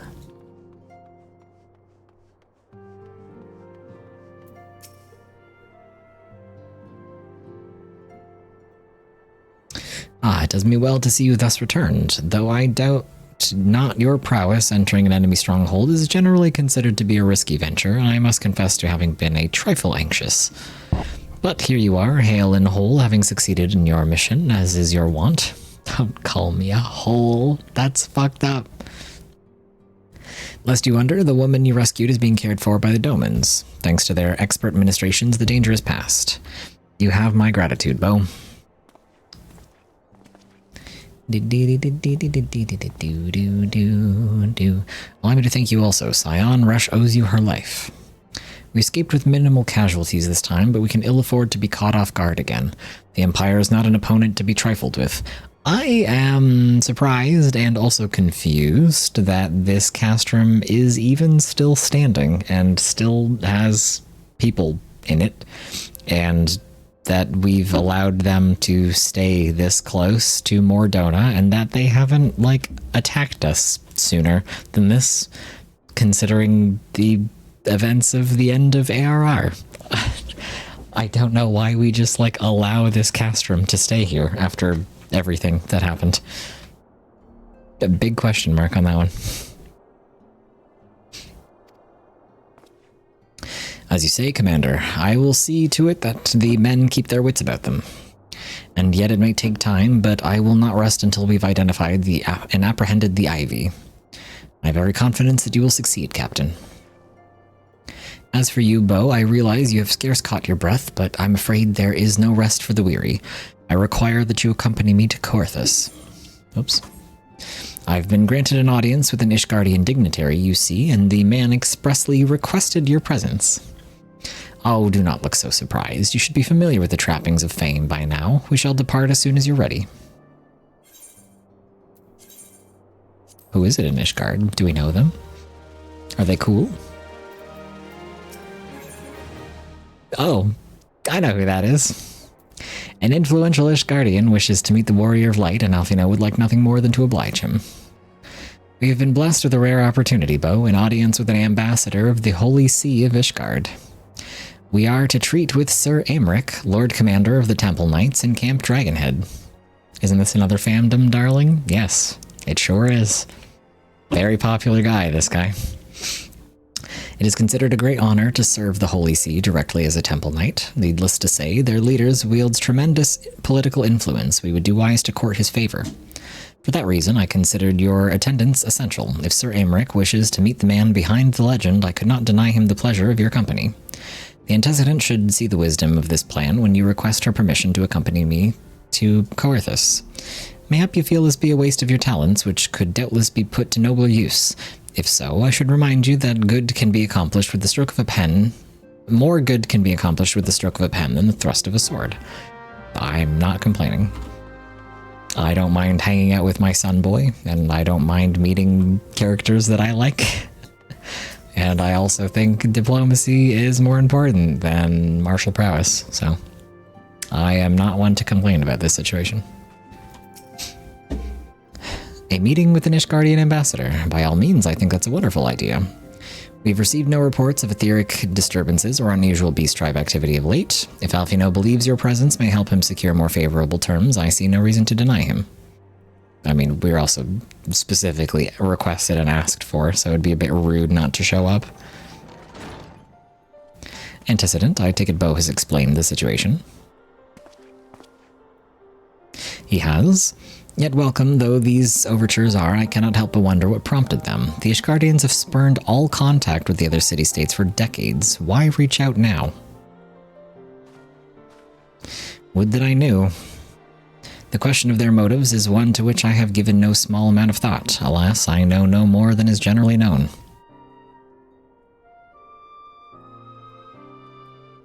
The notoriously reclusive nation of Ishgard, situated at the center of Abelathia's spine, ruled by the Ishgardian Orthodox Church, at the head of which presides the Archbishop. Members of the original Eorzean Alliance formed in the wake of Alamigo's fall some 2 decades ago. Friends of convenience who withdrew from the Alliance as soon as the Imperial fleet was routed at the Battle of Silver-Tear Skies. Da Pope. Da Elf Pope. Since which time their borders have remained closed to all outsiders. They've rejected every one of their former allies' calls to reopen dialogue, turning a deaf ear to their neighbors' pleas even while the calamity loomed large. And on the fields of Carteneau, where brave men and women laid down their lives in defense of the realm, their banners were conspicuously absent. The Pelf. the Elfope, I guess. I've tried to convince Ishgard to rejoin the Alliance at every opportunity. I've explained over and over again that unless Eorzea stands united, we cannot hope to preserve our freedom. One by one, our nations will fall as once fell Alamigo. Help. That's a good one. And what have mine efforts yielded? Why not? Surely this can be considered a step in the right direction. I should hope so. Rather than the lowly messengers we've been fobbed off with in the past, this time we shall meet with a man of genuine influence. Of course, I'm not so naive as to think that they come to us out of the goodness of their hearts. We have something they desire, though I have yet to find out what. But such is the nature of diplomacy. They will bring their agendas to the negotiation table, and so will I, along with a handful of incontrovertible truths. The Empire will soon be at our doorstep once more. Indeed, you may be assured that I will expound upon this point and others. Let us depart for Camp Dragonhead, Beau. Our old friend Lord Horshafa is expecting us. Horshafa? Really? Since our quest to recover the Enterprise, I understand you have further ingratiated yourself with the man. You could say that. What have you heard? Who's spreading rumors? Excellent work. His fondness may prove useful to our cause. Well, I don't want his fondness for me to be something that we use as leverage, because I think he's cool, and I think it would be fucked up to use our connection to him, because he's nice.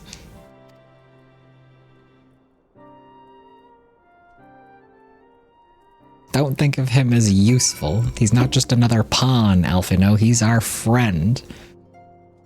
And also, he wants the Warrior of Light really bad. They caught you two making out. Shut up. No, they didn't. No one caught us. Stop. I mean...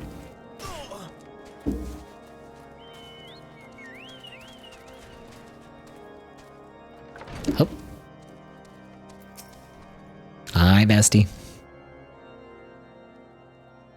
Ah, Beau, ever a welcome sight.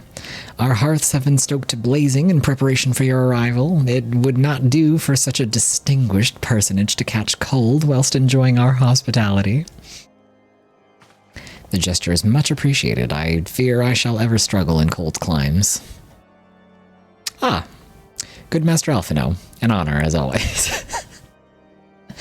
Well, yo, peep the way that he is like so flowery and welcoming and so interested when talking to the Warrior of Light, and then Alphino shows up like, oh, thanks for the fire, man. It's cold as shit outside and I hate the cold weather. And he's like, oh, you brought your son. Hi, Alphino. What's up, man? Likewise, Lord Horshafa, forgive us yet another imposition. I fear we have relied overmuch on your aid since you so generously assisted us in locating the Enterprise. Nonsense. Any debts incurred have long since been repaid. Besides, who can say what the future may bring? House Fortal may even seek the aid of your newly found Crystal Braves. In any case, I am simply delighted that the Holy See is at last willing to grant you an audience. No doubt your discoveries at Snowcloak helped justify the decision. This recent resurgence in heretical activity is of grave concern to us all. But to the matter at hand, Sir Aymeric arrived in Camp Dragonhead earlier, and I am told he's eager to meet with you at your first convenience. You are doubtless weary from your journey and desirous to rest a while by the warmth of our hearth. He really looked at me very pointedly, said, oh, surely you want to stay a while by the warm fire that I made for you. But if you are willing to forego such comforts, pray inform the knight stationed outside the intercessory. He will grant you entrance and send word to the other attendees. As inviting as your hearth sounds, I think it best we proceed to the intercessory forthwith. Oh, come on. We just got here. Can't we hang out with Horshafa for a little bit? You'll find the entrance to the intercessory outside. It's just around the corner to the right. Speak with the guard stationed there, and when you're ready to begin the meeting. Okay. I see no reason to keep Sir Aymeric waiting, do you? Let us proceed to the intercessory. But Horshafa is here, and we love Horshafa.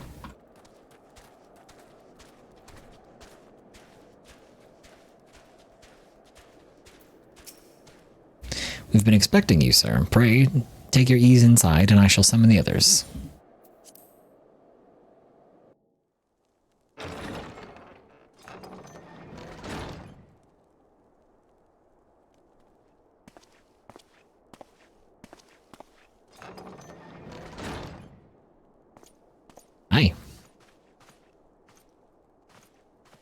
Have faith, my friend. You need only state your case with confidence and clarity. What is my case? That we want Ishgard to be cool and stop being segregated away from us? Is that the case he's referring to? Aye. Oh, he brought her too? Slay.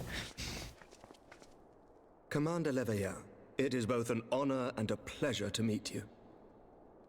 I am Emmerich, Lord Commander of the Temple Knights. Aye. Alphino Leveilleur, at your service. Your reputation precedes you, Sir Emmerich. I think we will find that we have much in common.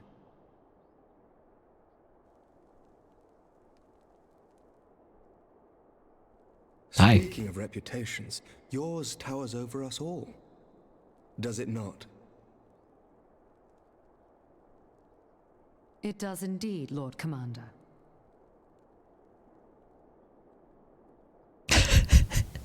Archibald like, proud to admit that I have followed your activities with an interest bordering on fascination. Full glad was I to learn that you would be joining us. Now then, shall we begin? Besties have arrived. Real. I forget, what's the blonde-haired woman's name again? Is that Lucienne or something? I don't remember her name. We have yet to achieve a lasting victory over the primal menace. Love both of them. True. Summon their gods, and each incarnation is stronger than the last. Why is he suddenly more British than usual? To these threats, I must reiterate that it would behoove your nation to rejoin the Eorzean alliance. Once again, I must respectfully disagree. Of course. On what grounds? Despite their presence in Kurthus, the Ixal do not concern us. Their territorial claims pertain to Gridanian lands, and it is the people of Gridania whom they harry. Lucia, yeah.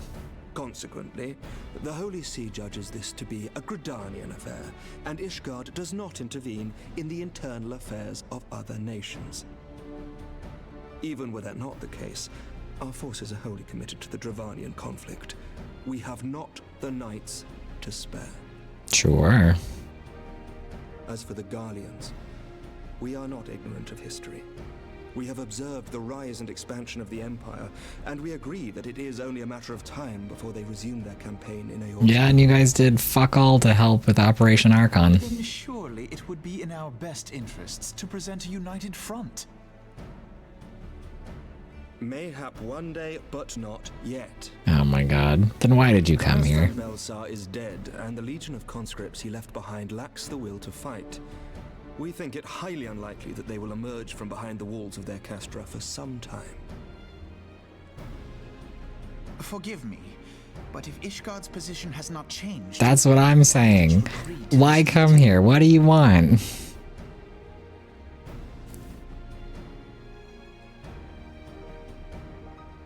It was not only as a representative of Ishgard that I came here.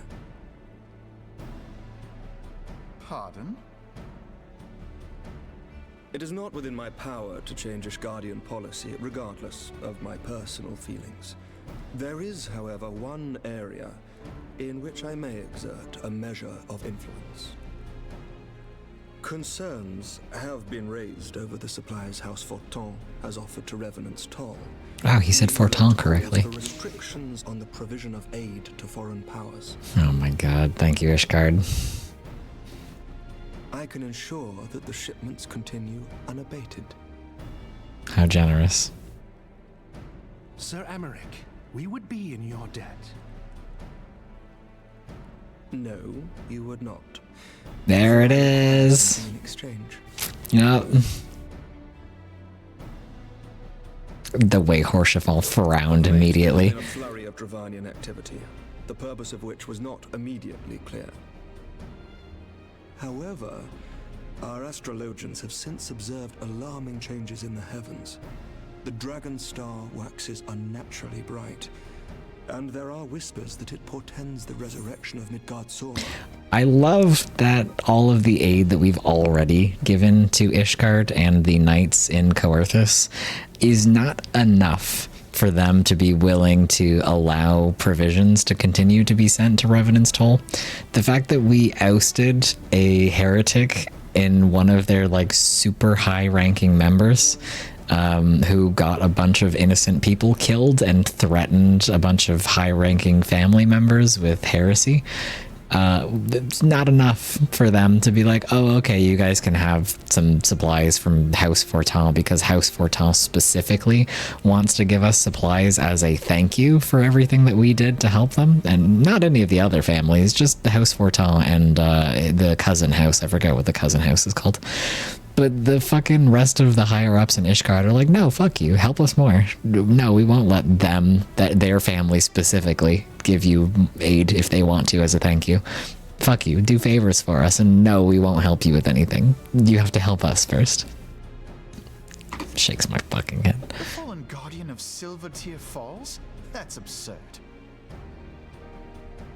Full many times have I gazed upon the dragon's corpse still wound around the Agrius, and wondered how different our world might be if it yet lived to plague the skies. Plague, you say? I do not know, and I do not wish to know, nor does any son of Ishgard. Yet the mere presence of Dravanian forces is not sufficient grounds to send knights to Mordona, whatever our astrologians say. As I told you before, we have not the forces to spare. You guys have 100 guys hanging out in the Pope's room doing fuck all, and you think you have no one to spare? Sure. But we do. So you will intervene on our behalf if we agree to watch over the Keeper of the Lake. Do you accept these terms? I still don't see how it's like, how they have the right to intervene when it's House Fortal specifically, like paying back the favor we already did for them. I regret that we could not come to a similar agreement on other matters, but I understand that you are not at liberty to make such decisions. Nevertheless, But I guess they helped us with the Enterprise, so I guess we're even on that front. To demonstrate to your countrymen that we can work together towards a common goal.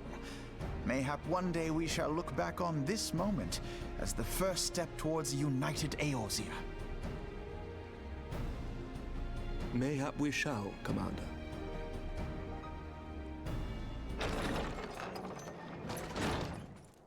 Hello? What is the meaning of this? The caravan, my lord. It's been attacked. Another one? It was Iceheart, my lord. Oh my. What? By the Fury! All our precautions were for naught?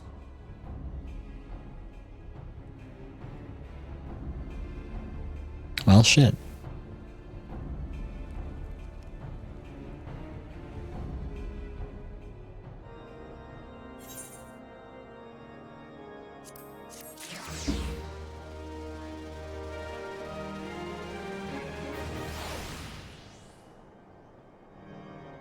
I'm sure that's fine.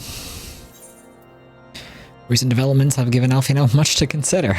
Yeah, there sure is a lot going on all of a sudden. Just when we were starting to make progress. And to make matters worse, the caravan they spoke of is bound for Revenant's Toll of all places. Honestly, were I so inclined, I should think the gods were conspiring against us. Happily, however, I am not. I would know more of this attack. Let us speak with Lord Horshafa and find out what he's learned.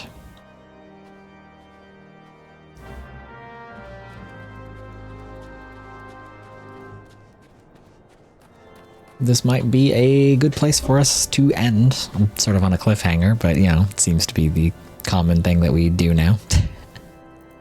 Because it's getting pretty late and I'm getting very hungry, so I think this will be where we end stream for the day. So, thank you very much for joining me, everybody. I hope you all enjoyed the stream. I hope you all have a good rest of your night or day. And I hope you all have a good rest of your weekend as well tomorrow for Sunday. And the next stream will be on Monday. We will be continuing with more post-ARR and more 2.4 specifically, and then, you know, continue on from there. yeah, so I will see everybody on Monday. I hope to see you there, and I hope you all have a good rest of your day. Bye!